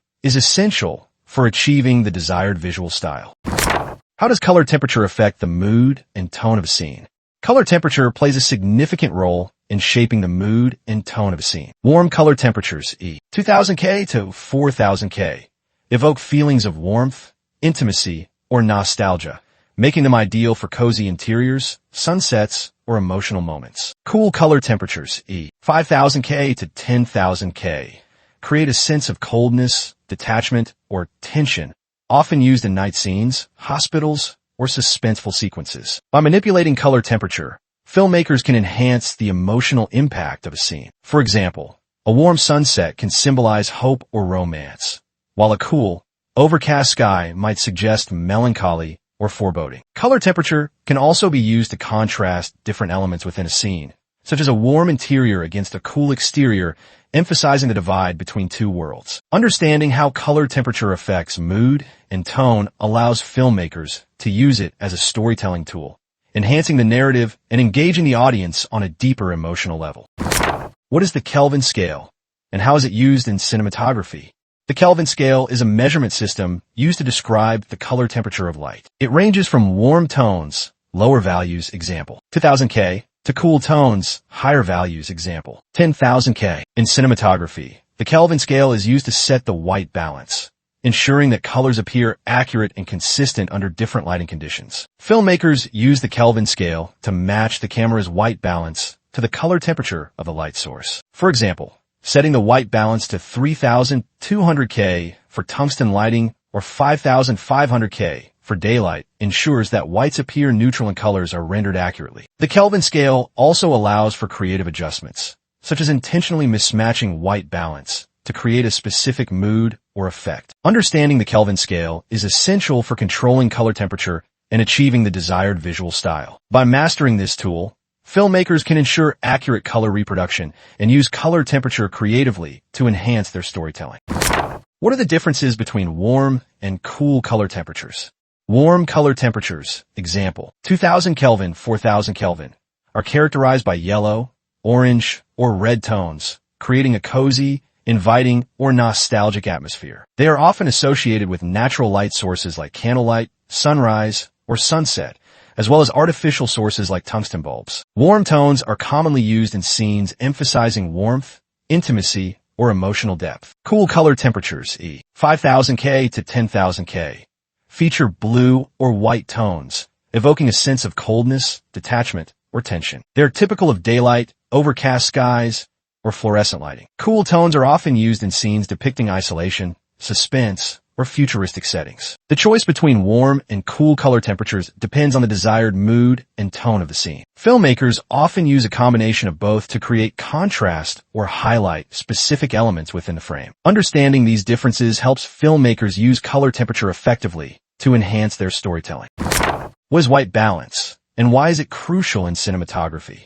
White balance is the process of adjusting a camera's settings to ensure that white objects appear neutral under different lighting conditions. It corrects color casts caused by varying color temperatures, ensuring accurate and consistent color reproduction. Proper white balance is crucial for maintaining visual coherence and realism in a film. Incorrect white balance can result in unnatural colors, such as overly warm or cool tones, which can distract the audience and undermine the narrative. For example, failing to adjust white balance for tungsten lighting might make a scene appear excessively orange, while incorrect settings for daylight could make it look too blue. White balance also plays a creative role in cinematography. Filmmakers can intentionally mismanage white balance to create specific moods or effects, such as a cold, clinical look for a hospital scene or a warm, golden tone for a romantic moment. Understanding white balance is essential for achieving both technical accuracy and creative control.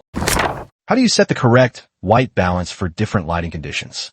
Setting the correct white balance involves matching the camera's settings to the color temperature of the light source. Most cameras offer preset white balance options, such as daylight, 5500 K, tungsten, 3200 K, or fluorescent, 4000 K, which can be selected based on the lighting conditions. For more precise control, filmmakers can use a custom white balance setting by capturing a reference image of a white or gray card under the same lighting. In mixed lighting environments, where multiple light sources with different color temperatures are present, setting white balance can be challenging. Filmmakers may need to prioritize the dominant light source or use gels to balance the color temperatures. For example, adding a CTO, color temperature orange, gel to a daylight balance light can match it to tungsten lighting. Understanding how to set white balance for different lighting conditions ensures accurate color reproduction and visual consistency. It also provides a foundation for creative adjustments, allowing filmmakers to manipulate color temperature to enhance their storytelling.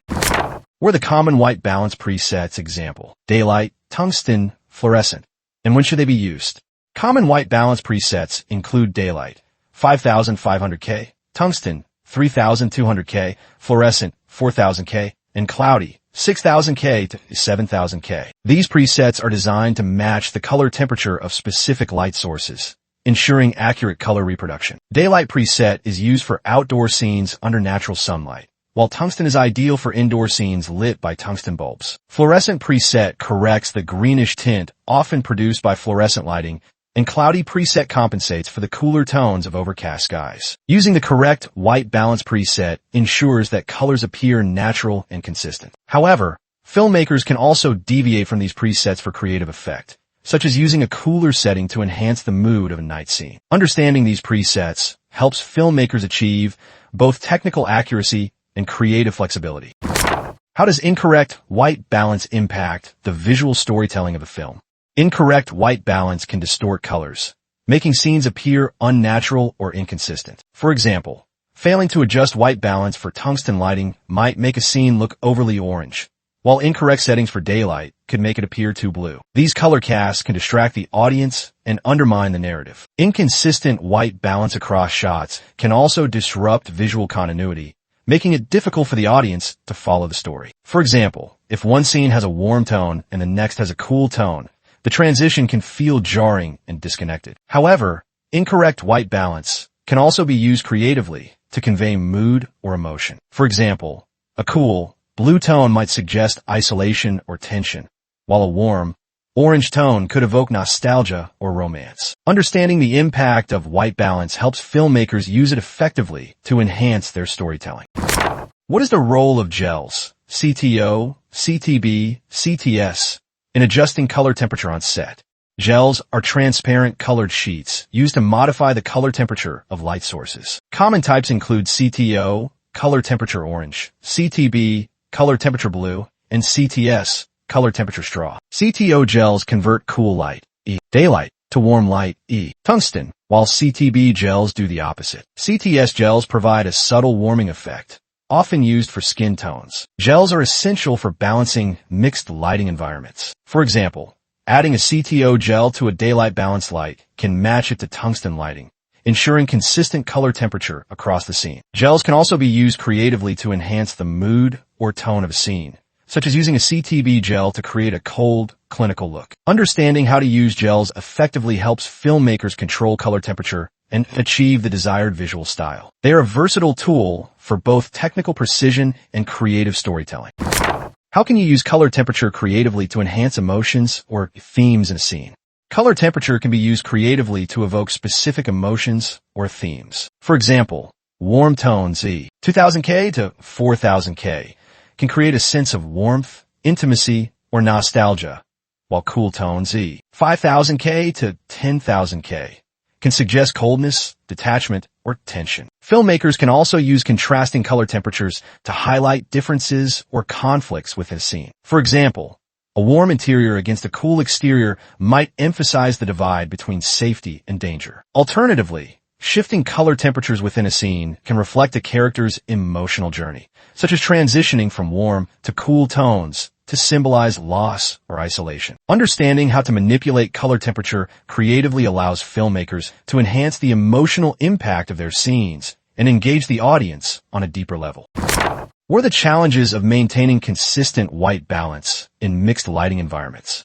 Mixed lighting environments, where multiple light sources with different color temperatures are present, pose significant challenges for maintaining consistent white balance. For example, a scene lit by both tungsten bulbs and daylight might have areas that appear overly warm or cool, disrupting visual coherence. To address this, filmmakers can use gels to balance the color temperatures of different light sources. For example, adding a CTO gel to a daylight balance light can match it to tungsten lighting. Alternatively, they can prioritize the dominant light source and adjust white balance accordingly, accepting minor inconsistencies in less critical areas. Understanding these challenges helps filmmakers plan and execute lighting setups that maintain consistent white balance, ensuring accurate and visually cohesive footage.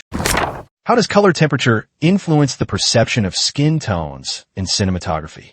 Color temperature significantly affects the perception of skin tones. Warm light E, 2000K to 4000K, enhances natural skin tones, making them appear healthy and vibrant. Cool light, 5000K to 10,000K, can make skin tones appear pale or sickly, which may be used intentionally to convey mood or emotion. Filmmakers often use warm light for close-ups or emotional scenes to create a flattering and intimate look. Cool light might be used for scenes requiring a more detached or clinical tone. Understanding how color temperature affects skin tones helps filmmakers make informed decisions about lighting and white balance. By controlling color temperature, filmmakers can ensure that skin tones appear natural and consistent, enhancing the visual appeal and emotional impact of their scenes. Why is it important to show the light source in a film scene? Showing the light source in a scene helps the audience understand where the light comes from, preventing confusion and enhancing realism. For example, if a red light dramatically hits a character's face without an obvious source, viewers might get distracted wondering where the light is coming from. By including a visible source, like a neon sign or a traffic light, the lighting feels motivated and believable. This approach also reinforces the emotional tone of the scene. A warm fireplace in view creates a cozy, intimate mood, while a flickering street lamp adds an eerie, unsettling vibe. Additionally, visible light sources add depth and texture to the composition, making the scene more visually engaging. Car headlights in the background or a glowing window in the foreground create layers, drawing the viewer's eye through the frame. Ultimately, showing the light source grounds the lighting in the world of the story, ensuring the audience stays immersed rather than distracted. What are the post-production considerations for correcting or manipulating color temperature and white balance? In post-production, color temperature and white balance can be adjusted using software like DaVinci Resolve or Adobe Premiere Pro. Filmmakers can correct color casts, match shots with different lighting conditions, or manipulate color temperature for creative effect. However, excessive adjustments can introduce noise or artifacts, reducing image quality. It's best to achieve accurate white balance during filming to minimize the need for corrections in post-production. Understanding post-production considerations helps filmmakers plan their workflow and achieve the desired visual style while maintaining image quality. How to adjust Kelvin in camera. Adjusting Kelvin in camera involves setting a custom white balance based on the color temperature of the light source. Most cameras allow filmmakers to manually input a Kelvin value, such as 3200K for tungsten lighting or 5500K for daylight. To set a custom Kelvin value, filmmakers can use a gray card to measure the color temperature of the light source. They then input this value into the camera's white balance settings, ensuring accurate color reproduction. Understanding how to adjust Kelvin in camera provides filmmakers with precise control over white balance, enhancing both technical accuracy and creative flexibility. What is a LUT? A LUT, lookup table, is a mathematical formula used to map one set of colors to another. In cinematography, LUTs are often used to apply color grades or convert footage from a log or flat profile to a more visually appealing format. LUTs can be applied in camera for monitoring or in post-production for color grading. They provide a quick and consistent way to achieve a specific look or style, such as a cinematic or vintage tone. Understanding LUTs helps filmmakers streamline their workflow and achieve consistent color grading across their project. With that, we have finished this chapter. Before we move on to the next one, just a quick note, the visual storytelling. The Art of Shooting Film is also available on Amazon as an ebook, paperback, and hardcover. You'll find the link in the description. If you'd like to keep a copy for quick reference or as a filmmaking handbook, feel free to check it out. Alright, let's continue. Chapter 16. Color Theory and Color Schemes Used in Film. Let's begin with, what is color theory, and how does it apply to cinematography? Color theory is a framework that explains how colors interact, combine, and influence perception. It encompasses concepts like the color wheel, color harmony, and the psychological effects of color. In cinematography, color theory is used to create visually compelling and emotionally resonant images that enhance storytelling. Filmmakers use color theory to establish mood, convey themes, and guide the audience's attention. For example, warm colors like red and orange can evoke passion or danger, while cool colors like blue and green can suggest calmness or isolation. By understanding how colors interact, filmmakers can create harmonious or contrasting color schemes that support the narrative. Color theory also informs decisions about lighting, set design, and costumes. For instance, a scene set in a romantic setting might use soft, warm tones, while a dystopian future might feature cold, desaturated colors. By applying color theory, filmmakers can create a cohesive visual language that enhances the emotional and thematic impact of their work. What is the color wheel, and how can it help filmmakers create harmonious color schemes?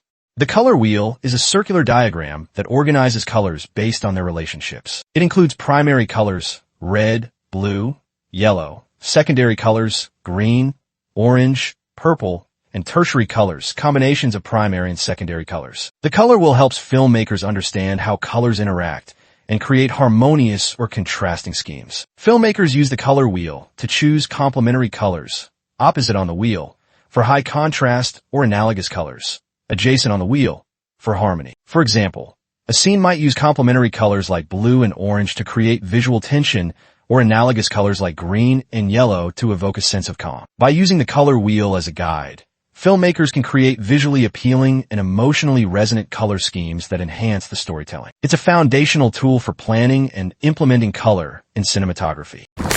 What are the 7 main color schemes?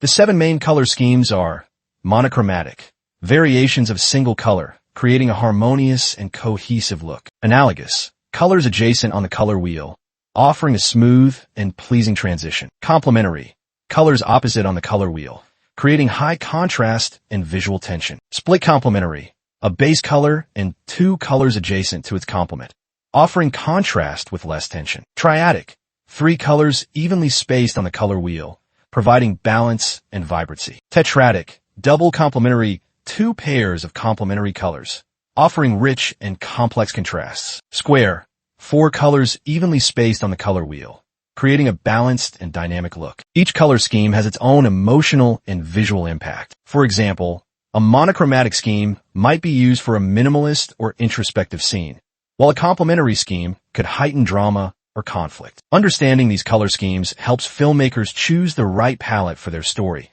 enhancing the visual and emotional impact of their work. What are the elements of color? Hue, saturation, brightness.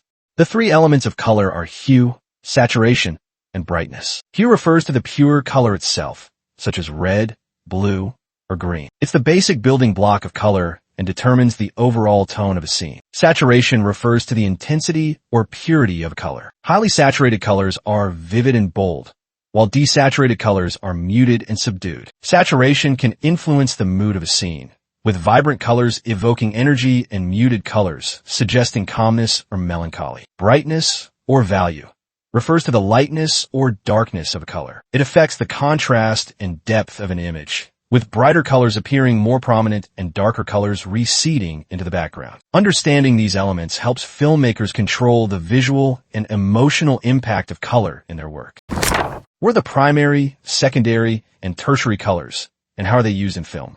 Primary colors, red, blue, yellow, are the foundation of all other colors and cannot be created by mixing other colors. Secondary colors, green, orange, purple, are created by mixing two primary colors. Tertiary colors are created by mixing primary and secondary colors, such as red-orange or blue-green. In film, primary colors are often used to create bold, striking visuals. For example, red might symbolize passion or danger, while blue could represent calmness or isolation. Secondary and tertiary colors provide more nuanced options, allowing filmmakers to create complex and layered color palettes. By understanding the relationships between primary, secondary, and tertiary colors, filmmakers can create harmonious or contrasting schemes that enhance the narrative and emotional impact of their work.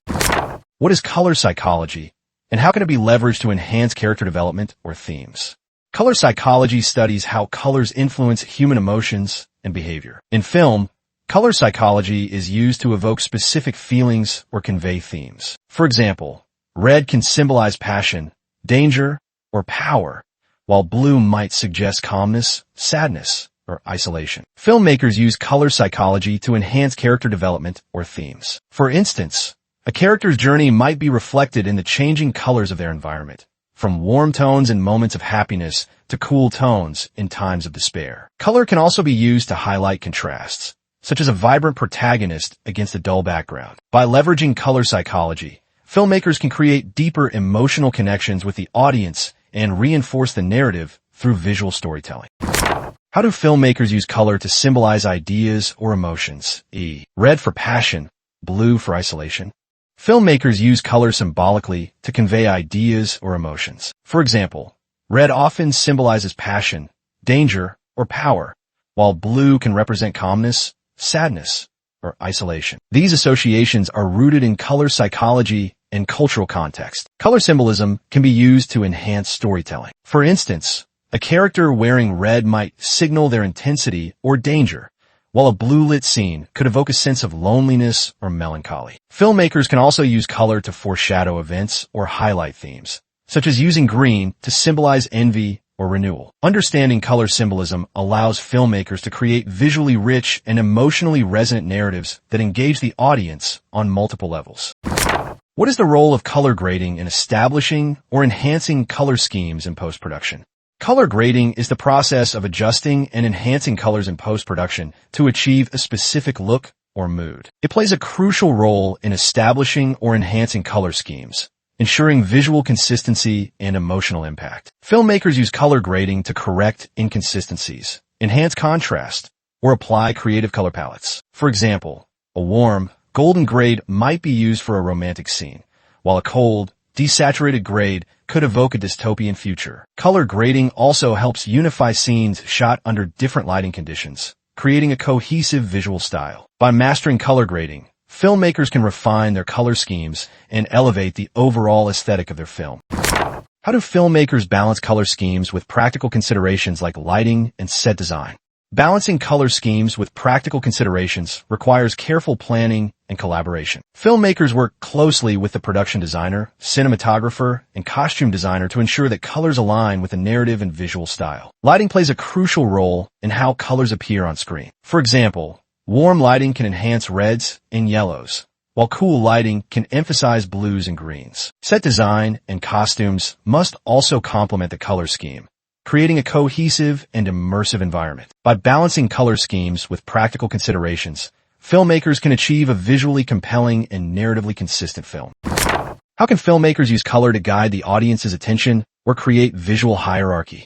Filmmakers use color to guide the audience's attention by creating contrast or emphasis. For example, a bright red object in a muted scene will naturally draw the eye, while a character in vibrant clothing might stand out against a dull background. Color can also establish visual hierarchy, highlighting important elements or relationships. For instance, a protagonist might be dressed in a distinct color to separate them from the supporting cast. By controlling color contrast and saturation, filmmakers can direct the audience's focus and enhance storytelling. Understanding how to use color for visual hierarchy helps filmmakers create engaging and dynamic compositions. What is the difference between saturated and desaturated colors, and how do they impact the tone of a film? Saturated colors are vivid and intense, evoking energy, excitement, or drama. Desaturated colors are muted and subdued, suggesting calmness, melancholy, or realism. The choice between saturated and desaturated colors depends on the desired tone and mood of the film. For example, a vibrant, saturated palette might be used for a lively musical or action film, while a desaturated palette could evoke the bleakness of a dystopian world. Filmmakers can also use shifts in saturation to reflect a character's emotional journey or the progression of the story. Understanding the impact of saturation helps filmmakers create the right tone and emotional resonance for their film. What are the challenges of maintaining consistent color schemes across different scenes or lighting conditions? Maintaining consistent color schemes across scenes or lighting conditions can be challenging due to variations in natural light, artificial light, or set design. For example, a scene shot outdoors in daylight might have a different color temperature than an indoor scene lit by tungsten bulbs. To address these challenges, filmmakers use tools like color grading, gels, and lighting adjustments to ensure visual consistency. Pre-production planning, such as creating a color script or mood board, also helps maintain a cohesive color scheme throughout the film. Understanding these challenges helps filmmakers plan and execute their color schemes effectively, ensuring a visually consistent and emotionally resonant film. What tools or techniques can filmmakers use to plan and implement color schemes during pre-production and shooting?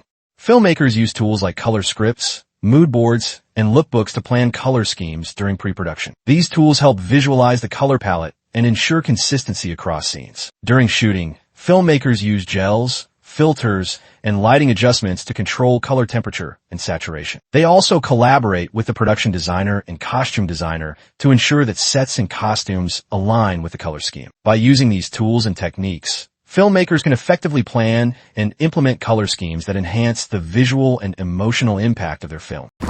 What is shade, tint, and tone?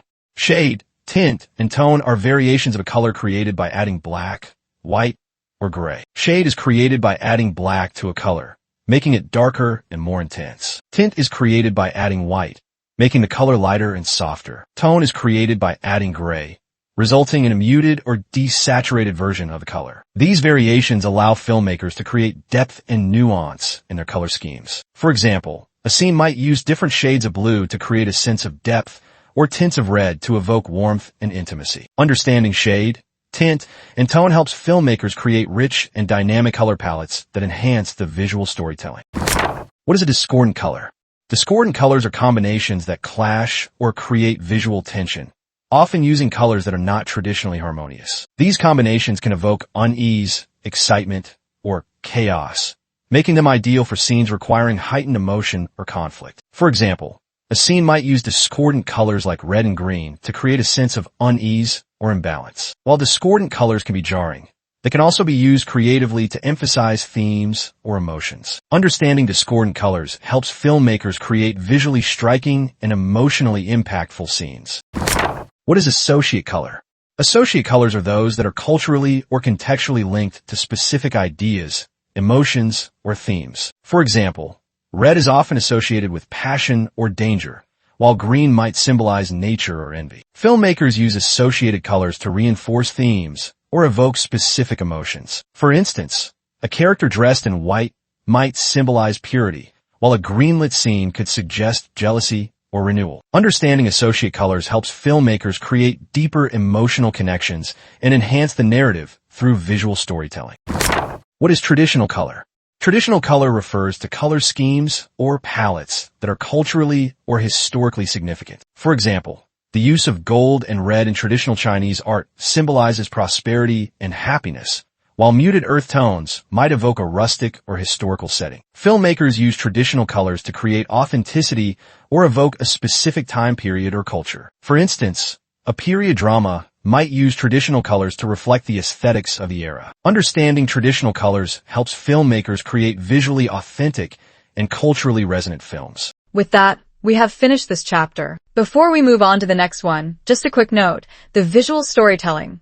The Art of Shooting Film is also available on Amazon as an ebook, paperback, and hardcover. You'll find the link in the description. If you'd like to keep a copy for quick reference or as a filmmaking handbook, feel free to check it out. Alright, let's continue. Chapter 17.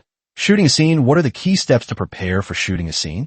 Preparing to shoot a scene involves several key steps to ensure a smooth and efficient production process. First, the director and cinematographer review the script and break it down into individual shots, creating a shot list that outlines the sequence and details of each shot. This helps organize the shooting schedule and ensures that all necessary angles and coverage are planned. Next, the team conducts location scouting to assess the practicalities of a shooting environment, such as lighting conditions, space for equipment, and potential challenges. They also plan the blocking, which involves determining the actor's movements and positions within the scene. This step is crucial for coordinating camera placement and movement. Finally, the crew sets up the equipment, including cameras, lighting, and sound gear, while the director and actors rehearse the scene. Proper preparation minimizes delays and ensures that the creative vision is executed effectively. By following these steps, filmmakers can approach each scene with confidence and clarity.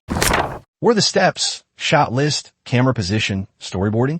Creating a shot list is the first step in planning a scene. It details every shot required, including angles, movements, and specific actions. The shot list serves as a roadmap for the crew, ensuring that no essential shots are missed during filming. Camera position is determined during blocking rehearsals, where the director and cinematographer decide where to place the camera to capture the scene effectively. This involves considering factors like framing, composition, and lighting. The camera position may change for different shots, such as wide shots, close-ups, or over-the-shoulder shots. Storyboarding is the process of creating visual sketches or diagrams of each shot, illustrating the composition, camera movement, and action. Storyboards help the director and crew visualize the scene and communicate the creative vision. Together, these steps ensure that the scene is well-planned and executed efficiently. What is blocking, and how does it influence camera placement and movement?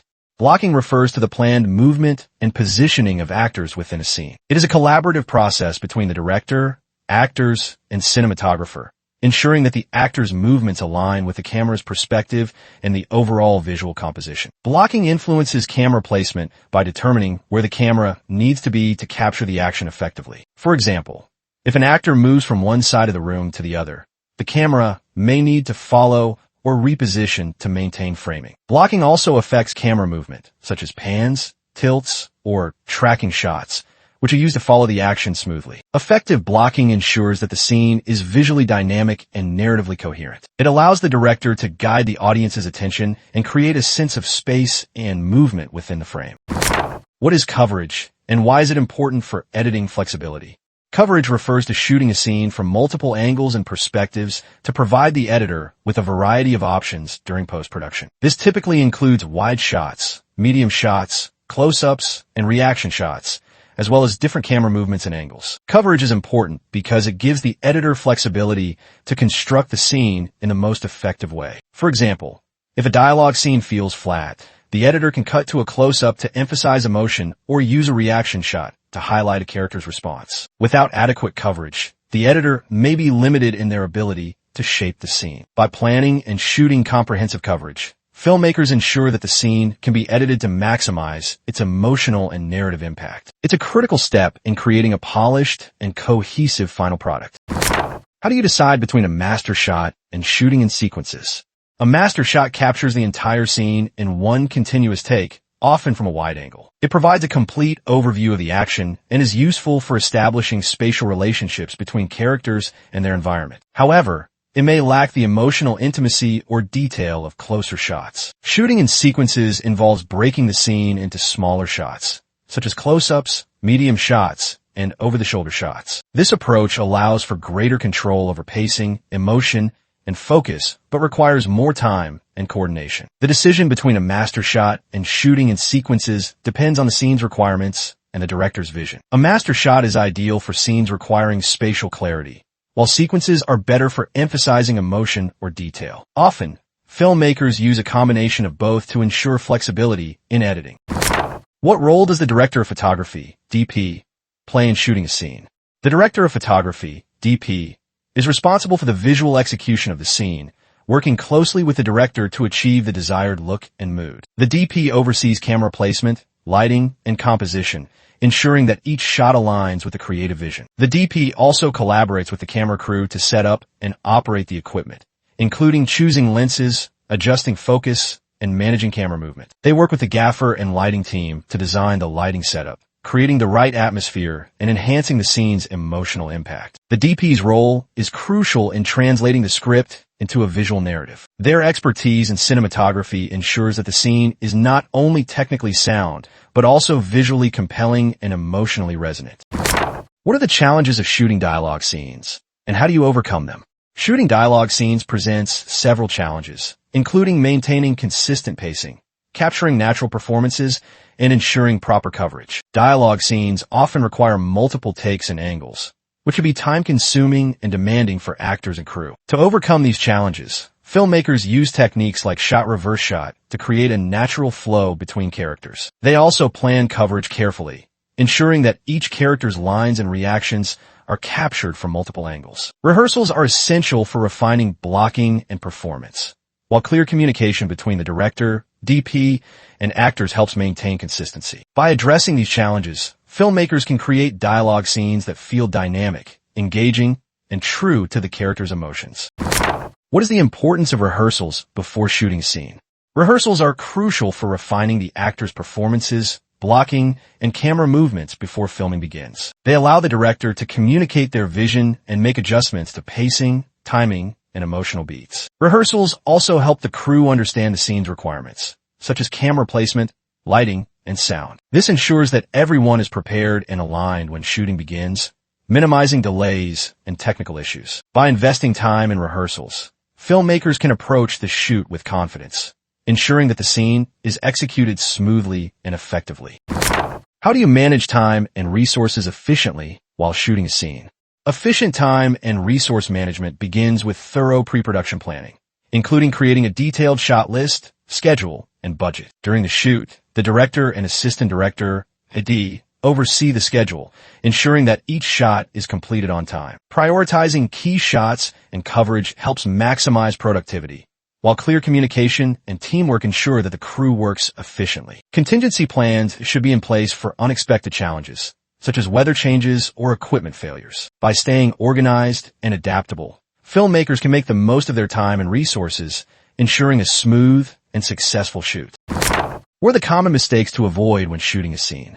Common mistakes include inadequate preparation, poor communication, and failing to plan for contingencies. Without a clear shot list or storyboard, the shoot can become disorganized and inefficient. Another mistake is neglecting coverage, which limits editing options and can result in a flat or disjointed scene. Additionally, ignoring technical details like lighting, sound, or focus can compromise the quality of the footage. By avoiding these mistakes and prioritizing preparation, communication, and attention to detail, filmmakers can ensure a successful and productive shoot. How do you ensure proper framing and composition in every shot? Proper framing and composition are achieved by following established principles like the rule of thirds, leading lines, and balance. The director and DP work together to position the camera and actors, ensuring that each shot is visually appealing and narratively effective. Using tools like monitors and viewfinders helps the crew assess framing and composition in real time. Rehearsals and test shots allow for adjustments before filming begins. By prioritizing framing and composition, filmmakers create visually compelling shots that enhance the storytelling and engage the audience. What techniques can be used to create depth and dimension in a scene?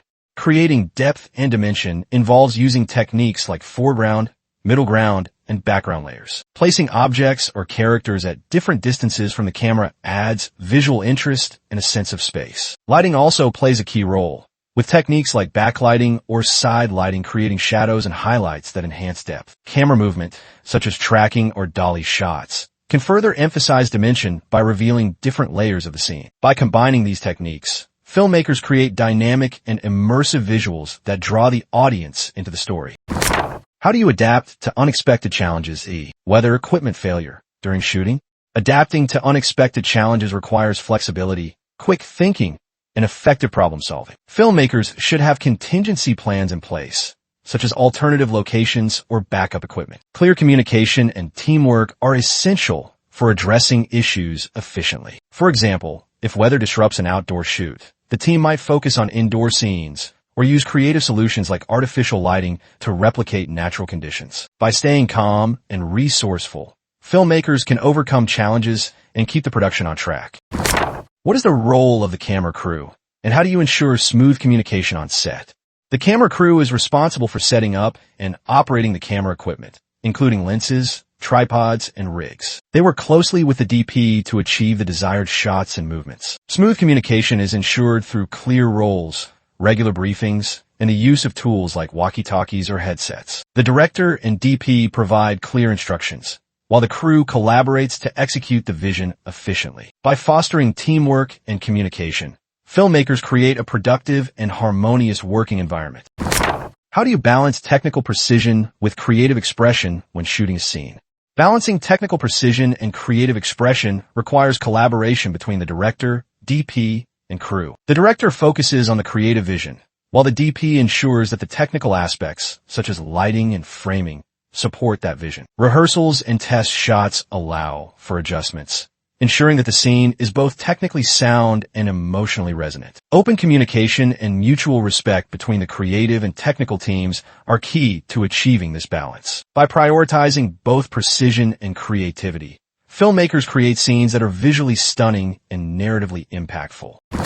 What are the best practices for capturing high-quality audio while shooting a scene?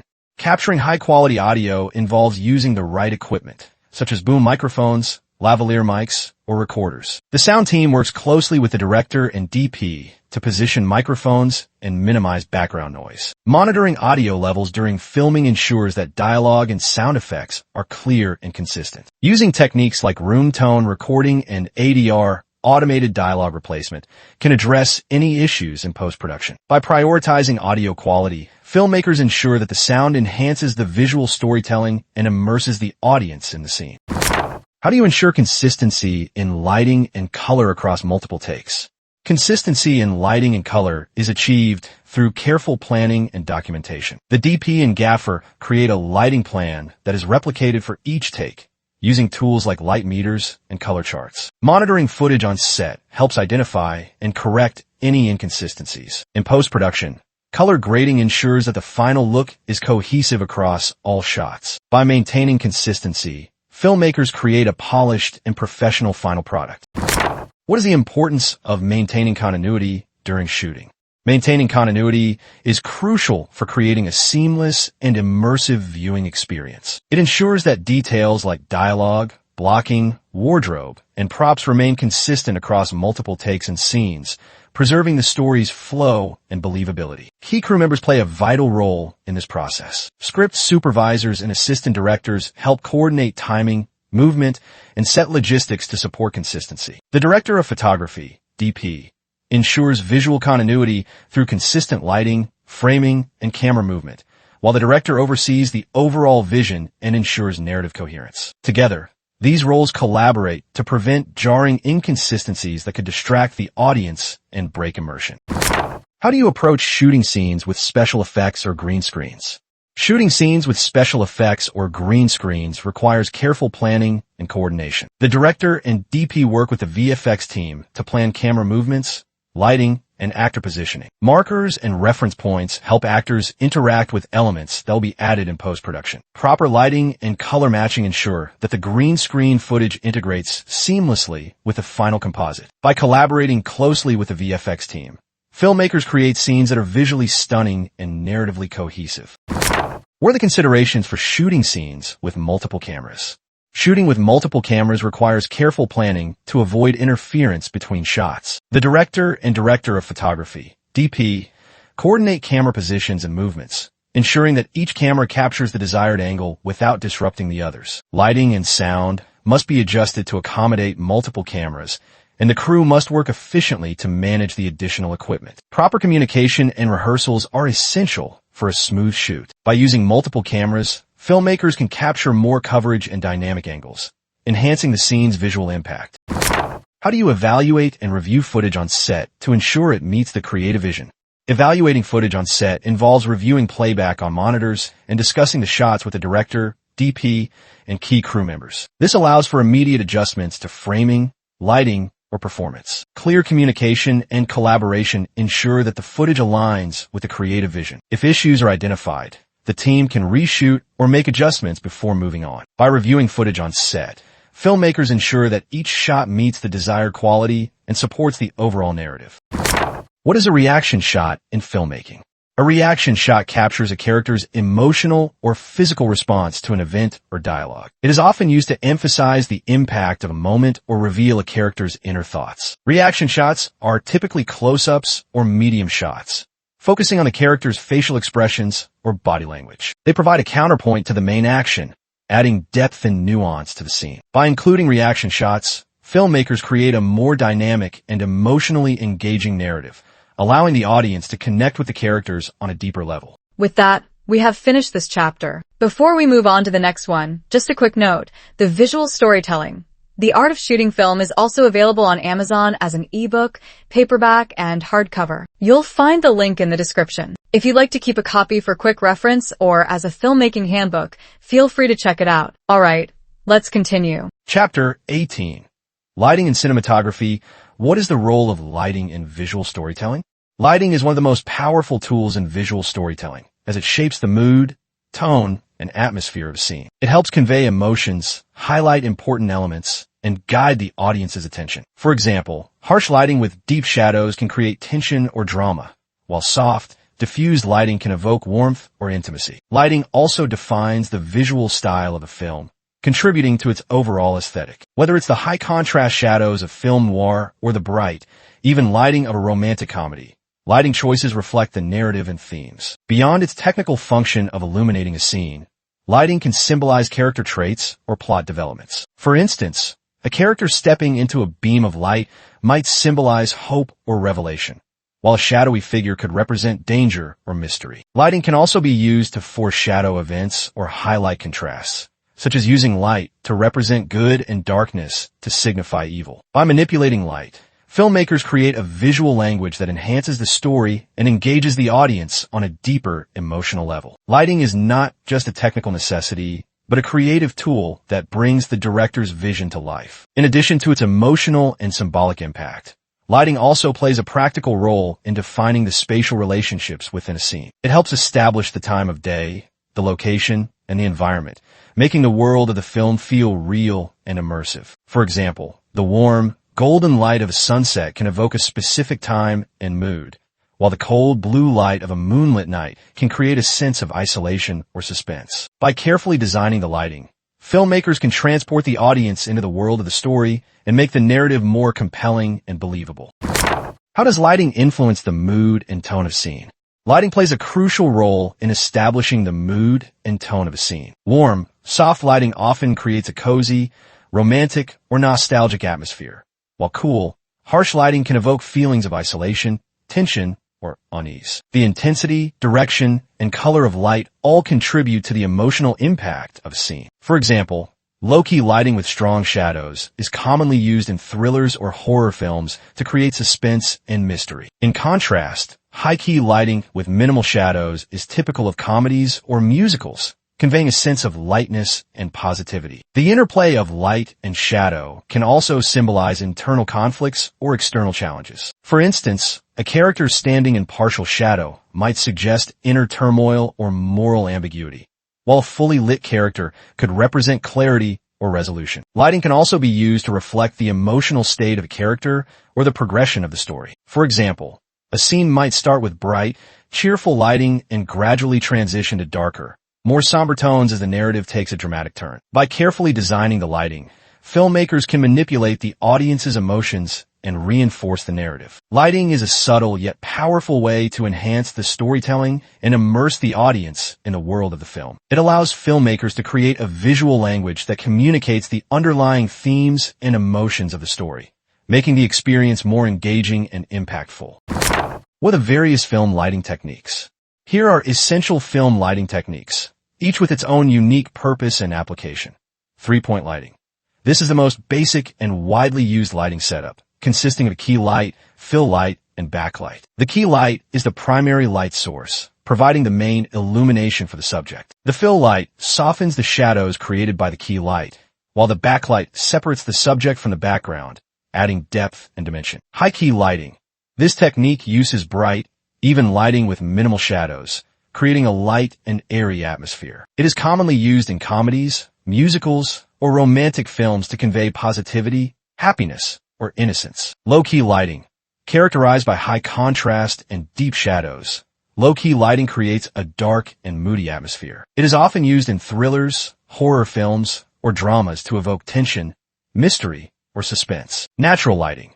This technique uses sunlight or ambient light to create a realistic and organic look. It is particularly effective for outdoor or daytime scenes and can be enhanced with reflectors or diffusers to control the intensity and direction of the light. Motivated lighting. This approach mimics natural or practical light sources within the scene, such as lamps, windows, or candles. It enhances realism by ensuring that the lighting appears to come from a logical source. Hard light. Produced by a small, direct light source. Hard light creates sharp, defined shadows. It is often used for dramatic or intense scenes, emphasizing texture and contrast. Soft light. Created by a large, indirect light source, soft light produces gentle, diffuse shadows. It is ideal for creating a warm or romantic mood, and is often used in close-ups or portraits. Backlighting. This technique places the light source behind the subject, creating a rim of light that separates them from the background. It adds depth and dimension to the scene and can create a halo effect or silhouette. Side lighting.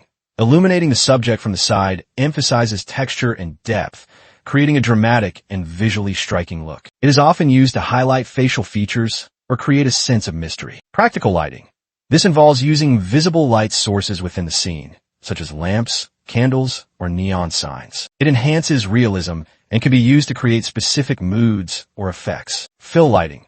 This light is used to reduce shadows created by the key light, balancing the overall exposure. It ensures that the subject is evenly lit without overpowering the key light. Rim lighting. This technique highlights the edges of the subject, separating them from the background and adding depth. It is often used in conjunction with backlighting to create a three-dimensional effect. Color gels. These are colored filters placed over lights to create specific moods or effects. For example, a blue gel can create a cold, clinical look, while a red gel can evoke passion or danger. Rembrandt lighting. Identified by a small, triangular patch of light on the subject's cheek, this technique is commonly used for natural, yet dramatic portraits and cinematic storytelling. Chiaroscuro lighting. A high-contrast style that emphasizes strong shadows and highlights, creating depth and emotion. Frequently seen in classic films and paintings. Split lighting. Divides the subject's face into two equal halves, with one side fully illuminated and the other in shadow. It creates a bold and dramatic effect. Short lighting. Illuminates the side of the face turned away from the camera, leaving the closer side in shadow. It adds a slimming effect and a sense of mystery. Broad lighting. The opposite of short lighting, where the lit side faces the camera. This technique is useful for making a subject appear wider. Silhouette lighting. Achieved by placing a strong backlight behind the subject while minimizing front lighting. It creates striking, dramatic silhouettes. Cameo lighting.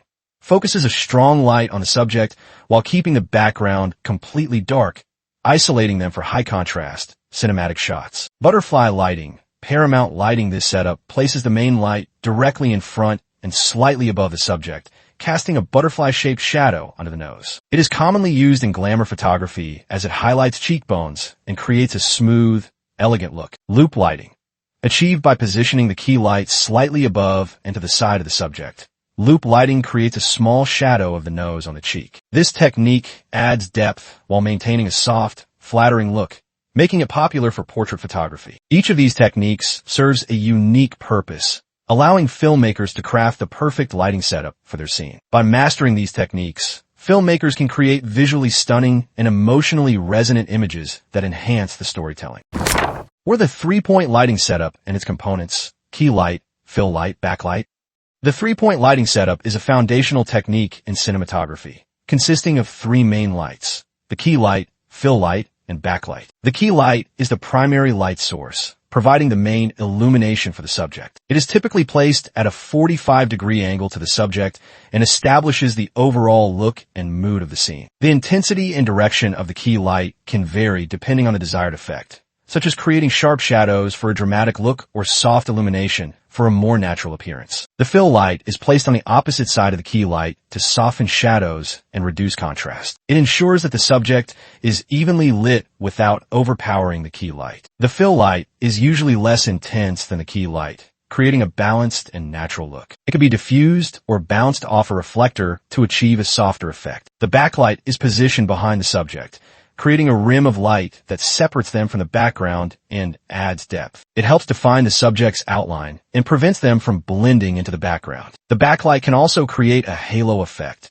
adding a sense of dimension and visual interest to the scene. Together, these lights create a balanced and dimensional look, enhancing the subject's features and making the scene visually appealing. The three-point lighting setup is versatile and can be adapted to suit different scenes and styles. By mastering this technique, filmmakers can achieve professional quality lighting that enhances the storytelling and engages the audience. What is natural lighting, and how can it be used effectively in cinematography? Natural lighting refers to the use of sunlight or ambient light to illuminate a scene. It creates a realistic and organic look, often used in outdoor or daytime scenes. Natural lighting can be highly effective when used intentionally, such as shooting during the golden hour, the period shortly after sunrise or before sunset, for warm, soft light. This type of lighting is particularly flattering for skin tones and can create a romantic or nostalgic atmosphere. To use natural lighting effectively, filmmakers must consider the time of day, weather conditions, and the direction of light. For example, shooting at midday can result in harsh shadows and overexposed highlights, while overcast conditions provide soft, diffused light that is ideal for even illumination. Reflectors or diffusers can be used to manipulate natural light, softening harsh shadows or redirecting light to fill in dark areas. Natural lighting is particularly useful in low-budget productions, as it reduces the need for artificial lights. By harnessing natural lighting, filmmakers can create visually stunning and authentic scenes that enhance the storytelling. It allows for a more spontaneous and organic approach to cinematography, capturing the beauty and unpredictability of natural light. However, it also requires careful planning and adaptability, as natural light can change rapidly and unpredictably. What is artificial lighting, and what are the common types of lights used on set?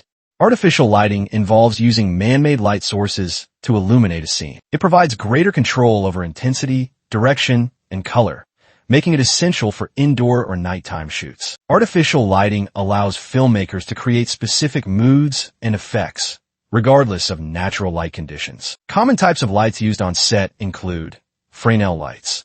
These produce a focused, adjustable beam, ideal for key or backlighting. They are versatile and can be used to create both hard and soft light, depending on the setup. LED panels. Energy efficient and versatile, LED panels offer adjustable color temperature and brightness. They are lightweight and portable, making them ideal for on-location shoots. HMI lights. These are powerful daylight balance lights, often used for large setups or outdoor scenes. They provide bright, consistent illumination and are commonly used to simulate sunlight. Tungsten lights. These warm, incandescent lights are commonly used for indoor scenes. They produce a warm, golden light that is flattering for skin tones. Softboxes and diffusers.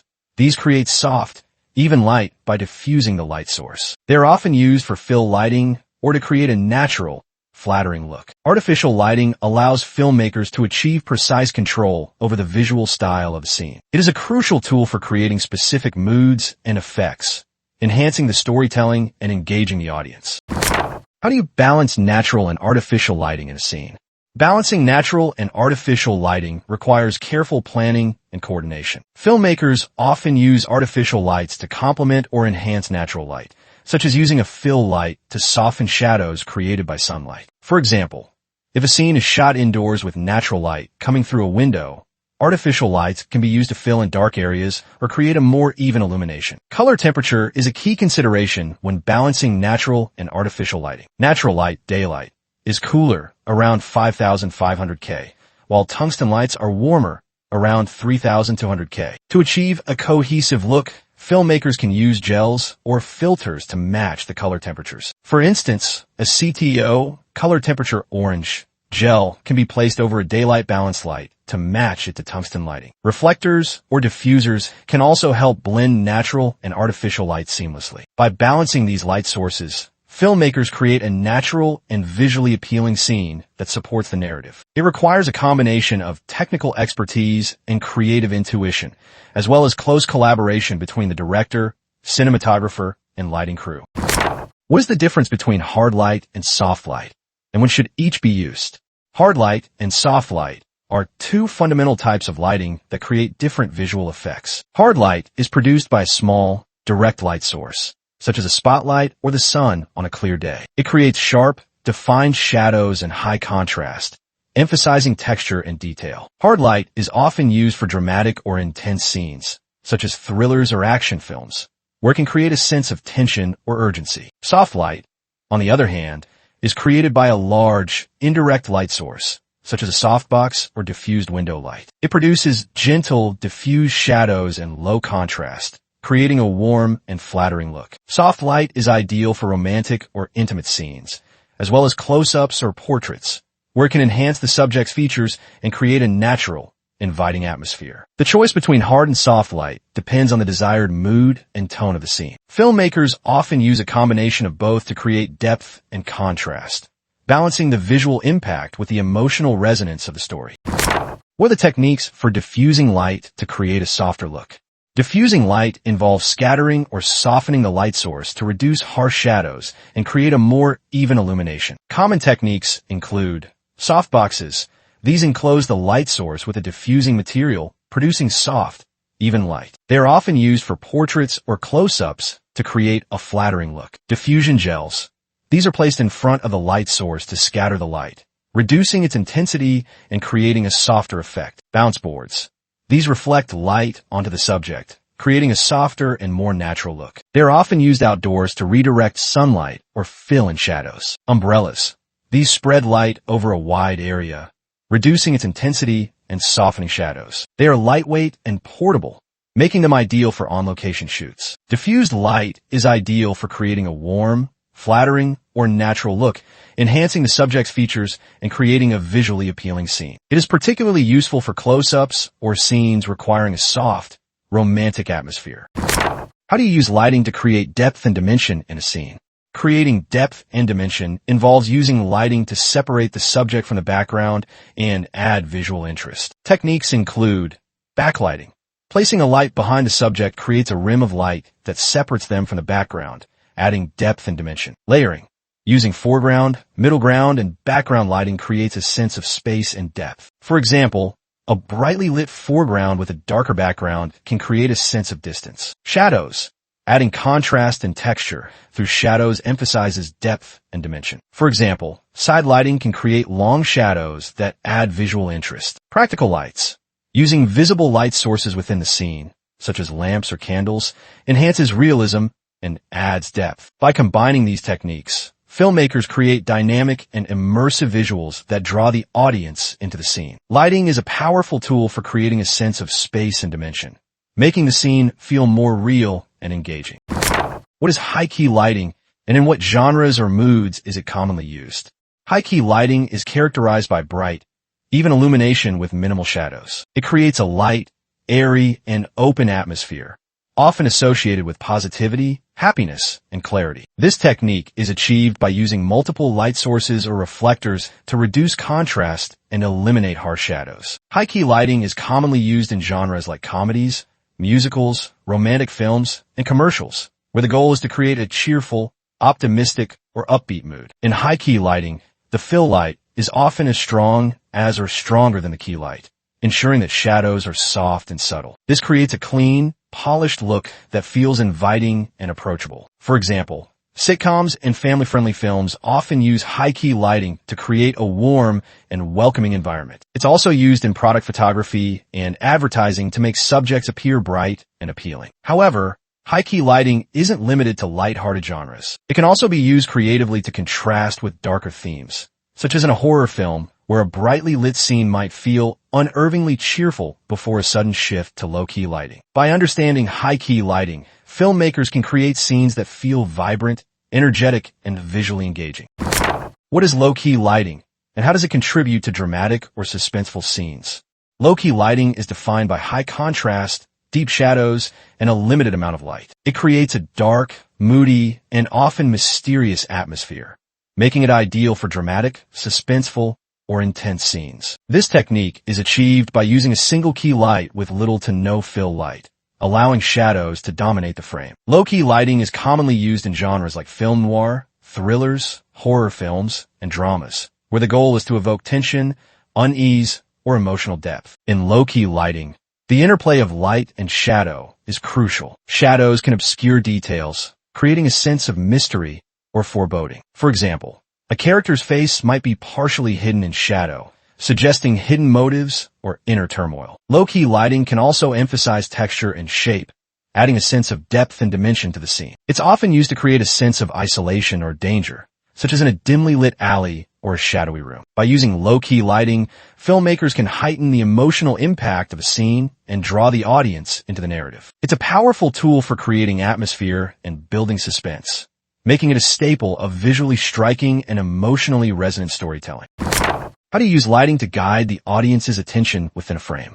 Lighting is a powerful tool for directing the audience's attention within a frame. By controlling the intensity, direction, and color of light, filmmakers can highlight important elements and create a visual hierarchy. For example, a brightly lit subject against a dark background naturally draws the eye, while a spotlight can emphasize a key object or character. One common technique is to use contrast to guide attention. A well-lit subject in a dimly lit scene will stand out, while a shadowy figure in a brightly lit environment might create intrigue. Filmmakers can also use color to draw attention, such as placing a warm light on a character in a cool tone scene. Additionally, lighting can be used to create leading lines or shapes that guide the viewer's gaze, such as a beam of light pointing toward a key element. By carefully designing the lighting, filmmakers can control where the audience looks and how they interpret the scene. This ensures that the narrative is communicated effectively and that the audience remains engaged with the story. What is motivated lighting, and how does it enhance realism in a scene? Motivated lighting is a technique where the light sources in a scene appear to come from a logical or natural source, such as a window, lamp, or candle. This enhances realism by making the lighting feel believable and integrated into the environment. For example, if a scene is set in a room with a window, the key light might be positioned to simulate sunlight streaming through the window. Motivated lighting is not just about mimicking natural light. It's also about creating a sense of coherence and immersion. By ensuring that the lighting aligns with the practical sources in the scene, filmmakers can make the world of the film feel authentic and grounded. This technique is particularly important in scenes where the lighting needs to feel invisible, such as in naturalistic dramas or period pieces. Motivated lighting can also be used creatively to enhance the narrative. For example, a flickering lamp might suggest instability or danger, while a warm, glowing fireplace could evoke comfort or nostalgia. By using motivated lighting, filmmakers create a believable and emotionally resonant environment that supports the story. How do you light a scene with multiple characters or moving subjects?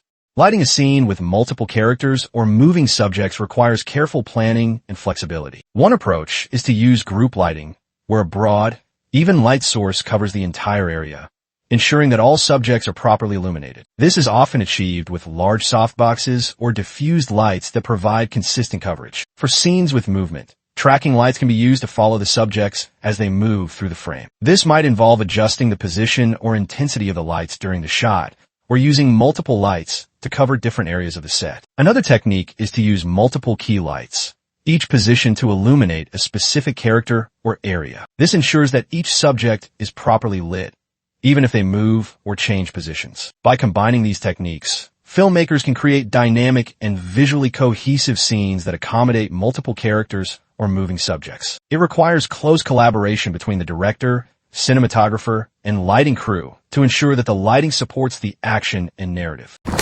What are the challenges of lighting outdoor scenes, and how do you overcome them?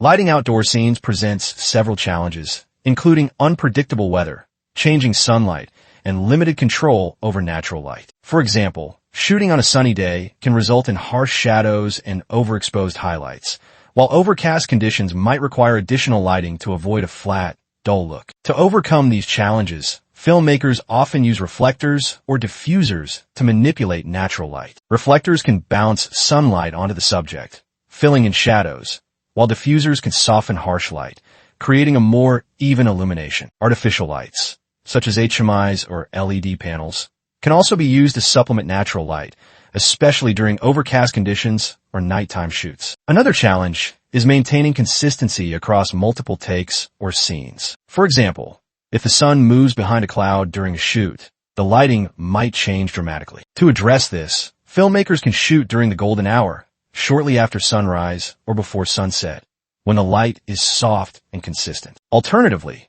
they can use large overhead diffusers or silks to control the intensity and direction of sunlight. By adapting to outdoor conditions and using the right tools, filmmakers can create visually stunning and consistent outdoor scenes that enhance the storytelling. How do you light interior scenes to mimic natural light sources? Example, windows, lamps?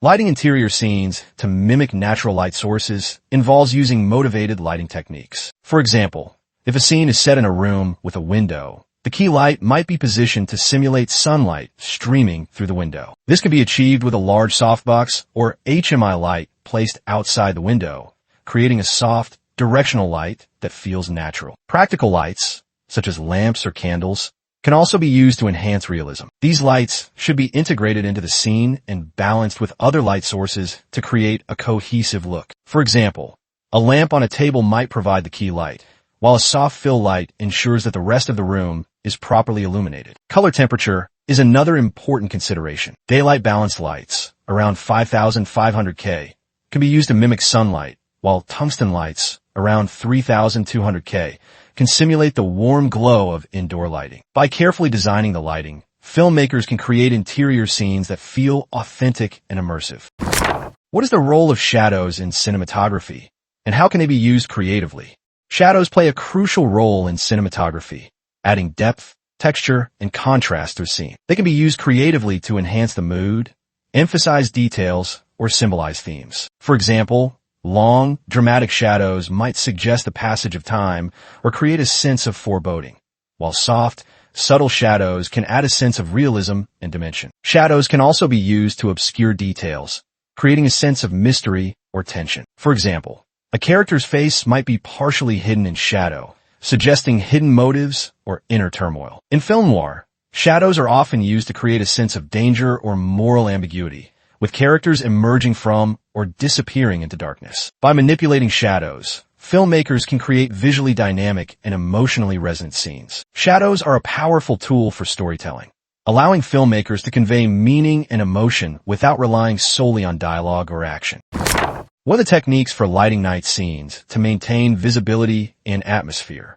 Lighting night scenes requires a balance between visibility and atmosphere. One common technique is to use practical lights, such as streetlights, lamps, or candles, to create a realistic and immersive environment. These lights provide a natural source of illumination and help establish the mood of the scene. To enhance visibility, filmmakers often use low-key lighting with a single key light and minimal fill light. This creates a high-contrast look with deep shadows, emphasizing the darkness of the night while keeping the subject visible. Moonlight effect is another technique where cool, soft light is used to simulate the natural glow of the moon. This can be achieved with blue gels or daylight balanced lights. By combining these techniques, filmmakers can create night scenes that are both atmospheric and visually clear. It's important to avoid overlighting, as this can make the scene feel artificial and detract from the mood. How do you use lighting to reflect a character's emotions or psychological state? Lighting can be used to reflect a character's emotions or psychological state by manipulating color, intensity, and shadows. For example, warm, soft lighting might suggest happiness or comfort, while cold, harsh lighting could indicate isolation or despair. Shadows can also be used to convey inner turmoil or conflict, such as a character's face partially hidden in shadow. Color plays a key role in expressing emotion. For example, red lighting might symbolize passion or danger, while blue lighting could evoke sadness or calmness. By aligning the lighting with the character's emotional journey, filmmakers can create a deeper connection with the audience and enhance the narrative. Lighting can also be used to reflect changes in a character's state of mind. For example, a scene might start with bright, cheerful lighting and gradually transition to darker, more somber tones as the character's mood shifts. By using lighting creatively, filmmakers can convey complex emotions and psychological states without relying solely on dialogue or performance. What is the importance of lighting ratios, and how do they affect the visual style?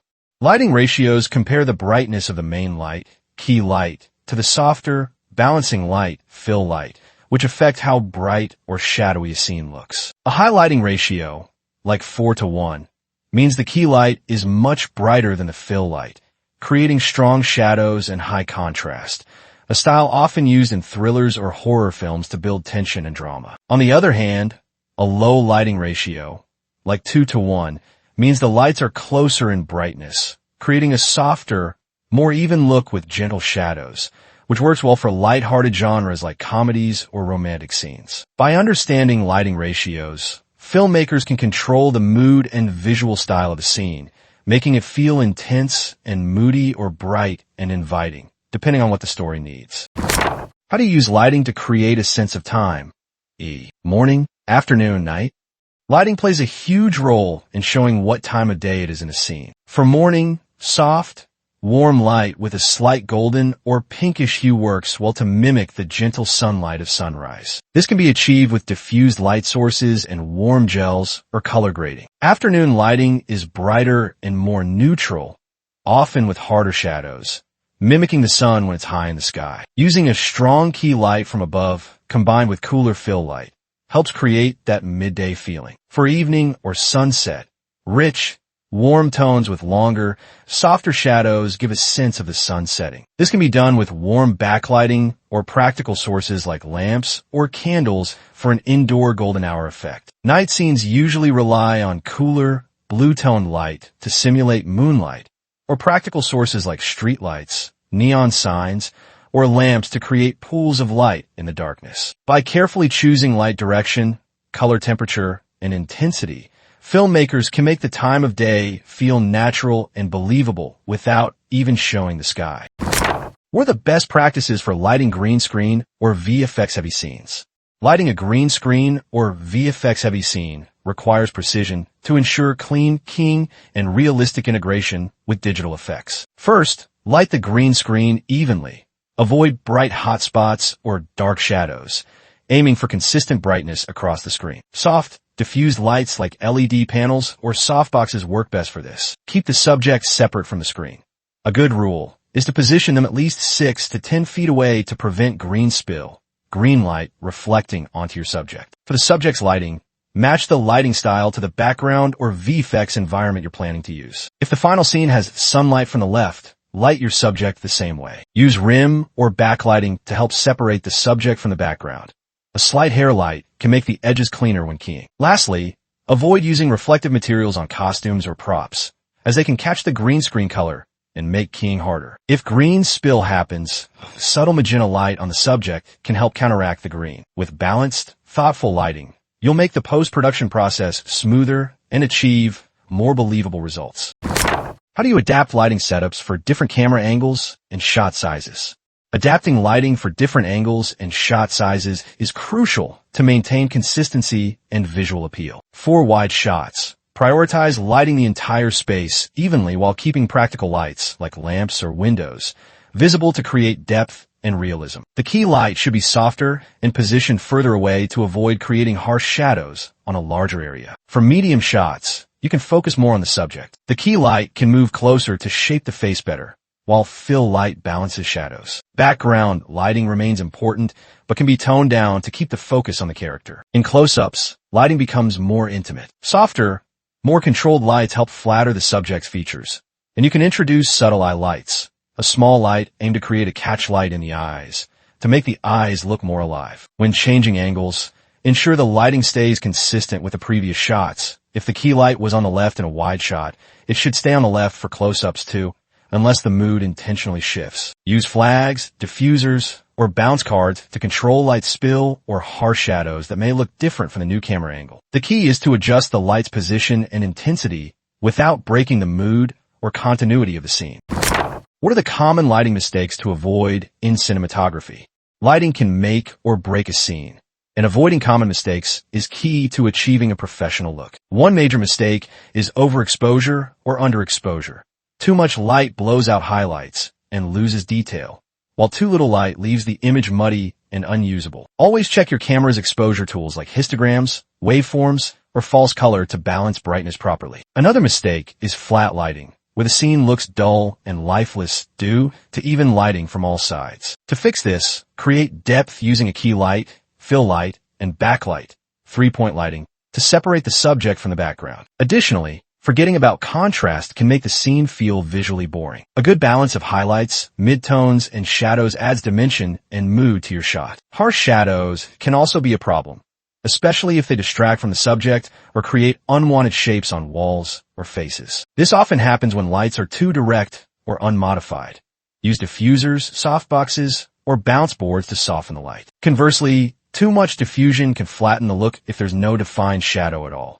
So it's important to find the right balance. Mismatched color temperatures are another giveaway of poor lighting. Mixing warm and cool lights unintentionally. Daylight from a window clashing with a warm tungsten lamp creates an unnatural look. Make sure all your lights are balanced to the same color temperature or creatively motivated by the scene's mood. Ignoring practical sources like lamps, windows, or streetlights can make the lighting feel disconnected from the environment. If a lamp is in the frame, ensure it looks like it's contributing to the scene's light, even if you supplement it with hidden lights off camera. On the other hand, relying too much on practicals alone can lead to uneven or insufficient lighting. So they should complement, not replace, your setup. Lighting continuity errors can also break immersion. If the light source is on the left in one shot and suddenly switches to the right in the next, it feels jarring. Always ensure the light direction, intensity, and shadows stay consistent between different angles and takes unless the story justifies a change. Finally, neglecting mood and storytelling is a big one. Light isn't just about visibility. It's a tool to convey emotion and guide the audience's attention. A horror scene lit like a rom-com won't feel scary, and a dramatic monologue with flat, even light loses its emotional punch. Always think about what the light is saying, not just how it looks. By avoiding these mistakes, from technical errors like exposure and color to artistic missteps like mood and continuity, you'll create more visually engaging, professional, and story-driven scenes. How do you collaborate with the gaffer and lighting crew to achieve the desired look? Collaboration with the gaffer and lighting crew is key to translating a visual idea into reality. It starts with clear communication. Share the director's vision, mood boards, or visual references with the gaffer so they understand the overall look and feel you're aiming for. Discuss the mood, tone, and practical needs of each scene, from whether it should feel warm and intimate to cold and unsettling. Next, plan the lighting setup together. Walk through the location to figure out where lights can go, identify practical light sources, and troubleshoot any limitations. The gaffer brings technical expertise on light types, power, and rigging. So work together to decide whether to use soft key lights, hard sources, or bounce light to achieve the desired effect. Stay flexible on set. While you might have a specific look in mind, the gaffer might suggest a better, safer, or faster way to get the same result. Trust their experience. For example, if you want a sunset look but the space doesn't allow a large backlight, they might suggest bouncing a strong light off a gold reflector instead. During shooting, give feedback in real time. If the shadows feel too harsh, skin tones look off, or the background feels flat, communicate that clearly and let the gaffer adjust. At the same time, listen to their input. They might spot a problem or propose a creative fix you hadn't considered. Finally, appreciate the crew's work. Lighting setups can be physically demanding and time-consuming, so keeping a positive, collaborative atmosphere ensures everyone stays motivated to achieve the best result. The more you treat the gaffer and crew as creative partners rather than just a technical team, the more likely you are to achieve a powerful, cohesive visual style. What tools and equipment are essential for effective lighting setups? Essential tools for effective lighting setups include various types of lights, such as Fresnel lights, which provide focused, controllable beams, LED panels, versatile, adjustable, and energy efficient, and HMI lights, powerful daylight balance sources for outdoor or large setups. Diffusers soften harsh light, creating a more natural and flattering look, while reflectors bounce light back onto the subject to fill in shadows without adding extra fixtures. Gels are crucial for modifying color temperature or adding creative color effects, and light meters help measure exposure levels accurately to maintain consistency. By using the right combination of equipment, filmmakers gain flexibility and control, enabling them to craft visually compelling and technically polished scenes that support the story's mood and tone. How do you plan and test lighting setups during pre-production? Planning lighting setups during pre-production is essential to avoid chaos on set. This starts with creating lighting diagrams, visual maps showing where each light source, modifier, and camera will be positioned. These diagrams help the crew understand the setup quickly and efficiently. Mood boards are also useful, compiling reference images to define the desired atmosphere and lighting style. Warm, golden tones for a sunset scene or moody, high-contrast lighting for a suspenseful moment. Shot lists ensure the lighting design supports the camera angles and movements planned for each shot. Testing involves rehearsals and test shoots, where the team sets up lights to evaluate how they interact with the location, subjects, and camera settings. This helps identify potential problems like unwanted shadows, overexposure, or color mismatches, and refine the setup before the actual shoot. By thoroughly planning and testing, filmmakers streamline production, minimize delays, and ensure the final lighting matches the creative vision. What are the considerations for lighting in low-budget or independent filmmaking? Low-budget and independent filmmakers often face equipment limitations, but creativity and resourcefulness can still yield impressive results. Natural light, from windows, the sun, or even streetlights, becomes a powerful, free resource. Filmmakers can shoot during the golden hour, shortly after sunrise or before sunset, to capture soft, cinematic sunlight without additional equipment. Practical lights, everyday light sources within the scene, like lamps, neon signs, or candles, double as both light sources and set dressing, adding realism and atmosphere. For artificial lighting on a budget, affordable LED panels are a go-to option due to their low power consumption, portability, and adjustable color temperatures. Reflectors, or even DIY alternatives like white bed sheets or foam boards, can bounce or diffuse light to soften harsh shadows without extra gear. By prioritizing simplicity, efficiency, and creative problem solving, filmmakers achieve a professional, visually appealing look even with limited resources. How do you use lighting to create a specific visual style or genre aesthetic? Lighting is one of the most powerful tools for shaping a film's visual style and reinforcing its genre. For example, film noir relies on high contrast, low-key lighting. Harsh shadows, strong silhouettes, and Venetian blind patterns create a sense of mystery and moral ambiguity. Horror films often exaggerate shadows with underlighting, lighting from below, to create an unsettling, unnatural look, or use flickering practical lights like candles or broken bulbs for added tension. In contrast, romantic comedies and feel-good dramas typically use soft, even lighting with warm tones to make characters and environments feel inviting and safe. Sci-fi films might experiment with colored gels, like blue or green, to create an otherworldly or futuristic atmosphere. By tailoring lighting to the visual style and genre, filmmakers create a cohesive, emotionally resonant aesthetic that enhances the audience's immersion in the story. What are the differences between lighting for film versus digital cinematography?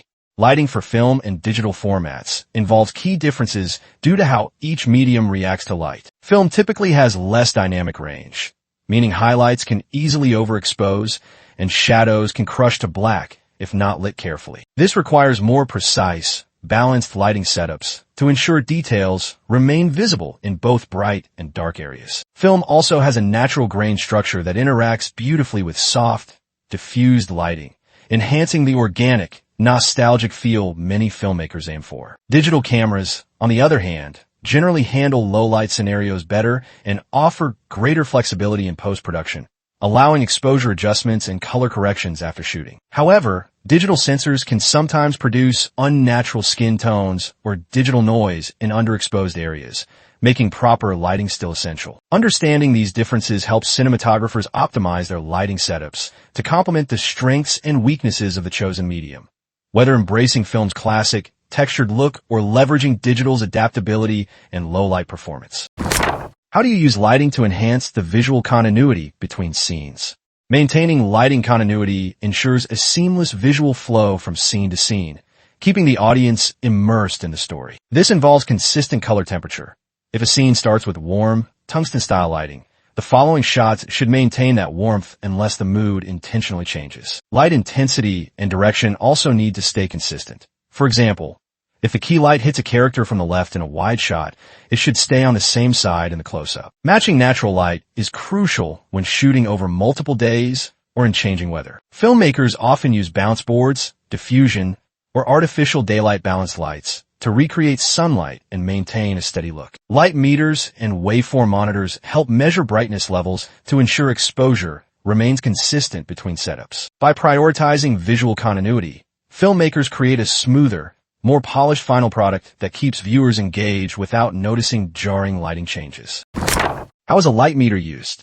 A light meter measures the intensity of light, helping filmmakers set the correct exposure for a scene. It provides readings in f-stops, allowing the cinematographer to adjust the camera settings for optimal exposure. To use a light meter, the cinematographer points it toward the light source or subject and takes a reading. This helps determine the correct combination of aperture, shutter speed, and ISO for the desired exposure. Light meters are particularly useful in situations where lighting conditions are complex or changing, such as outdoor shoots or scenes with mixed lighting. By using a light meter, filmmakers ensure that the exposure is accurate and consistent, creating a visually balanced and professional-looking image. It's an essential tool for achieving precise control over lighting and exposure in cinematography. With that, we have finished this chapter. Before we move on to the next one, just a quick note, the visual storytelling. The Art of Shooting Film is also available on Amazon as an ebook, paperback, and hardcover. You'll find the link in the description. If you'd like to keep a copy for quick reference or as a filmmaking handbook, feel free to check it out. Alright, let's continue. Chapter 19, Filters. What are camera filters, and why are they used in cinematography?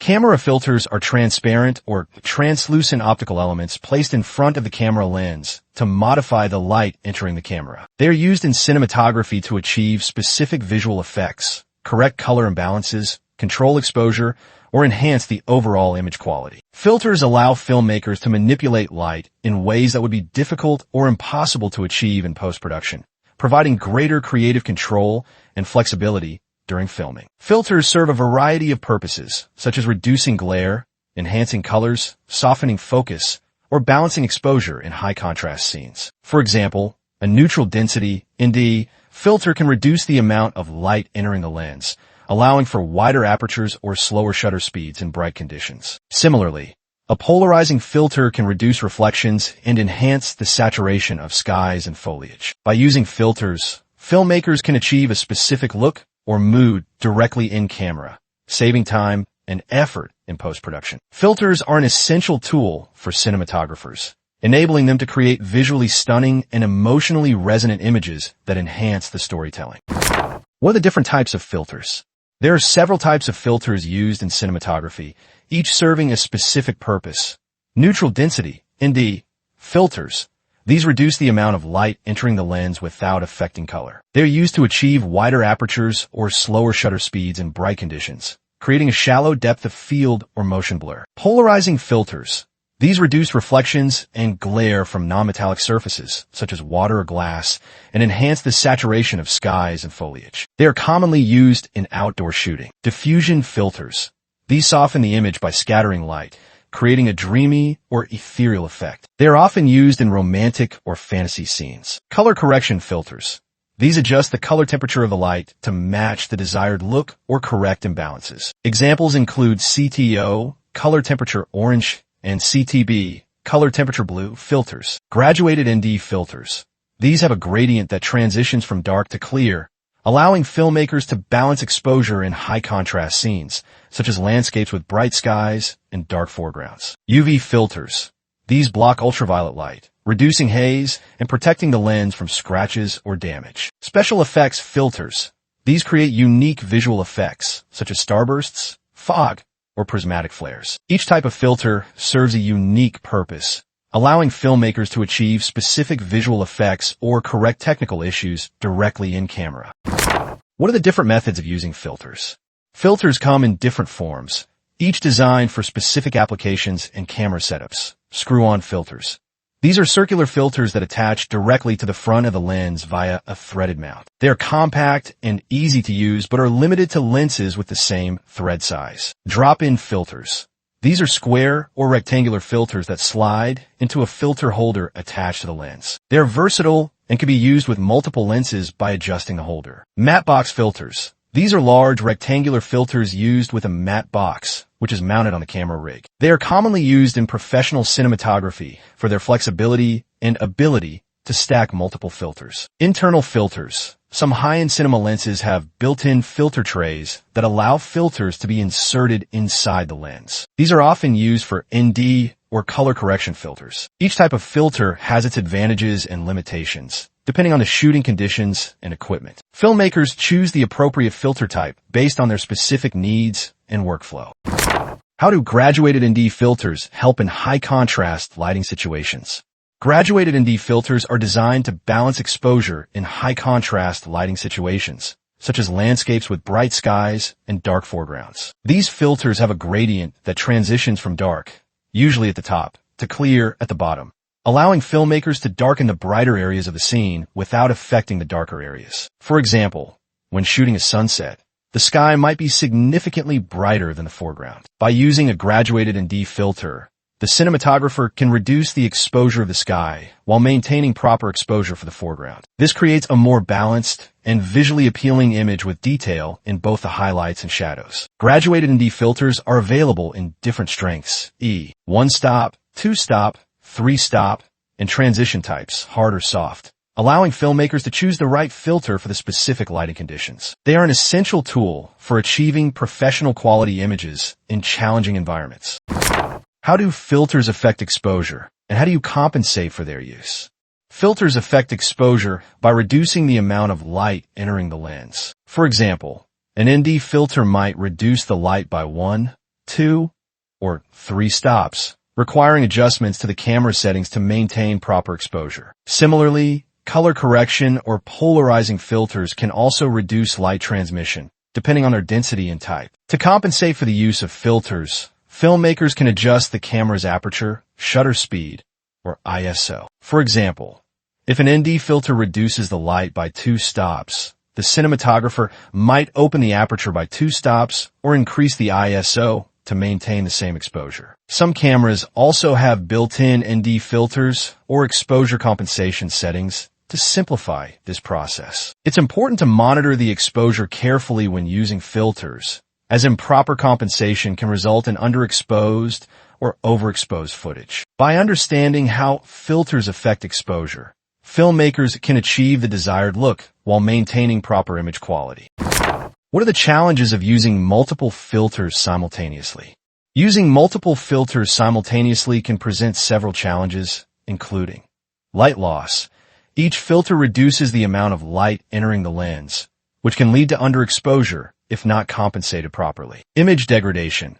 Stacking multiple filters can introduce optical aberrations, such as vignetting, flare, or loss of sharpness. Color shifts. Combining filters with different color properties can result in unintended color casts or imbalances. Physical limitations. Some filter holders or lens mounts may not accommodate multiple filters, especially if they are thick or bulky. To overcome these challenges, filmmakers should carefully plan their filter combinations and test the setup before shooting. Using high-quality filters and avoiding unnecessary stacking can help minimize image degradation. Additionally, Monitoring the exposure and color balance during filming ensures that the final image meets the desired standards. How do filters interact with different types of lenses and focal lengths? Filters interact differently with lenses and focal lengths, depending on their design and placement. For example, wide-angle lenses. These lenses have a wider field of view, which can make them more susceptible to vignetting when using thick or stacked filters. Slim or drop-in filters are often preferred for wide-angle lenses. Telephoto lenses.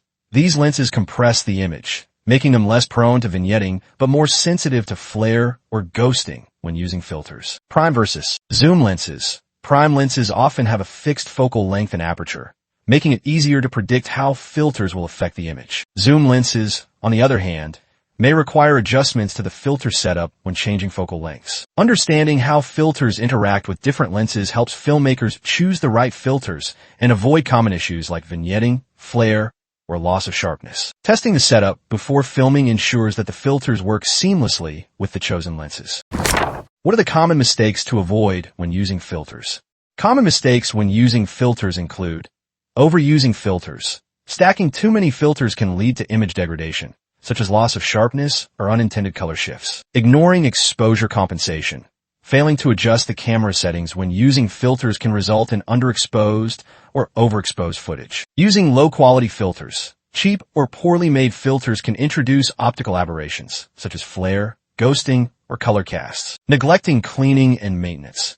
Dirty or scratched filters can reduce image quality and introduce unwanted artifacts. To avoid these mistakes, filmmakers should invest in high-quality filters, plan their filter combinations carefully, and monitor the exposure and image quality during filming. Regular cleaning and maintenance of filters also ensure optimal performance. What are color correction filters, and how do they balance color temperature? Color correction filters are used to adjust the color temperature of a light to match the desired look or correct imbalances. Common types include CTO, color temperature orange, converts cool light. Daylight to warm light. Tungsten. CTB, color temperature blue, converts warm light. Tungsten to cool light. Daylight. CTS, color temperature straw, provides a subtle warming effect, often used for skin tones or creating a golden glow. These filters are essential for balancing mixed lighting conditions or achieving a specific color temperature. For example, if a scene is lit with both daylight and tungsten lights, a CTO filter can be used to match the tungsten light to the daylight, creating a cohesive look. By using color correction filters, filmmakers can ensure accurate and consistent color reproduction, enhancing the visual quality and emotional impact of the scene. With that, we have finished this chapter. Before we move on to the next one, just a quick note, the visual storytelling. The Art of Shooting Film is also available on Amazon as an ebook, paperback, and hardcover. You'll find the link in the description. If you'd like to keep a copy for quick reference or as a filmmaking handbook, feel free to check it out. Alright, let's continue. Chapter 20. Camera rigs. What are camera rigs, and why are they essential in cinematography? Camera rigs are specialized setups that support and enhance the functionality of a camera during filming. They provide stability, mobility, and flexibility, allowing filmmakers to achieve specific shots and movements that would be difficult or impossible with a handheld camera alone. Camera rigs are essential in cinematography because they enable precise control over the camera's position, movement, and orientation, ensuring smooth, professional quality footage. Camera rigs also allow filmmakers to integrate additional accessories, such as monitors, follow focus systems, matte boxes, and external recorders, which enhance the camera's capabilities and streamline the shooting process. For example, a shoulder rig provides stability for handheld shots, while a stabilizer like a Steadicam or gimbal allows for smooth, fluid movement. By using camera rigs, filmmakers can achieve a wide range of creative effects, from dynamic tracking shots to steady close-ups, enhancing the visual storytelling and engaging the audience. Camera rigs are a fundamental tool for cinematographers, enabling them to bring their creative vision to life with precision and professionalism. What are the different types of camera rigs? There are several types of camera rigs, each designed for specific shooting scenarios and creative needs. Handheld rigs. These are lightweight and portable setups that allow the camera operator to hold the camera directly. They provide flexibility and mobility, making them ideal for run-and-gun shooting or scenes requiring a sense of immediacy and intimacy. Shoulder rigs. These rigs distribute the camera's weight across the operator's shoulder, providing stability and reducing fatigue during handheld shooting. They often include handles, counterweights, and mounting points for accessories like monitors or follow-focus systems. Stabilizers. Steadicam. Gimbals. These rigs use mechanical or electronic systems to stabilize the camera, allowing for smooth, fluid movement even when the operator is walking or running. Steadicams use a counterbalanced arm and vest system, while gimbals rely on motorized stabilization. Crane rigs. These are large mechanical arms that lift the camera to high angles or sweep it through the air, creating dramatic, sweeping shots. They're often used for establishing shots or scenes requiring a sense of grandeur. Dolly rigs. These rigs consist of a camera mounted on a wheeled platform that moves along tracks or a smooth surface. They're used for smooth tracking shots, such as following a character or moving through a scene. Jib arms. These are smaller, more portable versions of crane rigs, allowing for vertical and horizontal camera movement. They're often used for dynamic overhead shots or smooth transitions. Underwater rigs. These are specialized housings that protect the camera and allow it to be used underwater. They are essential for underwater cinematography. Each type of rig serves a unique purpose, enabling filmmakers to achieve specific shots and movements that enhance the storytelling and visual impact of the film. How do handheld rigs provide flexibility and mobility in shooting? Handheld rigs provide flexibility and mobility by allowing the camera operator to move freely and quickly while filming. They are lightweight and portable, making them ideal for run-and-gun shooting, documentary filmmaking, or scenes requiring a sense of immediacy and intimacy. Handheld rigs allow filmmakers to capture dynamic, spontaneous moments that might be missed with a more cumbersome setup. For example, a handheld rig can be used to follow a character through a crowded street or capture the chaos of an action scene. The slight camera movement inherent in handheld shooting can also add a sense of realism and urgency to the footage. However, handheld shooting requires skill and practice to avoid excessive shakiness or instability. Many handheld rigs include features like handles, grips, or counterweights to improve stability and reduce operator fatigue. By using handheld rigs, filmmakers can achieve a raw, immersive look that enhances the storytelling and engages the audience. How do stabilizers, example, Steadicam, gimbals, achieve smooth camera movement? Stabilizers like Steadicams and gimbals achieve smooth camera movement by counteracting the natural vibrations and shakes caused by the operator's movement. Steadicam. This system uses a counterbalanced arm and vest to isolate the camera from the operator's movements. The camera is mounted on a spring-loaded arm that absorbs shocks and vibrations, allowing for smooth, fluid movement even when the operator is walking or running. The operator wears a vest that distributes the weight of the rig, reducing fatigue and improving control. Gimbals. These are motorized stabilizers that use sensors and motors to keep the camera level and steady. Gimbals can be handheld or mounted on a rig, and they allow for smooth movement in multiple axes, pan, tilt, roll. They are particularly effective for dynamic, fast-paced shots, such as tracking a running character or capturing a sweeping landscape. Both Steadicams and gimbals provide filmmakers with the ability to achieve smooth, cinematic movement without the need for tracks or cranes. They are essential tools for creating dynamic, visually engaging shots that enhance the storytelling. What are the safety considerations when using heavy or complex camera rigs? Using heavy or complex camera rigs requires careful attention to safety to prevent accidents or injuries. Key considerations include weight distribution. Ensure that the rig is properly balanced to avoid strain on the operator or instability during movement. Counterweights and ergonomic designs can help distribute the weight evenly. Secure mounting. Double-check all mounts, screws, and connections to ensure that the camera and accessories are securely attached. Loose components can cause the rig to fail or the camera to fall. Operator training. Operators should be trained in the proper use of the rig, including how to move safely and avoid overexertion. For heavy rigs like Steadicams, proper vest fitting and posture are essential. Environmental hazards. Be aware of the shooting environment, such as uneven terrain, obstacles, or weather conditions that could affect the stability or safety of the rig. Team communication. When using complex rigs like cranes or dollies, clear communication between the operator, director, and crew is essential to ensure safe and coordinated movement. By prioritizing safety, filmmakers can prevent accidents and ensure a smooth, efficient shooting process. How do you integrate accessories? Example, monitors, follow focus, matte boxes into a camera rig? Integrating accessories into a camera rig involves careful planning and setup to ensure that all components work together seamlessly. Key steps include mounting points.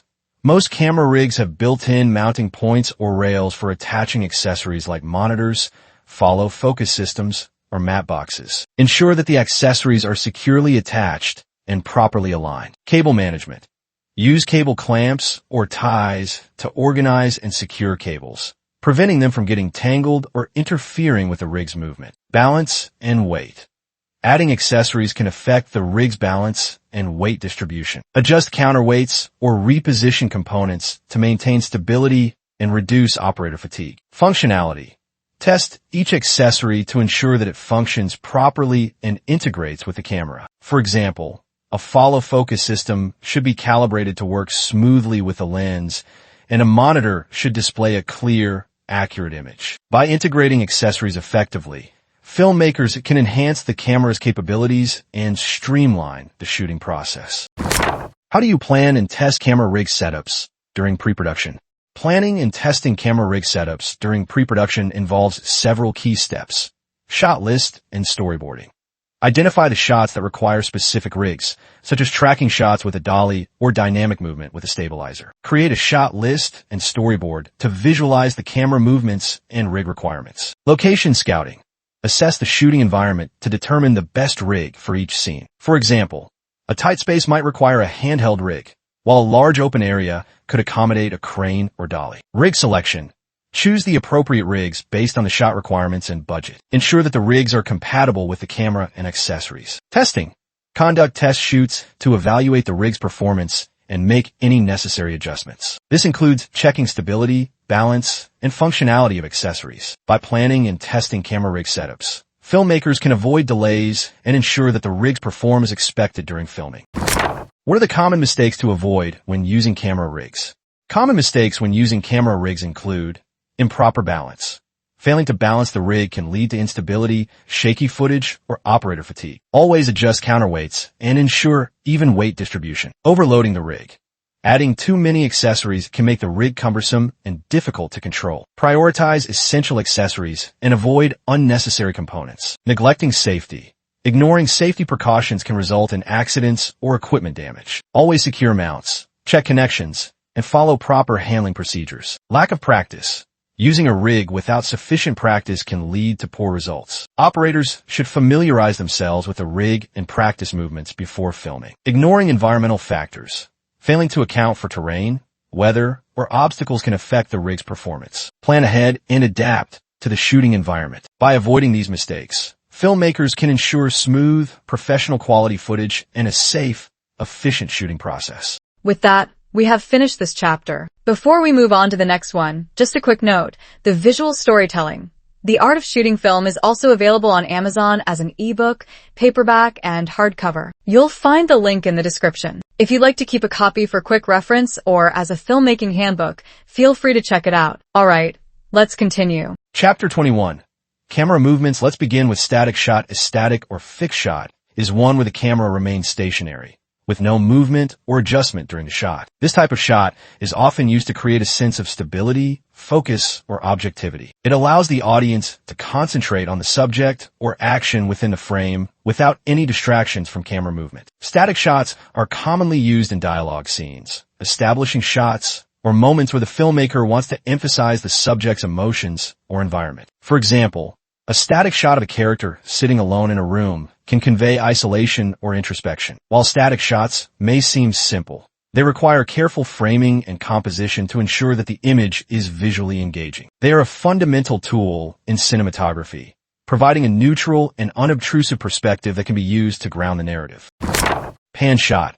A pan is a horizontal camera movement where the camera rotates left or right from a fixed position. This movement is often used to follow a subject, reveal new information, or establish a sense of space within a scene. Pans can vary in speed, from slow and smooth to fast and dynamic. A slow pan might be used to create a sense of calm or contemplation, while a fast pan, whip pan, can convey urgency or excitement. For example, a pan might follow a character walking across a room or reveal a breathtaking landscape. Pans are typically executed using a tripod or fluid head to ensure smooth and controlled movement. They are a versatile tool for guiding the audience's attention and creating a sense of continuity within a scene. Tilt-a-tilt is a vertical camera movement where the camera pivots up or down from a fixed position. This movement is often used to follow a subject's movement, reveal vertical elements, or emphasize height or depth within a scene. Tilts can create a sense of scale or perspective, such as tilting up to show the height of a skyscraper or tilting down to reveal a character standing at the edge of a cliff. They can also be used to convey emotion, such as tilting up to show a character's determination or tilting down to suggest vulnerability. Like pans, tilts are typically executed using a tripod or fluid head to ensure smooth and controlled movement. They are an essential tool for adding vertical dynamics to a scene. Zoom-a-zoom is a camera movement where the lens's focal length is adjusted to make the subject appear closer, zoom in, or farther away, zoom out. Unlike a dolly shot, the camera itself does not move during a zoom. Zooms can be used to emphasize details, create a sense of intimacy, or reveal context. For example, a slow zoom in on a character's face can convey their emotional state, while a zoom out can reveal the broader environment or situation. Zooms can also be used creatively to disorient the audience or create a sense of unease, such as in a crash zoom, a rapid, sudden zoom. However, overuse of zooms can feel unnatural or distracting, so they should be used judiciously to enhance the storytelling. Dolly shot. A dolly shot involves moving the entire camera toward, dolly in, or away from, dolly out, the subject, typically using a wheeled platform or track. This movement creates a sense of depth and perspective, allowing the audience to feel as though they're moving closer to or farther from the subject. Dolly shots are often used to emphasize a character's emotions, reveal new information, or create a sense of progression. For example, a dolly in might be used to focus on a character's reaction, while a dolly out can reveal the context or scale of a scene. Dolly shots require careful planning and execution to ensure smooth and controlled movement. They're a powerful tool for adding dynamism and depth to a scene. Tracking shot. A tracking or trucking shot involves moving the camera laterally, side to side, to follow a subject or explore space. This movement is often achieved using a dolly, slider, or Steadicam. Tracking shots are commonly used to follow characters as they move through a scene, creating a sense of continuity and immersion. For example, a tracking shot might follow a character walking down a hallway or running through a crowded street. Tracking shots can also be used to reveal new elements or perspectives within a scene, such as moving past obstacles to uncover a hidden detail. They're a versatile tool for creating dynamic and engaging visuals. Pedestal or boom shot. A pedestal or boom shot involves moving the camera vertically up or down while keeping the lens pointed in the same direction. This movement is often achieved using a pedestal mount, jib arm, or crane. Pedestal shots are used to create a sense of height or depth, such as rising to reveal a character standing on a balcony or lowering to show a character sitting on the ground. They can also be used to follow vertical movement, such as a character climbing stairs or jumping into a pool. Pedestal shots add a sense of scale and perspective to a scene, making them a valuable tool for enhancing the visual storytelling.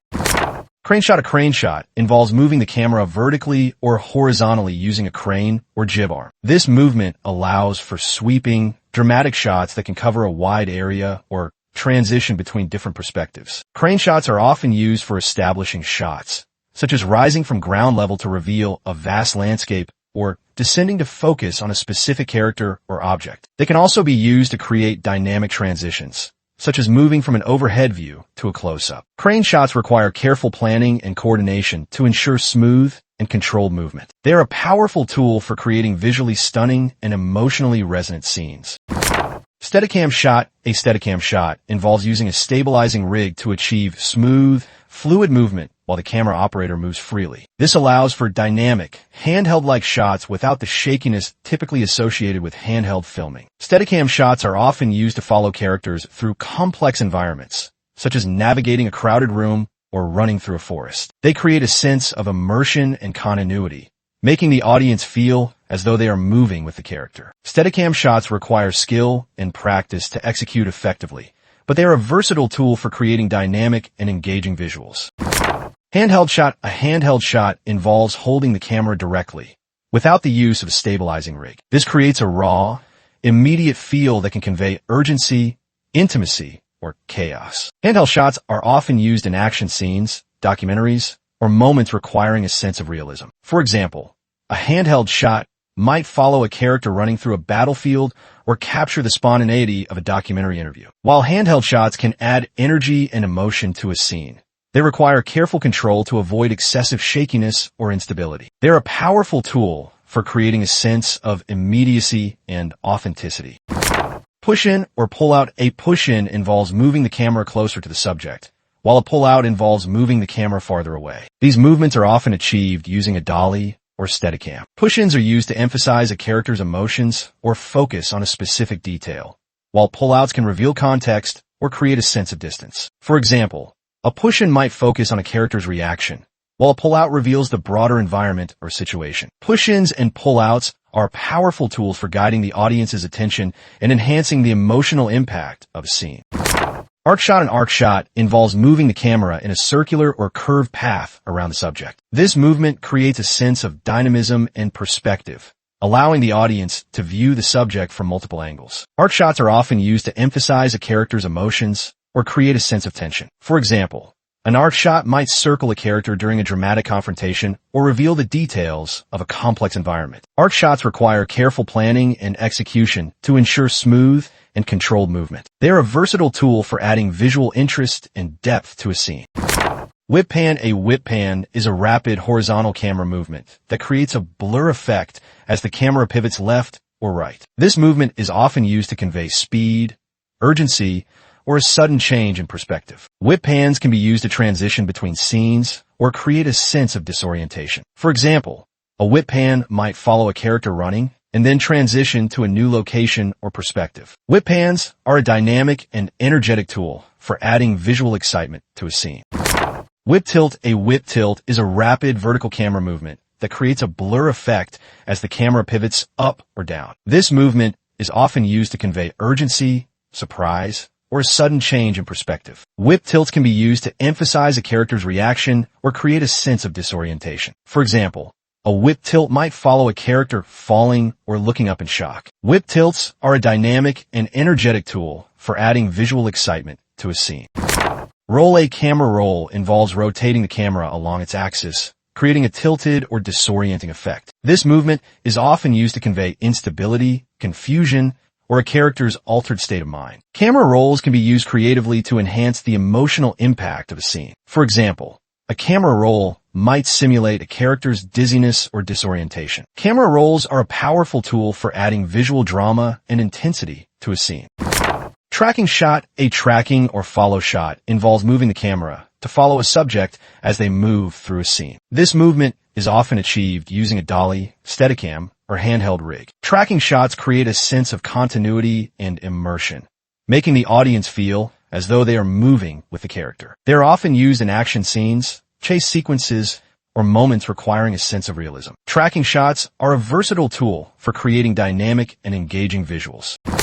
Reveal shot. A reveal shot involves moving the camera to uncover new information or perspective within a scene. This movement is often achieved using a dolly, crane, or handheld rig. Reveal shots are used to create a sense of surprise or discovery. For example, a reveal shot might move past an obstacle to uncover a hidden detail or transition from close-up to a wide shot to reveal the broader context. Reveal shots are a powerful tool for guiding the audience's attention and enhancing the narrative. Overhead shot. An overhead shot involves positioning the camera directly above the subject, looking down. This perspective creates a sense of scale, geometry, or omniscience. Overhead shots are often used to establish a scene, emphasize patterns, or create a sense of detachment. For example, an overhead shot might show a character lying on the ground or a complex arrangement of objects. Overhead shots are a versatile tool for adding visual interest and perspective to a scene. Lockdown shot. A lockdown shot involves fixing the camera in a stationary position with no movement or adjustment during the shot. This creates a sense of stability and focus, allowing the audience to concentrate on the subject or action within the frame. Lockdown shots are often used in dialogue scenes, establishing shots or moments requiring a neutral perspective. They are a fundamental tool in cinematography, providing a stable and unobtrusive view of the scene. Crash zoom. A crash zoom is a rapid, sudden zoom in or zoom out that creates a dramatic or jarring effect. This movement is often used to emphasize a character's reaction, create a sense of urgency, or convey shock or surprise. Crash zooms are a dynamic and energetic tool for adding visual excitement to a scene. They're commonly used in action films, horror films, or moments requiring heightened emotion. Crash zooms should be used judiciously to avoid overwhelming the audience or detracting from the narrative. With that, we have finished this chapter. Before we move on to the next one, just a quick note, the visual storytelling. The Art of Shooting Film is also available on Amazon as an ebook, paperback, and hardcover. You'll find the link in the description. If you'd like to keep a copy for quick reference or as a filmmaking handbook, feel free to check it out. Alright, let's continue. Chapter 22. How to create emotion. Let's begin with, how does cinematography contribute to evoking emotions in the audience? Cinematography plays a crucial role in evoking emotions by shaping how the audience perceives and connects with the story. Through framing, lighting, camera movement, and composition, cinematography can emphasize a character's emotions, create atmosphere, and guide the audience's emotional response. For example, a close-up of a character's face can convey their inner turmoil or joy, while a wide shot can evoke a sense of isolation or awe. Lighting can set the mood, with warm tones creating comfort and cool tones suggesting sadness or tension. Camera movements, such as a slow dolly in, can build emotional intensity, while a shaky handheld shot can convey urgency or chaos. By carefully designing each visual element, cinematographers can create a powerful emotional connection between the audience and the story. Cinematography is not just about capturing images. It's about using visuals to tell a story that resonates on an emotional level. What is the role of pacing and rhythm in creating emotional tension or release? Pacing and rhythm are essential for controlling the emotional flow of a film. Fast pacing with quick cuts can create excitement, urgency, or anxiety, while slow pacing with lingering shots can build tension, contemplation, or melancholy. For example, a suspenseful scene might use slow pacing to draw out the tension, followed by a sudden burst of fast cuts to release the built-up emotion. Conversely, a romantic scene might use slow, deliberate pacing to allow the audience to savor the emotional moment. By manipulating pacing and rhythm, filmmakers can guide the audience's emotional journey, creating moments of tension, release, and catharsis that enhance the storytelling. What are the emotional effects of using wide shots versus tight shots? Wide shots and tight shots evoke different emotional responses by altering the audience's perspective and focus. Wide shots. These show the subject within their environment, creating a sense of context, scale, or isolation. For example, a wide shot of a character standing alone in a vast landscape can evoke feelings of loneliness or insignificance. Tight shots. These focus on a specific detail, such as a character's face or hands, creating intimacy and emphasizing emotion. A tight shot of a character's tear-streaked face can convey deep sadness or vulnerability. By alternating between wide and tight shots, filmmakers can control the emotional intensity and guide the audience's attention, creating a dynamic and engaging narrative. What is the role of the actor's performance in conjunction with cinematography to create emotion? The actor's performance is central to creating emotion, as it brings the character's feelings and motivations to life. Cinematography enhances the performance by framing, lighting, and capturing it in a way that amplifies its emotional impact. For example, a close-up of an actor's face can reveal subtle expressions that convey deep emotion, while lighting can highlight their features or cast them in shadow to reflect their mood. By working together, the actor and cinematographer create a powerful emotional experience for the audience. How can the use of shadows and silhouettes create emotional depth?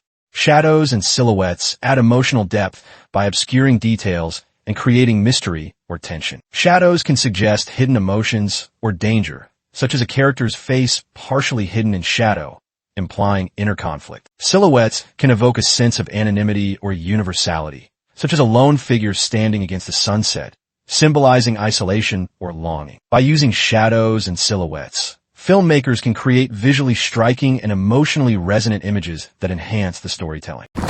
What are the emotional implications of using slow motion or fast motion? Slow motion and fast motion alter the perception of time, creating distinct emotional effects. Slow motion. This emphasizes details and prolongs moments, creating a sense of weight, importance, or beauty. For example, slow motion can heighten the emotional impact of a character's reaction or a dramatic action sequence. Fast motion. This accelerates time, creating a sense of urgency, chaos, or humor. For example, fast motion can convey the frenetic energy of a chase scene or the passage of time in a montage. By manipulating time, filmmakers can control the emotional intensity and pacing of a scene, enhancing the audience's engagement. How can the environment and setting be used to reflect a character's emotional state? The environment and setting can mirror a character's emotions, creating a visual representation of their inner world. For example, a cluttered, chaotic room might reflect a character's turmoil, while a serene, sunlit landscape could symbolize peace or hope. Weather and lighting can also reflect emotions, such as rain symbolizing sadness or a bright sunrise representing renewal. By aligning the environment with the character's emotional state, filmmakers can create a cohesive and immersive narrative. How can visual metaphors and symbolism enhance emotional storytelling? Visual metaphors and symbolism add layers of meaning to a story, allowing filmmakers to convey complex emotions and themes without explicit dialogue. For example, a broken mirror might symbolize a character's fractured identity, while a blooming flower could represent hope or growth. By using visual metaphors and symbolism, filmmakers can create a deeper emotional connection with the audience, enriching the storytelling and making it more memorable. What is the role of the actor's performance in conjunction with cinematography to create emotion? The actor's performance is central to creating emotion, as it brings the character's feelings and motivations to life. Cinematography enhances the performance by framing, lighting, and capturing it in a way that amplifies its emotional impact. For example, a close-up of an actor's face can reveal subtle expressions that convey deep emotion, while lighting can highlight their features or cast them in shadow to reflect their mood. By working together, the actor and cinematographer create a powerful emotional experience for the audience. How can editing techniques, example, cut timing, transitions, amplify emotional impact?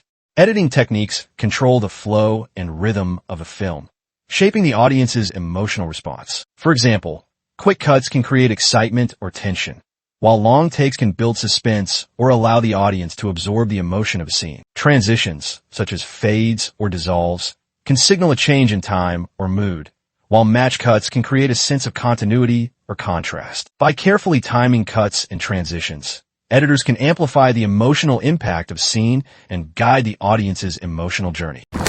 How can the use of focus, example, shallow depth of field, rack focus, guide emotional attention? Focus directs the audience's attention to specific elements within the frame, emphasizing their emotional significance. Shallow depth of field. This isolates the subject by blurring the background, creating intimacy or highlighting a character's emotions. Rack focus. This shifts focus between subjects, guiding the audience's attention and creating a sense of discovery or connection. By using focus creatively, filmmakers can control what the audience sees and feels, enhancing the emotional impact of a scene. What are the emotional implications of using different aspect ratios? Aspect ratios influence the audience's perception of space and scale, creating distinct emotional effects. Wide aspect ratios, example, 2:39:1. These create a sense of grandeur or isolation, ideal for epic landscapes or intimate character moments. Narrow aspect ratios, example, 1:33:1. These evoke a sense of confinement or nostalgia, often used in period pieces or psychological dramas. By choosing the right aspect ratio, filmmakers can enhance the emotional tone and storytelling. How can the juxtaposition of visuals and sound create emotional contrast? Juxtaposing visuals and sound can create emotional contrast, such as pairing a violent image with serene music to evoke unease or irony. This contrast can heighten the emotional impact of a scene, making it more memorable and thought-provoking. For example, a cheerful soundtrack over a tragic scene can create a sense of irony or poignancy, while silence during a dramatic moment can amplify tension. By playing with contrasts, filmmakers can create complex and emotionally resonant scenes. What are the emotional effects of using long takes versus quick cuts? Long takes. These create a sense of realism and immersion, allowing the audience to experience the emotion of a scene in real time. They can build tension or emphasize a character's emotional journey. Quick cuts. These create energy, urgency, or disorientation, often used in action scenes or moments of high emotion. By choosing between long takes and quick cuts, filmmakers can control the pacing and emotional intensity of a scene. What are the emotional impacts of using desaturated versus highly saturated colors? Desaturated colors. These create a muted, somber, or nostalgic tone, often used in dramas or post-apocalyptic films to evoke melancholy or bleakness. Highly saturated colors. These create a vibrant, energetic, or surreal tone, often used in comedies or fantasy films to evoke joy or excitement. By manipulating color saturation, filmmakers can enhance the emotional tone and visual style of the film. How can the use of weather and natural elements, example, rain, fog, enhance emotional tone? Weather and natural elements can reflect or amplify a character's emotions, creating a powerful emotional tone. Rain often symbolizes sadness, cleansing, or renewal. Fog creates a sense of mystery, uncertainty, or isolation. Sunlight represents hope, warmth, or clarity. By incorporating weather and natural elements, filmmakers can create a visually and emotionally rich narrative. With that, we have finished this chapter. Before we move on to the next one, just a quick note, the visual storytelling. The Art of Shooting Film is also available on Amazon as an ebook, paperback, and hardcover. You'll find the link in the description. If you'd like to keep a copy for quick reference or as a filmmaking handbook, feel free to check it out. Alright, let's continue. Chapter 23, Fight Scenes, How to Shoot a Fight Scene. A cinematic breakdown, a well-shot fight scene isn't just about action. It's about storytelling, rhythm, and impact. Using dynamic camera work and editing techniques can elevate the sequence, making every punch feel powerful. Here's a detailed breakdown based on your key points. Number 1. Using a long lens. Making punches feel closer. A long lens, 85mm to 200mm, compresses depth, making punches appear closer and more intense. It creates an illusion of impact without needing actors to be physically close. How to use it? Use a medium close shot on the hero's punch, ensuring their fist dominates the frame. Keep the background slightly blurred to enhance focus on the motion. Slight camera shake upon impact can add realism. Example. In John Wick, close-up long lens shots sell the brutality of hand-to-hand combat. Number 2. Speed punch. The hero's first punch. Why? The hero's first punch sets the tone. It needs to be fast, powerful, and impactful, showing dominance or aggression. How to shoot it? Use a wider lens, 35mm to 50mm, for a more immersive, slightly exaggerated perspective. Cut frames right before full extension to speed up motion. Slight motion blur by lowering shutter speed adds a sense of speed. Example. The Raid uses rapid cuts and motion blur to make punches feel incredibly fast and brutal. Number 3. Match motion. Enhancing power through camera movement. The camera shouldn't just capture movement. It should move with the action, making hits feel more powerful. How to do it? Follow the punch/kick. Move the camera in the same direction as the punch to enhance force. Reverse motion for reactions. After impact, pull the camera back to exaggerate recoil. Tilt or Dutch angle when a hero starts dominating to create unease for the villain. Example. Creed uses handheld and Steadicam shots to keep up with the hero's movement, making punches hit harder. Number 4. Knockdown. When the villain falls, the villain's fall should feel heavy, making the audience feel the force of the impact. How to capture it? Low-angle shot from the ground, emphasizing height before the fall. Slow motion, optional, right before impact for dramatic effect. Use dust, debris, or objects breaking to sell the impact. Example. Sherlock Holmes, 2009, uses slow motion falls to highlight the force of each hit. Number 5. Cutting for impact. Enhancing the fight with inserts. Inserts add emotion, tension, and reaction beyond just the punches. What to include? Audience reaction shots. Fear, excitement, disbelief. Co-actors shouting encouragement or fear adds drama. Cutaways to environment damage, glass breaking, tables flipping. Example. Rocky cuts to Adrian's worried face, making every hit feel personal. Number 6. Down on the floor. POV from the hero or villain. The moment of falling can be shot from different perspectives to control emotions. How to do it? Villain's POV.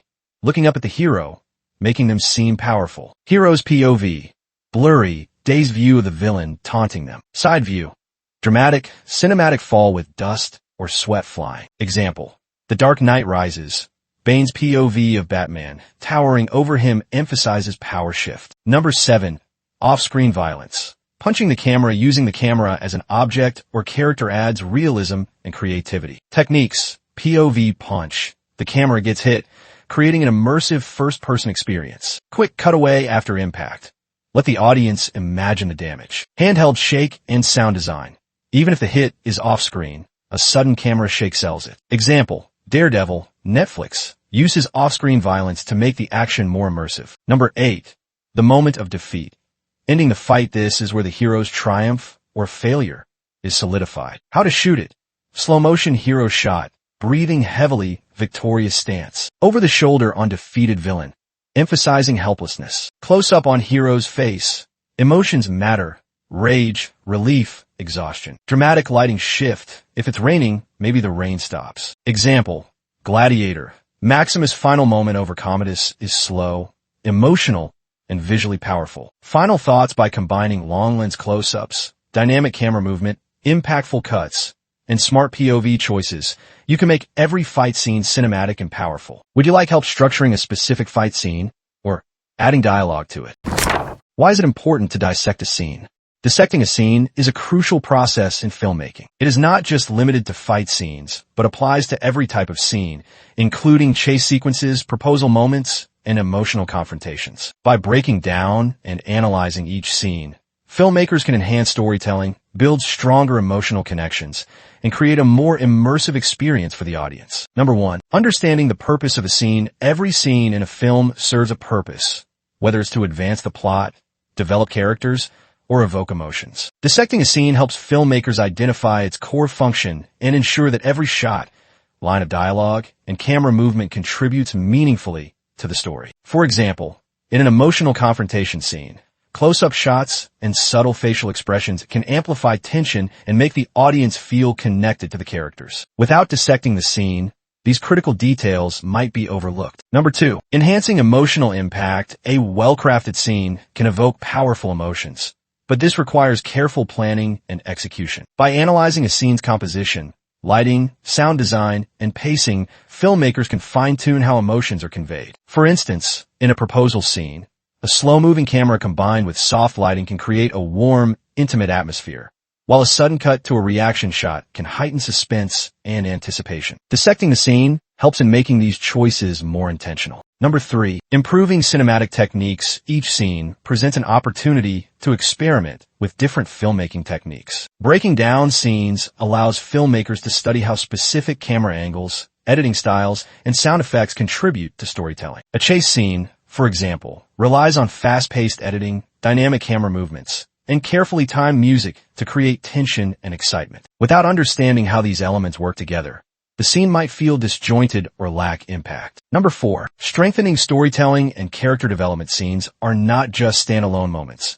They are pieces of a larger narrative. Analyzing a scene in detail ensures that it aligns with character arcs and the film's overall themes. For example, a character's decision in an emotional breakdown scene should be consistent with their personality and previous experiences. Dissecting the scene helps in maintaining this continuity and making character actions feel authentic. Number 5. Avoiding generic or weak execution. Many scenes in films follow common tropes, but by dissecting them, filmmakers can add originality and depth. Instead of a generic fight sequence, analyzing successful examples can reveal how to integrate unique movements, cinematography, or choreography to make it stand out. Similarly, a romantic scene can be more than just an exchange of dialogue.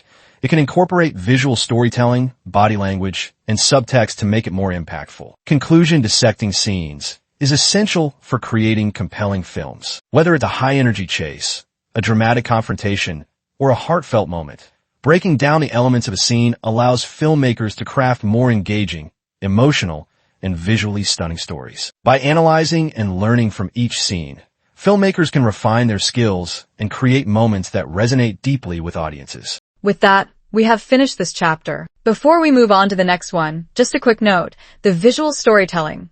The Art of Shooting Film is also available on Amazon as an ebook, paperback, and hardcover. You'll find the link in the description. If you'd like to keep a copy for quick reference or as a filmmaking handbook, feel free to check it out. Alright, let's continue. Chapter 24. Entrance and exit. The importance of entrances and exits in a scene. Every scene in a film should have a well-defined entrance and exit. These are not just physical movements, but cinematic techniques that enhance storytelling, mood, and visual impact. Whether it's a small camera pan from the sky to the character or a person walking past, revealing the protagonist, entrances and exits ensure smooth scene transitions and help the audience stay immersed in the narrative. One of the best ways to understand entrances and exits is by watching movies carefully and analyzing how directors introduce and remove characters in each scene. It's important to note that these transitions don't just happen in the first scene where the hero or heroine is introduced. They happen in every single scene throughout the movie. Let's break down some key entrance and exit techniques. Key entrance and exit techniques. Number 1. Turn in. It is an entrance method concept. A character starts with their back facing the camera and then slowly or suddenly turns towards the audience. Why it's effective? Creates suspense or surprise. Instantly shifts the audience's attention to the character. Can be used to show a moment of realization or confrontation. Examples. In thrillers and horror films, the camera focuses on the character's back before they turn with a shocked expression, reacting to something unseen. In hero introductions, the protagonist is standing with their back to the camera before dramatically turning around. Number 2. Object revelation concept. A moving object, like a car, door, or person walking by, momentarily blocks the view, and when it moves away, the character is revealed. Why it's effective? Makes the entrance feel natural and immersive. Can be used to build surprise. The audience doesn't see the character immediately. Works well in fast-paced action or mystery films. Examples. In spy movies, a car passes in front of the camera, revealing the agent standing on the other side. In romantic dramas, the hero is revealed as the camera moves behind a passing train. In crime films, a villain emerges from behind a slowly closing door, creating an intimidating effect. Number 3. Window push is an exit method concept. A window or other framing object, door, light switch, etc. is used to smoothly transition out of a scene. Why it's effective? Makes the scene's ending feel organic and symbolic. Adds a cinematic fade-out effect without an abrupt cut. Can be used for both entrances and exits. Examples. A light turns off in a dark room, signaling the end of the scene. A camera slowly pushes into a window, showing a character inside, and then moves away to transition to the next moment. A door closes in front of the camera, blocking the view of the character and ending the scene. Number 4. Background reveal concept. Instead of directly showing the character walking in, the audience notices them in the background while the focus is still on another subject. Why it's effective? Makes the entrance feel more natural and realistic. Can be used for suspense, a hidden character suddenly appearing in the background. Works well for building anticipation before revealing a major character. Examples. In horror films, 2 people are talking, and the antagonist slowly enters the background. In mystery films, an investigator is looking around, unaware that someone is standing behind them. In action movies, the hero appears behind the villains, creating a powerful entrance. Why are entrances and exits important? Number 1. They make the scene more engaging. A creative entrance builds anticipation, while a strong exit leaves a lasting impact. Number 2. They set the mood and tone. A slow entrance with background music can build suspense, while a quick entrance can create excitement. Number 3. They enhance visual storytelling. Instead of a basic cut, using movements, objects, or camera transitions makes the scene more dynamic and immersive. Number 4. They add symbolism. A character fading into darkness can represent mystery or danger. A character stepping into light can symbolize realization or heroism. Conclusion. Entrances and exits are fundamental to filmmaking. They create smooth transitions, enhance emotions, and add cinematic depth to a scene. Whether it's a turn-in, object reveal, window push, or background reveal, each method adds a unique storytelling layer. With that, we have finished this chapter. Before we move on to the next one, just a quick note, the visual storytelling. The Art of Shooting Film is also available on Amazon as an ebook, paperback, and hardcover. You'll find the link in the description. If you'd like to keep a copy for quick reference or as a filmmaking handbook, feel free to check it out. Alright, let's continue. Chapter 25, Sound. What is the role of sound in enhancing the visual storytelling and emotional impact of film? Sound is a fundamental element of filmmaking that enhances visual storytelling and emotional impact by creating atmosphere, guiding the audience's attention and evoking emotions. It complements the visuals, adding depth and realism to the narrative. Sound can emphasize key moments, such as a character's footsteps signaling their approach or a sudden silence heightening tension. Music and sound effects can amplify emotions, such as a soaring score evoking joy or a dissonant chord creating unease. Dialogue conveys the character's thoughts and emotions, while ambient sounds immerse the audience in the world of the film. By carefully designing the soundscape, filmmakers can create a multi-sensory experience that engages the audience on a deeper emotional level. Sound is not just an accompaniment to the visuals. It's an integral part of the storytelling process. How do you capture clean and high-quality dialogue on set, especially in challenging environments? Capturing clean and high-quality dialogue on set requires careful planning, the right equipment, and effective techniques. Here are some key strategies. Use the right microphone. A boom microphone is ideal for capturing dialogue, as it can be positioned close to the actors without being in the frame. Lavalier, lapel. Microphones are useful for capturing dialogue in wide shots or when actors are moving. Minimize background noise. Choose quiet locations or control the environment by turning off unnecessary equipment, closing windows, or using sound blankets to absorb noise. Monitor audio levels. Use headphones to monitor the audio in real time, ensuring that the dialogue is clear and free from distortion or interference. Record room tone. Capture the ambient sound of the location, room tone, to use in post-production for filling gaps or smoothing transitions. ADR, automated dialogue replacement. If on-set audio is unusable, re-record dialogue in a controlled studio environment and sync it with the visuals. By following these practices, filmmakers can ensure that the dialogue is clear and high quality, even in challenging environments. What are the differences between diegetic and non-diegetic sound, and how can they be used effectively? Diegetic sound. This originates from within the world of the film and can be heard by the characters. Examples include dialogue, footsteps, or a radio playing in the background. Diegetic sound creates realism and immersion, grounding the audience in the story. Non-diegetic sound. This exists outside the world of the film and is only heard by the audience. Examples include a film score, narration, or sound effects added for dramatic effect. Non-diegetic sound enhances the emotional impact and guides the audience's interpretation of the story. Both types of sound can be used effectively to enhance storytelling. For example, diegetic sound can create a sense of realism, while non-diegetic sound can heighten emotions or provide commentary. By balancing diegetic and non-diegetic elements, filmmakers can create a rich and layered soundscape. What are the best practices for using microphones? Boom. Lavalier. To ensure optimal sound recording, using microphones effectively requires understanding their strengths and limitations. Here's some best practices. Boom microphone. Position the boom close to the actors without entering the frame. Use a shock mount to reduce handling noise and a windscreen to minimize wind interference. Lavalier microphone. Place the lavalier discreetly on the actor's clothing, ensuring it's close to their mouth for clear audio. Use tape or clips to prevent rustling noises. Monitor audio. Use headphones to monitor the audio in real time, checking for clarity, levels, and interference. Test equipment. Test all microphones and recording equipment before filming to ensure they're functioning properly. Backup recordings. Use multiple microphones or record backup audio to ensure clean dialogue in case of issues. By following these practices, filmmakers can capture high-quality audio that enhances the final product. How do you balance dialogue, music, and sound effect in the final mix to avoid overpowering key elements? Balancing dialogue, music, and sound effects in the final mix requires careful attention to each element's role and importance. Here are some key steps. Prioritize dialogue. Dialogue is often the most critical element, so ensure it's clear and intelligible. Adjust the levels of music and sound effects to avoid overpowering the dialogue. Use EQ and compression.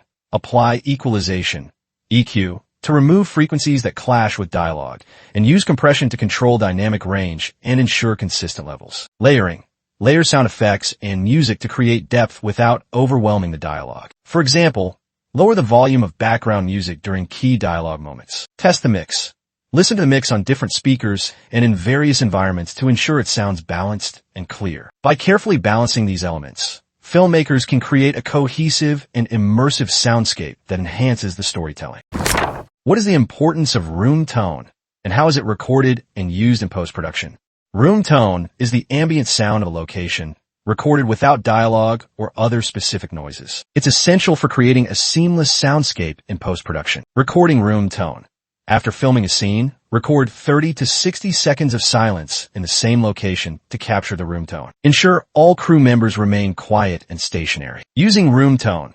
In post-production, room tone is used to fill gaps in dialogue, smooth transitions between takes, and create a consistent background sound. It helps maintain the realism and continuity of the soundscape. Room tone is a simple but crucial element of sound design, ensuring that the audio feels natural and cohesive. What are the creative uses of silence and ambient noise to build tension or emotion?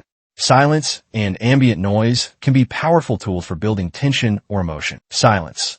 The absence of sound can create a sense of unease, anticipation, or focus. For example, a sudden silence in a tense scene can heighten the audience's awareness and anticipation. Ambient noise. Subtle background sounds, such as the ticking of a clock or the hum of a refrigerator, can create a sense of realism or unease. Ambient noise can also emphasize the mood of a scene, such as the sound of rain evoking sadness or the chirping of birds suggesting tranquility. By using silence and ambient noise creatively, filmmakers can enhance the emotional impact and atmosphere of a scene. How do you collaborate with sound designers and editors to ensure the sound complements the visual narrative? Collaborating with sound designers and editors involves clear communication, shared vision, and mutual respect. Here are some key steps. Pre-production planning. Discuss the sound design goals and requirements during pre-production, including the mood, tone, and key sound elements. Reference materials. Provide reference tracks, examples, or mood boards to convey the desired soundscape. Feedback and revisions. Review sound design drafts and provide constructive feedback to ensure the sound complements the visuals and enhances the storytelling. Integration. Work closely with the sound team to integrate the sound design seamlessly with the visuals, ensuring that all elements work together harmoniously. By fostering collaboration, filmmakers can create a cohesive and immersive soundscape that enhances the visual narrative. With that, we have finished this chapter. Before we move on to the next one, just a quick note, the visual storytelling. The Art of Shooting Film is also available on Amazon as an ebook, paperback, and hardcover. You'll find the link in the description. If you'd like to keep a copy for quick reference or as a filmmaking handbook, feel free to check it out. Alright, let's continue. Chapter 26, Director's Call and Extras. Let's start with number 1. Mise-en-scene. Crafting the visual language mise-en-scene is one of the most important elements in cinematography, as it defines everything that appears within the frame. This includes set design, actor placement, lighting, props, and even costumes. A cinematographer works closely with the director to ensure that the visual composition enhances the story's mood and themes. The way characters are positioned, the depth of field, and the use of shadows and light all contribute to the storytelling. By carefully crafting mise-en-scene, cinematographers create immersive worlds that engage the audience on a deeper level. Number 2, juxtaposition. Enhancing meaning through contrast juxtaposition is a powerful visual technique that allows cinematographers to place two contrasting elements side by side to highlight differences or create new meanings. This can be done through lighting, framing, or even editing choices. For example, a bright, vibrant background contrasting with a dark, ominous figure can create tension, while switching between close-ups of two opposing characters can emphasize their differences. Cinematographers use juxtaposition to evoke emotion, foreshadow events, or enhance the storytelling impact of a scene. Number 3, chiaroscuro. Playing with light and shadows. Chiaroscuro is a lighting technique that creates strong contrast between light and dark, adding depth, texture, and drama to a scene. This method is widely used in film noir and psychological thrillers, where harsh lighting can create suspense and mystery. Cinematographers use chiaroscuro to shape a character's personality visually. Deep shadows can make a villain appear more menacing, while a play of light on a hero's face can add complexity to their emotions. Mastering this technique allows cinematographers to control mood and tension effectively. Number 4, whip pan.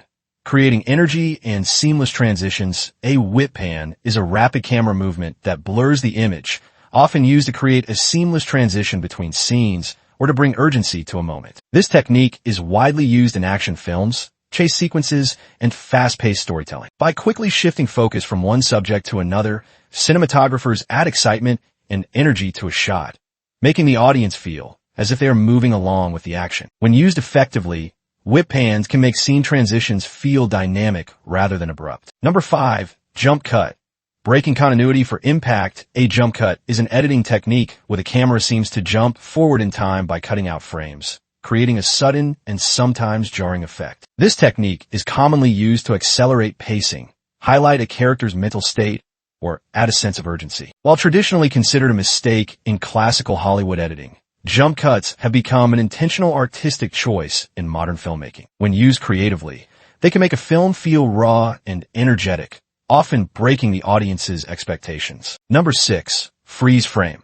Holding a moment in time, freeze frames are a cinematographic technique where motion is stopped and a single image remains on screen. This method is often used to emphasize a dramatic moment, highlight a character's reaction, or provide a sense of finality. For example, freeze frames have been effectively used in films like Goodfellas and The 400 Blows to punctuate an important moment in the story. When used correctly, a freeze frame can add emotional weight and give the audience time to absorb the significance of a scene. Number 7. Film grain.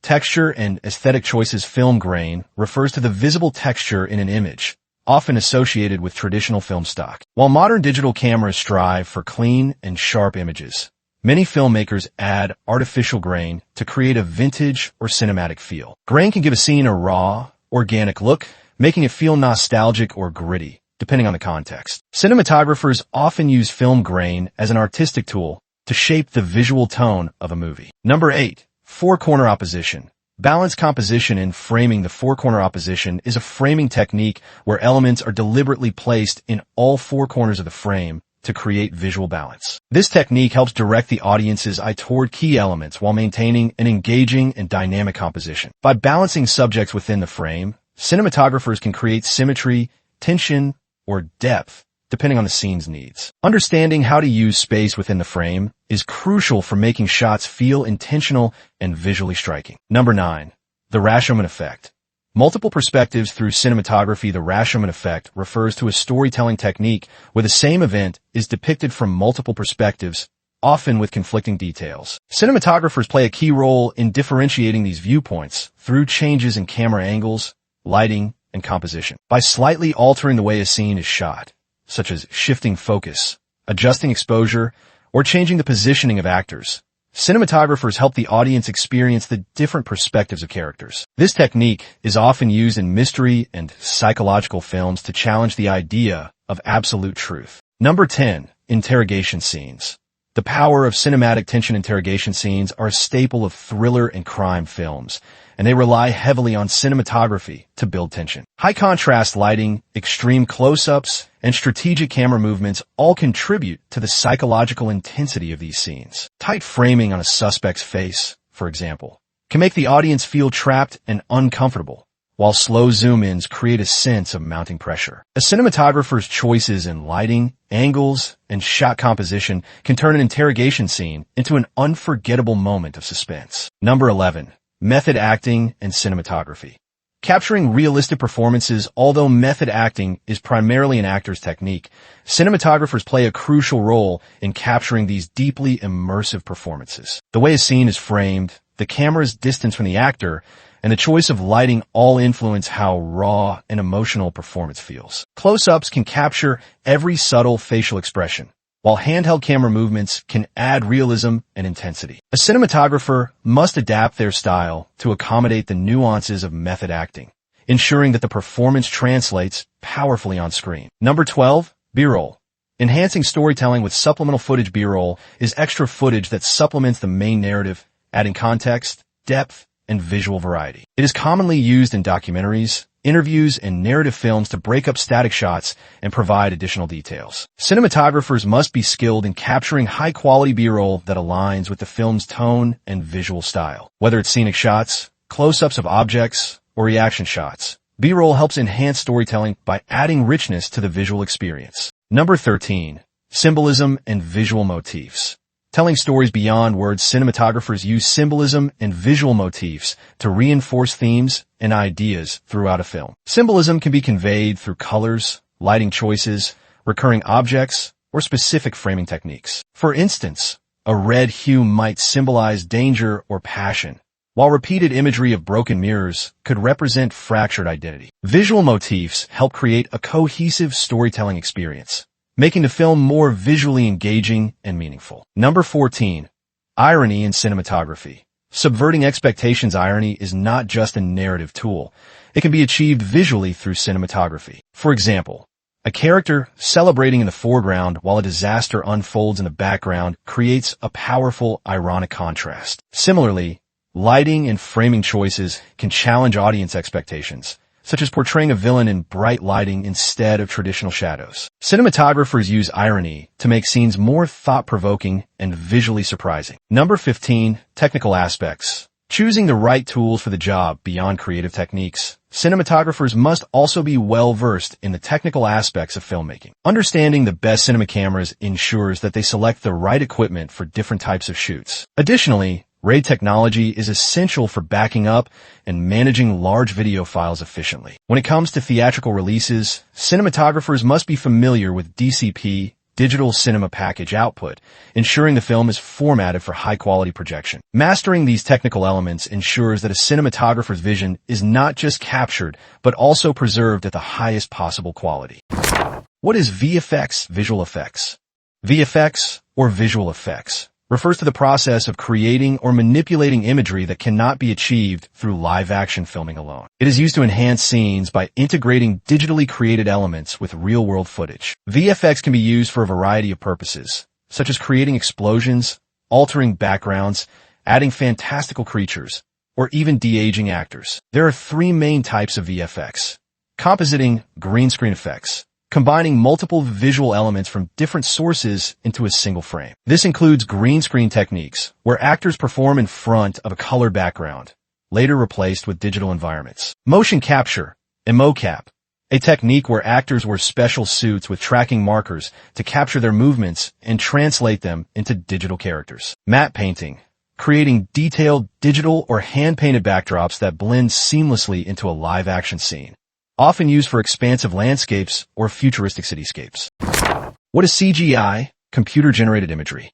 CGI is a subset of VFX that specifically involves creating images, characters, objects, or entire environments using computer software. While VFX encompasses a broader range of techniques, including practical effects, CGI focuses purely on digitally generated elements. Examples of CGI include fully animated creatures, such as dinosaurs in Jurassic Park or Thanos in Avengers Endgame. Digital doubles of actors, often used for dangerous stunt sequences. Photorealistic environments, such as futuristic cities or alien planets. How VFX and CGI work together.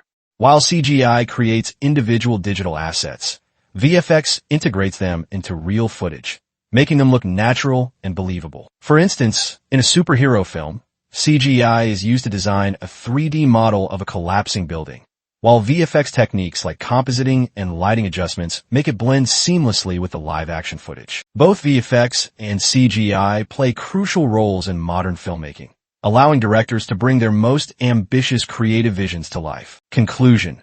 The cinematographer as a visual storyteller. Cinematography is more than just capturing images.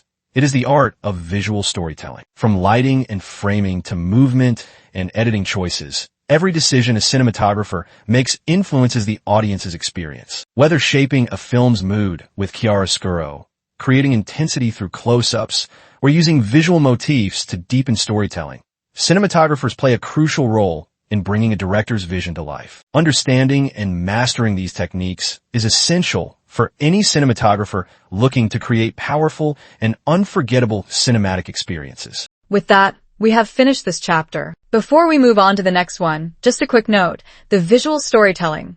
The Art of Shooting Film is also available on Amazon as an ebook, paperback, and hardcover. You'll find the link in the description. If you'd like to keep a copy for quick reference or as a filmmaking handbook, feel free to check it out. Alright, let's continue. Chapter 27. Who works in a film? A hierarchical list of roles in filmmaking. Number 1. Producers. They are classified as the core management and financial backbone of the film. There are 4 types of producers, each playing a crucial role in getting a film made from start to finish. The executive producer oversees the entire project, secures funding, and makes high-level decisions. The producer manages the production from start to finish, including budgeting, scheduling, and hiring. The line producer handles the day-to-day operations and budget management, and the associate producer assists the producer with specific tasks or departments. Number 2, director. This group represents the creative leadership of the film. There are 5 roles within the directing team. The director is the creative head responsible for the overall vision, storytelling, and guiding the cast and crew. The assistant director, often referred to as the AD, manages the set, schedules, and ensures the director's vision is executed on time. The first AD oversees the set and keeps the production on schedule. The second AD assists the first AD and handles paperwork and call sheets. And the third AD supports the second AD and manages background actors. Number 3, department heads. These are the leaders of each major creative and technical department on set. There are 7 key department heads. The director of photography, also known as the DP or cinematographer, heads the camera and lighting departments, responsible for the film's visual look. The production designer oversees the art department, including sets, props, and overall visual design. The editor leads the post-production team, assembling the footage into the final film. The sound designer or sound mixer heads the sound department, responsible for recording and mixing audio. The costume designer leads the wardrobe department, creating costumes for characters. The makeup and hairstyling department head oversees makeup and hairstyling for actors. And the composer creates the film's musical score. Number 4, key crew members. These individuals make up the essential technical teams that support the shoot. This group includes 15 specialized roles, organized into departments. Camera department, the camera operator operates the camera under the DP's direction. The first assistant camera, also called the focus puller, manages focus and camera settings. The second assistant camera, or clapper loader, handles clapperboards and camera equipment. Lighting department, the gaffer, is the head electrician responsible for lighting setups. The best boy electric assists the gaffer and manages the electrical team. Grip department, the key grip oversees camera rigging and support equipment. The best boy grip assists the key grip and manages the grip team. Art department, the art director assists the production designer in creating sets and visuals. The set decorator decorates sets with props and furniture. The prop master manages all props used in the film. Sound department, the boom operator holds the microphone to capture dialogue. The sound mixer records and balances audio on set. Other key roles, the stunt coordinator plans and executes stunts and action sequences. The script supervisor ensures continuity in dialogue, props, and actions. Number 5, supporting crew members. These professionals handle logistical, creative, and technical needs across and after production. This section includes 10 important roles. Production assistants, or PAs, assist with various tasks across departments. The location manager finds and manages filming locations. The casting director auditions and hires actors for roles. The choreographer designs and directs dance or movement sequences. The VFX supervisor oversees visual effects creation and integration. Post-production team, the colorist, adjusts the color grading of the film. The Foley artist creates sound effects. And the ADR engineer, which stands for Automated Dialogue Replacement, records and syncs dialogue in post-production. Number 6, actors. These are the on-screen performers who bring the story's characters to life. There are 3 main categories of actors. Lead actors play the main characters. Supporting actors play secondary roles. And background actors, also known as extras, fill out scenes in non-speaking roles. Number 7, marketing and distribution. These teams ensure that the finished film reaches its audience. There are 2 vital roles in this section. The marketing team promotes the film to the public, and the distribution team handles the release and distribution of the film to theaters or streaming platforms. Number 8, film critics and analysts. These roles focus on analyzing the film after its release. There are 2 analytical roles here. Film critics review and analyze the film after its release, and box office analysts track the film's financial performance. With that, we have finished this chapter. Before we move on to the next one, just a quick note, the visual storytelling.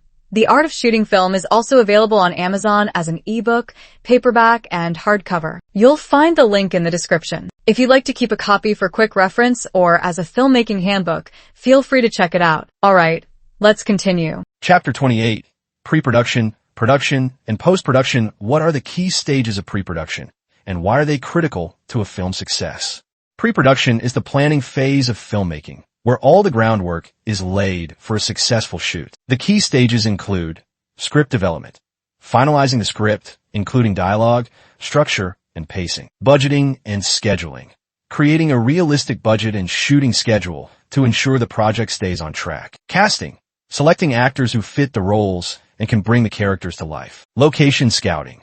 Finding and securing suitable locations for filming. Storyboarding and shot lists. Visualizing the film through drawings and detailed shot plans. Technical planning.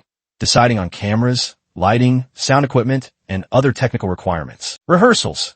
Working with actors to refine performances and blocking. Pre-production is critical because it ensures that the production phase runs smoothly and efficiently. Proper planning minimizes delays, reduces costs, and allows the creative team to focus on bringing the vision to life. How do you break down a script to plan for shooting and post-production? Breaking down a script involves analyzing it scene by scene to identify all the elements needed for shooting and post-production. Key steps include identifying scenes, dividing the script into individual scenes and noting their locations, times, and requirements. Creating a breakdown sheet, listing all the elements needed for each scene, such as actors, props, costumes, and special effects. Scheduling, organizing scenes into a shooting schedule based on location, actor availability, and logistical considerations. Budgeting, estimating the costs associated with each scene, including equipment, crew, and post-production needs. This process ensures that all aspects of the film are accounted for, and that the production team is prepared for every stage of the project. What is the role of storyboarding and shot lists in pre-production? Storyboarding and shot lists are essential tools for visualizing and planning the film. Storyboarding. This involves creating a series of drawings or images that represent each shot in the film. Storyboards help the director and crew visualize the composition, camera angles, and movement, ensuring that everyone is on the same page. Shot lists. These are detailed lists of every shot required for each scene, including camera angles, movements, and technical details. Shot lists help the crew stay organized and ensure that no shots are missed during filming. Together, storyboarding and shot lists provide a clear roadmap for the production, saving time and reducing confusion on set. How do you create a realistic budget and schedule during pre-production? Creating a realistic budget and schedule involves careful planning and collaboration. Key steps include budgeting, estimate costs for all aspects of the production, including cast, crew, equipment, locations, and post-production. Include contingency funds for unexpected expenses. Scheduling.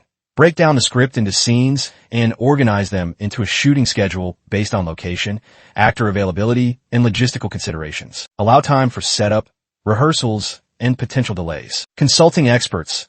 Work with department heads, cinematographer, production designer, to ensure that the budget and schedule are realistic and achievable. A well-planned budget and schedule are critical for keeping the production on track and within financial limits. What are the essential roles in a pre-production team, and how do they collaborate? The pre-production team includes key roles such as director, oversees the creative vision and guides the overall process. Producer, manages the budget, schedule, and logistics. Cinematographer, plans the visual style, including lighting and camera work. Production designer, designs the sets, costumes, and overall look of the film. Casting director, selects actors for the roles. Location manager, finds and secures filming locations. Script supervisor, ensures continuity and accuracy in the script. Collaboration is essential, with regular meetings and clear communication to ensure that everyone is aligned and working toward the same goals. How do you scout and select locations, and what factors should be considered? Location scouting involves visiting potential filming sites and evaluating them based on aesthetic fit. Does the location match the visual style and tone of the film? Logistical feasibility. Is the location accessible, and can it accommodate the crew and equipment? Cost. Can a location be secured within the budget? Permits and restrictions. Are there any legal or logistical restrictions on filming at the location? Once a location is selected, the team secures permits and plans the logistics for filming. What is the importance of casting and rehearsals in pre-production? Casting and rehearsals are critical for ensuring strong performances and smooth filming. Casting, selecting the right actors, is essential for bringing the characters to life and connecting with the audience. Rehearsals. These allow the director and actors to refine performances, work on blocking, and build chemistry. Rehearsals also help identify and resolve potential issues before filming begins. By investing time in casting and rehearsals, filmmakers can ensure that the performances are authentic and compelling. How do you plan for technical requirements?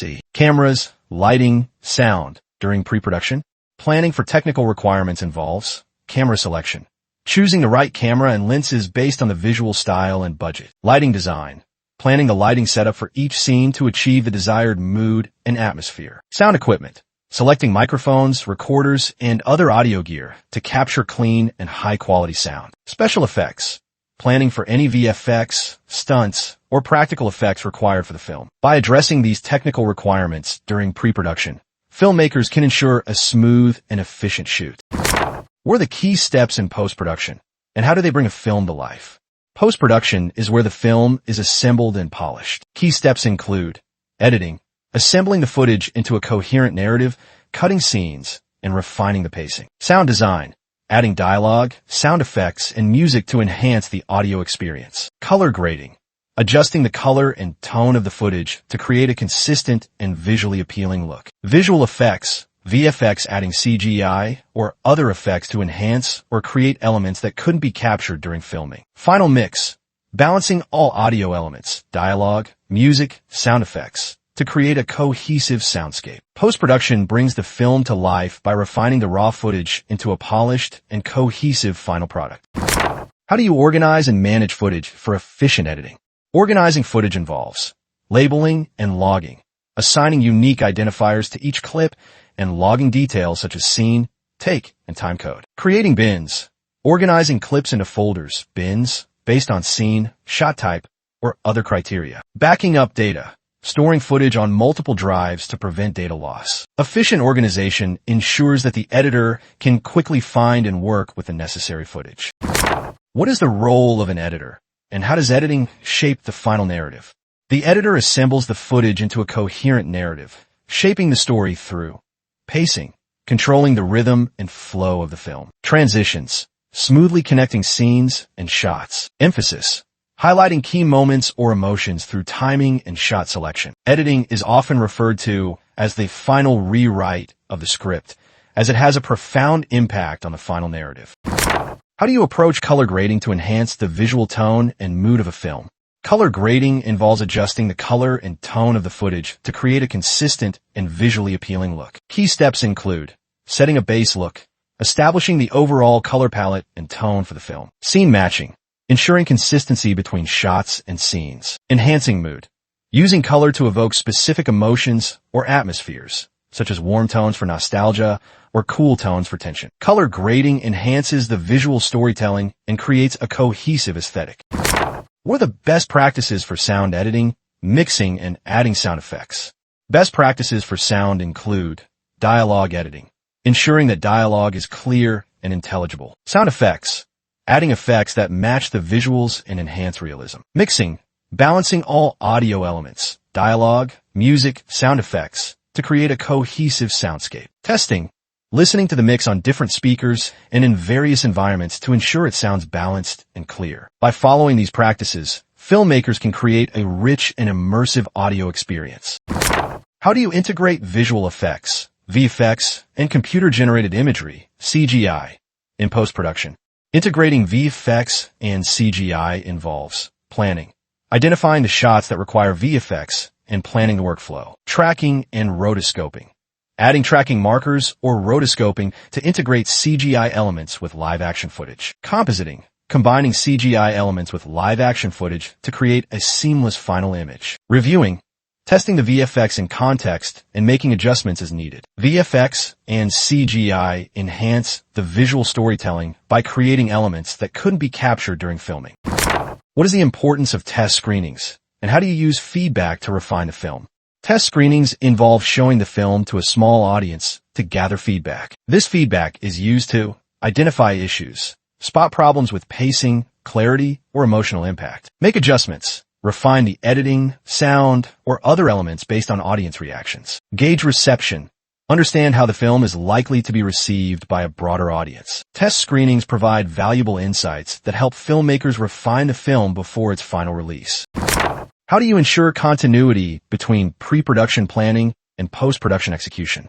Ensuring continuity involves clear communication, maintaining open lines of communication between the pre-production, production, and post-production teams. Detailed documentation, using scripts, storyboards, shot lists, and continuity notes to guide the process. Regular reviews, reviewing footage in progress during post-production to ensure it aligns with the original vision. By maintaining continuity, filmmakers can ensure that the final product reflects the intended creative vision.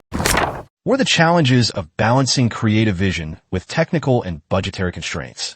Balancing creative vision with constraints involves prioritizing, focusing on the most important elements of the vision, and finding creative solutions for the rest. Collaborating, working closely with the team to find practical and cost-effective solutions. Adapting, being flexible and willing to adjust the vision to fit within the constraints. By balancing these factors, filmmakers can achieve a successful and cohesive final product. How do you manage time and resources effectively during pre-production and post-production?